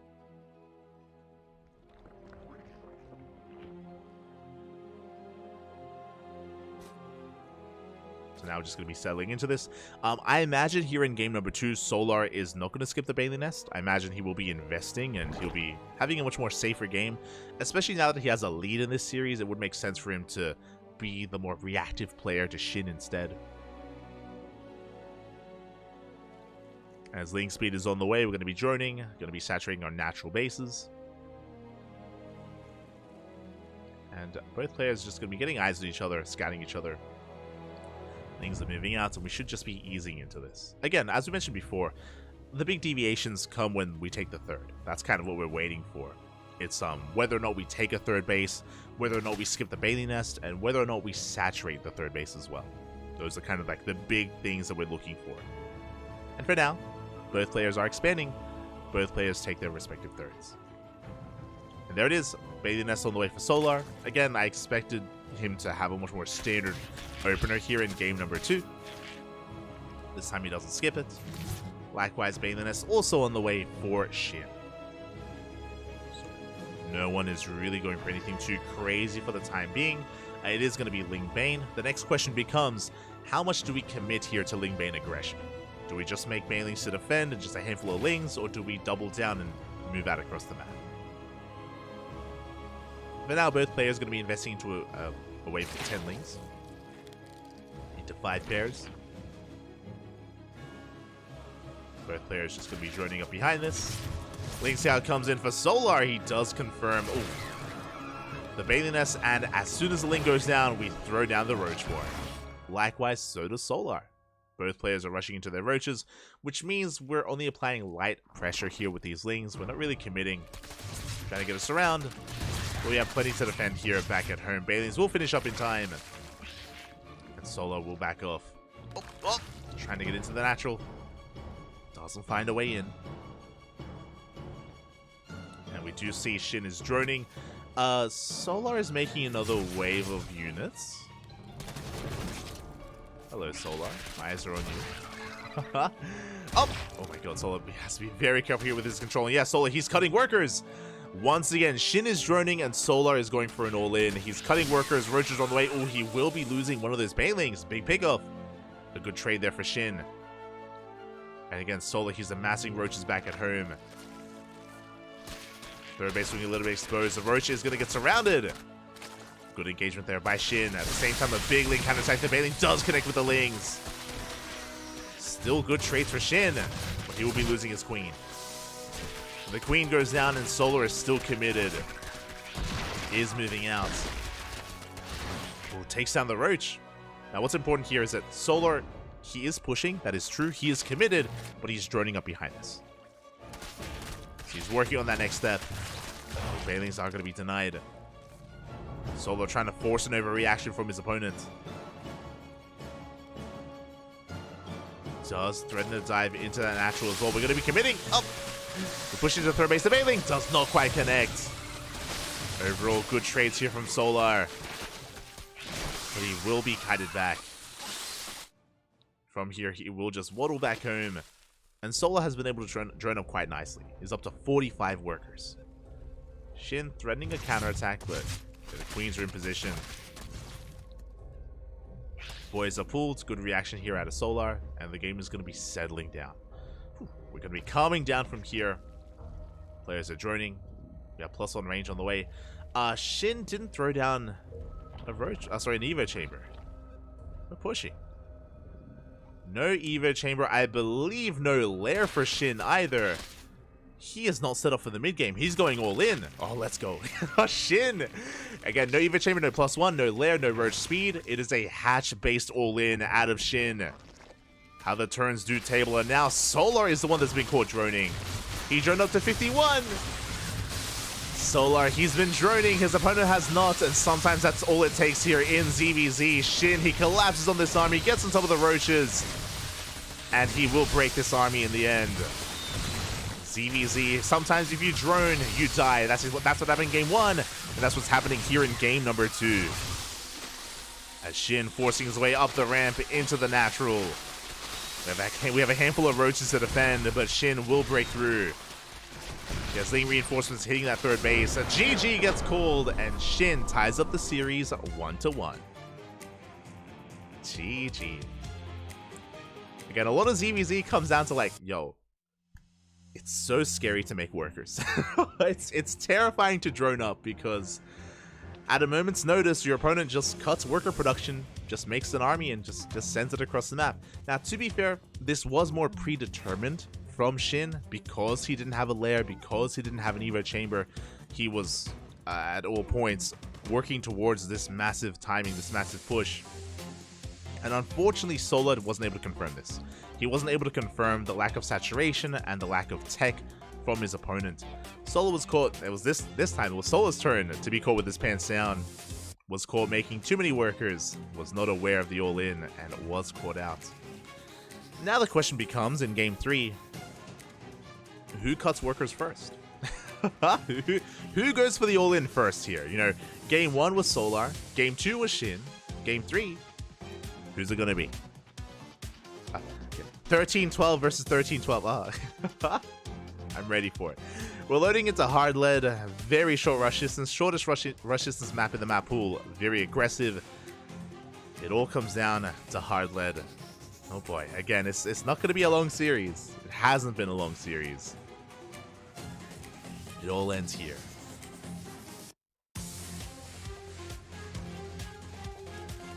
Here we go.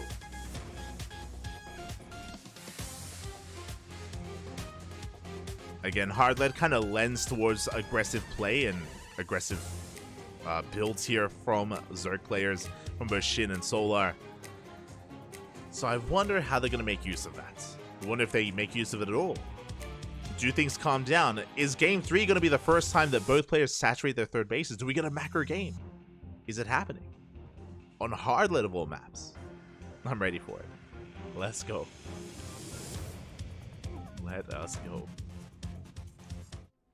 Again, I do appreciate that it did come down to the wire, and here it is in top left-hand corner. We have Shin for Mystery Gaming. And in the bottom right, we have his opponent. We have a Solar for Onside.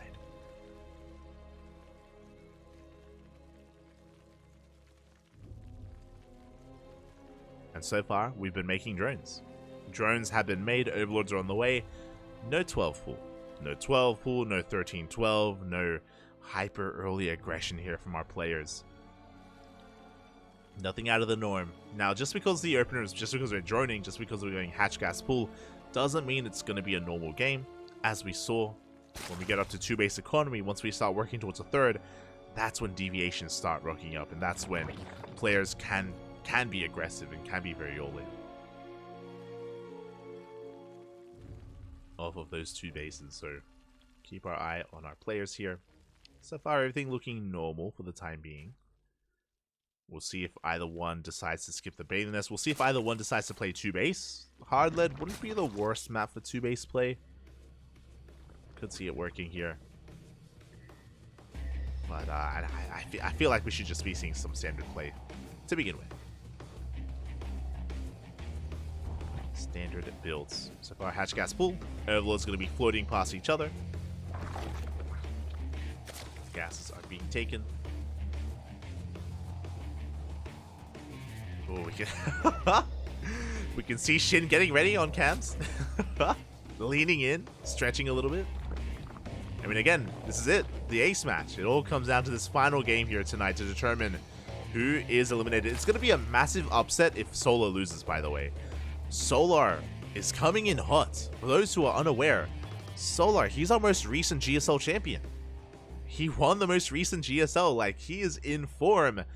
He is, of course, the Serral Slayer as well in the last season of WTL. Like, he was the one to bring Serral down time and time again. Like, Solar, he's been looking good this year. Or, I say this year, 2023. He was looking good. But here in Masters Coliseum, Solar has been struggling a little bit more. Now, I say struggling. To be fair, a lot of it did come down to a ZVZ against Serral. For those that were here a couple of days ago, you would know, but in the group stage earlier, Solar faced off against Serral. They went to the ace match, and Serral was barely able to take the win there.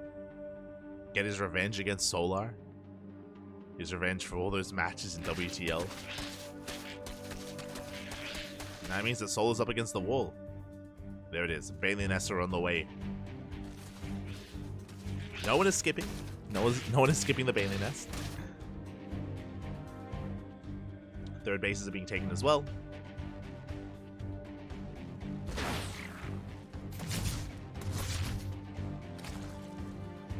Lings are soon to amass, and the question becomes, how hard do we commit? Because I see Lings on the way for Shin, and I see drones on the way for Solar. Let's go. So we have a bit of a Ling explosion here for Shin. He's still droning up behind it, but again, he will have an abundance of Lings to work with. He's going to be moving out. Bailings are on the way. Back at home. And behind this, we're droning. So Shin does have the supply lead, slightly. But again, we're still just droning up. We're still just saturating our bases.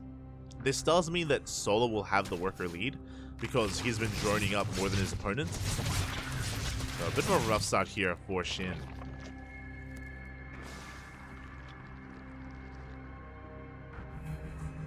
Solar does take a slight worker lead here in the early game. Roach Warrens are on the way. And so far, everything is looking normal. Like, this is the most passive start to a game in this series. Like, by this point in game 1 and in game 2, like, Lings were harassing, we were pushing in, trying to bait out Banelings. But no, here in the ace match, we're calming things down. We're just droning. Both players are. Evo Chamber on the way for both players as well. Let's go. Lair on the way for both players. We're getting into the mid game. We're getting into Roach v Roach. It's happening. After a very chaotic and very wild series, things are calming down here in the ace match. So working towards Evo Chambers for range upgrades, working towards the Lairs for Roach speed, of course. We are going to be entering the Roach v Roach stage of ZVZ.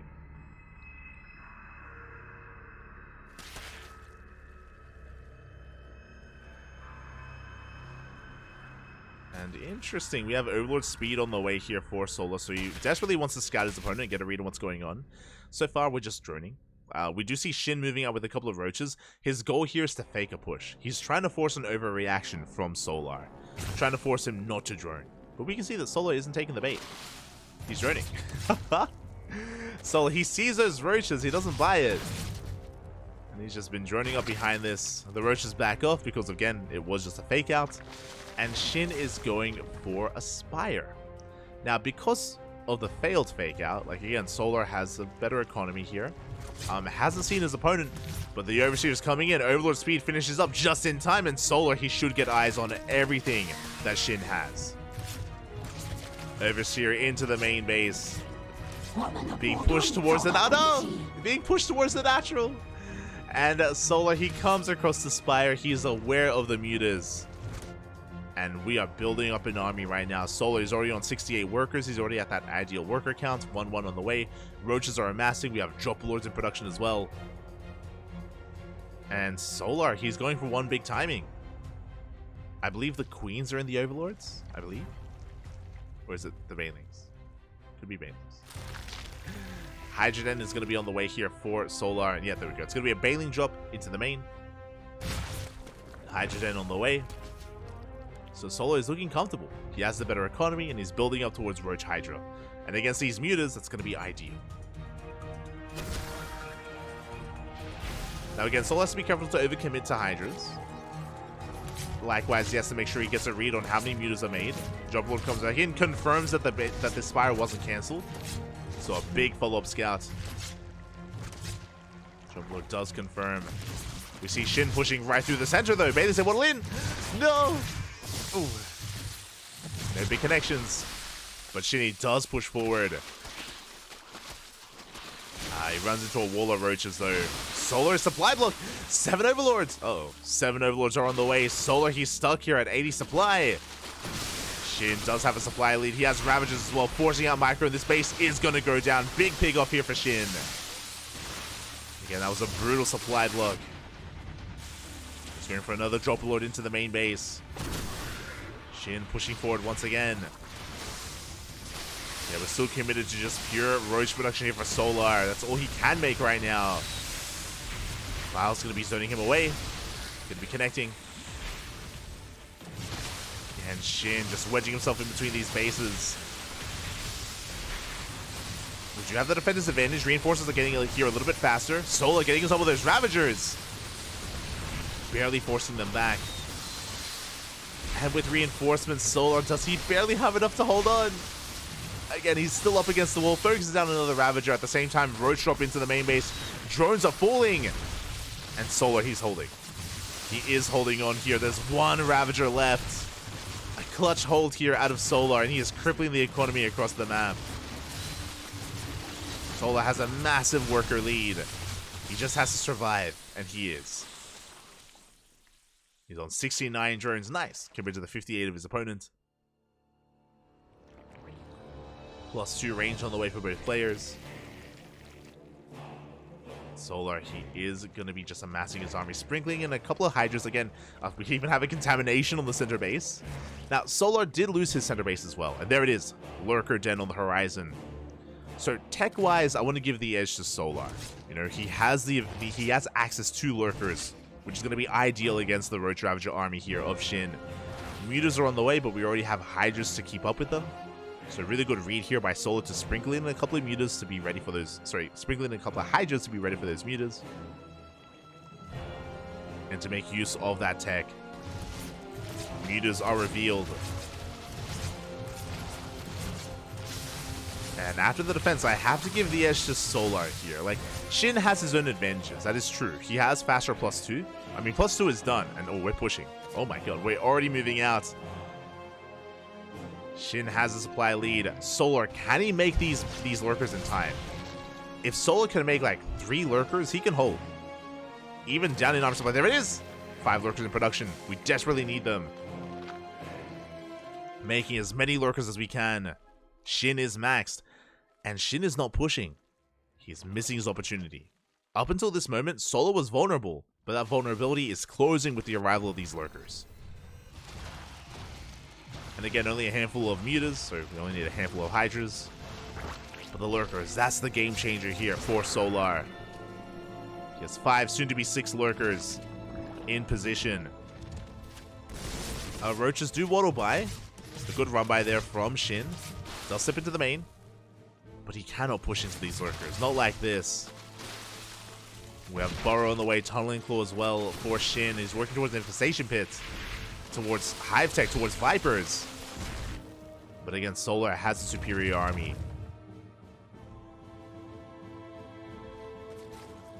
Shin desperately trying to make this work. He dips in, runs into some Hydras. Oof. Mutas are going to get picked up. Spores are in position. Now, the plus side for Shin is thankfully Solar doesn't have a Hive. Hive just now started. So, Solar doesn't have the best upgrades, doesn't have any Vipers, so he's kind of stuck at home here. Oh, Tunneling Claw Roach is coming in. Solar doesn't see! Oh, he does though. We have a Spore in position! He does react in time, at the same time though, Shin pushing right through the center. Lurkers are exposed! These 3 Lurkers are so exposed, Biles should be connecting. We bring 1 down, 2 down, there's only 1 left! And Shin, he breaks through. Solar, he peeled off a little bit too much to defend his main. And the Roach Ravager gets on top of the hatchery, gets on top of the base, gets on top of the Hydras as well. Again, good trades here from Shin. Solar again, just unable to split up his army well enough. And again, he cleans, you can see the picture in picture, he cleans up the army in the main. But does that even matter? Shin doesn't have enough to break through. He gets only 3 drones. I was expecting more damage. I was expecting Shin to maybe even get a kill on the base, but he doesn't. Solar, he's surviving. He's holding on. There we go, more lurkers on the way. Wilds are not going to quite be connecting here. They graze the army, but lurkers, they arrive just in time, forcing this army back. And again, the quality of the army, the quality of the composition for Solar is just outscaling Shin. Like, lurkers are the end game here of ZVZ. And Roach Ravager is on the timer. As Shin just being bullied back at this point. Lurkers asserting themselves. No detection, by the way. No overseers for Shin. And Solar, he is running away with this. He was in a lot of trouble earlier. He was in trouble. But he made it through. And again, we spoke about it. There was a window. There was a window where Shin could have pushed in before the lurkers are ready. But he did miss that window. Did miss that opportunity. Vipers are arriving, but again, it does feel too little too late. A hatchery goes down. And Solar being so assertive with this. GG gets called. Solar will take it. He'll snowball out of control, winning the series 2-1, advancing on to the playoffs. GG. GG, well played. My condolences to Shin. My condolences. Did play well here. Did play well in this series. Did force the ace match, but was not enough. Was not enough to make it through. Honestly, Shin had a really good start to this tournament. If you missed out on it, I recommend checking out the VODs. Shin versus Byeon. Shin versus Byeon was it like day 1 or day 2? Shin looked damn good. He looked so damn good against Byeon and was able to bring him down. It was a really good start, but it was after that. I think that was the only win for Shin in this tournament. From there, it's been a rocky road for Shin. He got 2-0'd by Maxpax, he got 2-0'd by Clem, and here he does take a loss to Solar as well. Despite the good start, wasn't able to keep that momentum going, and Shin is going to be eliminated here. Congratulations to Solar. And with that, we are done for the night. Oh, we're done for this broadcast. Christmas Cup started 7 minutes ago, so we gotta go, papi. We gotta go.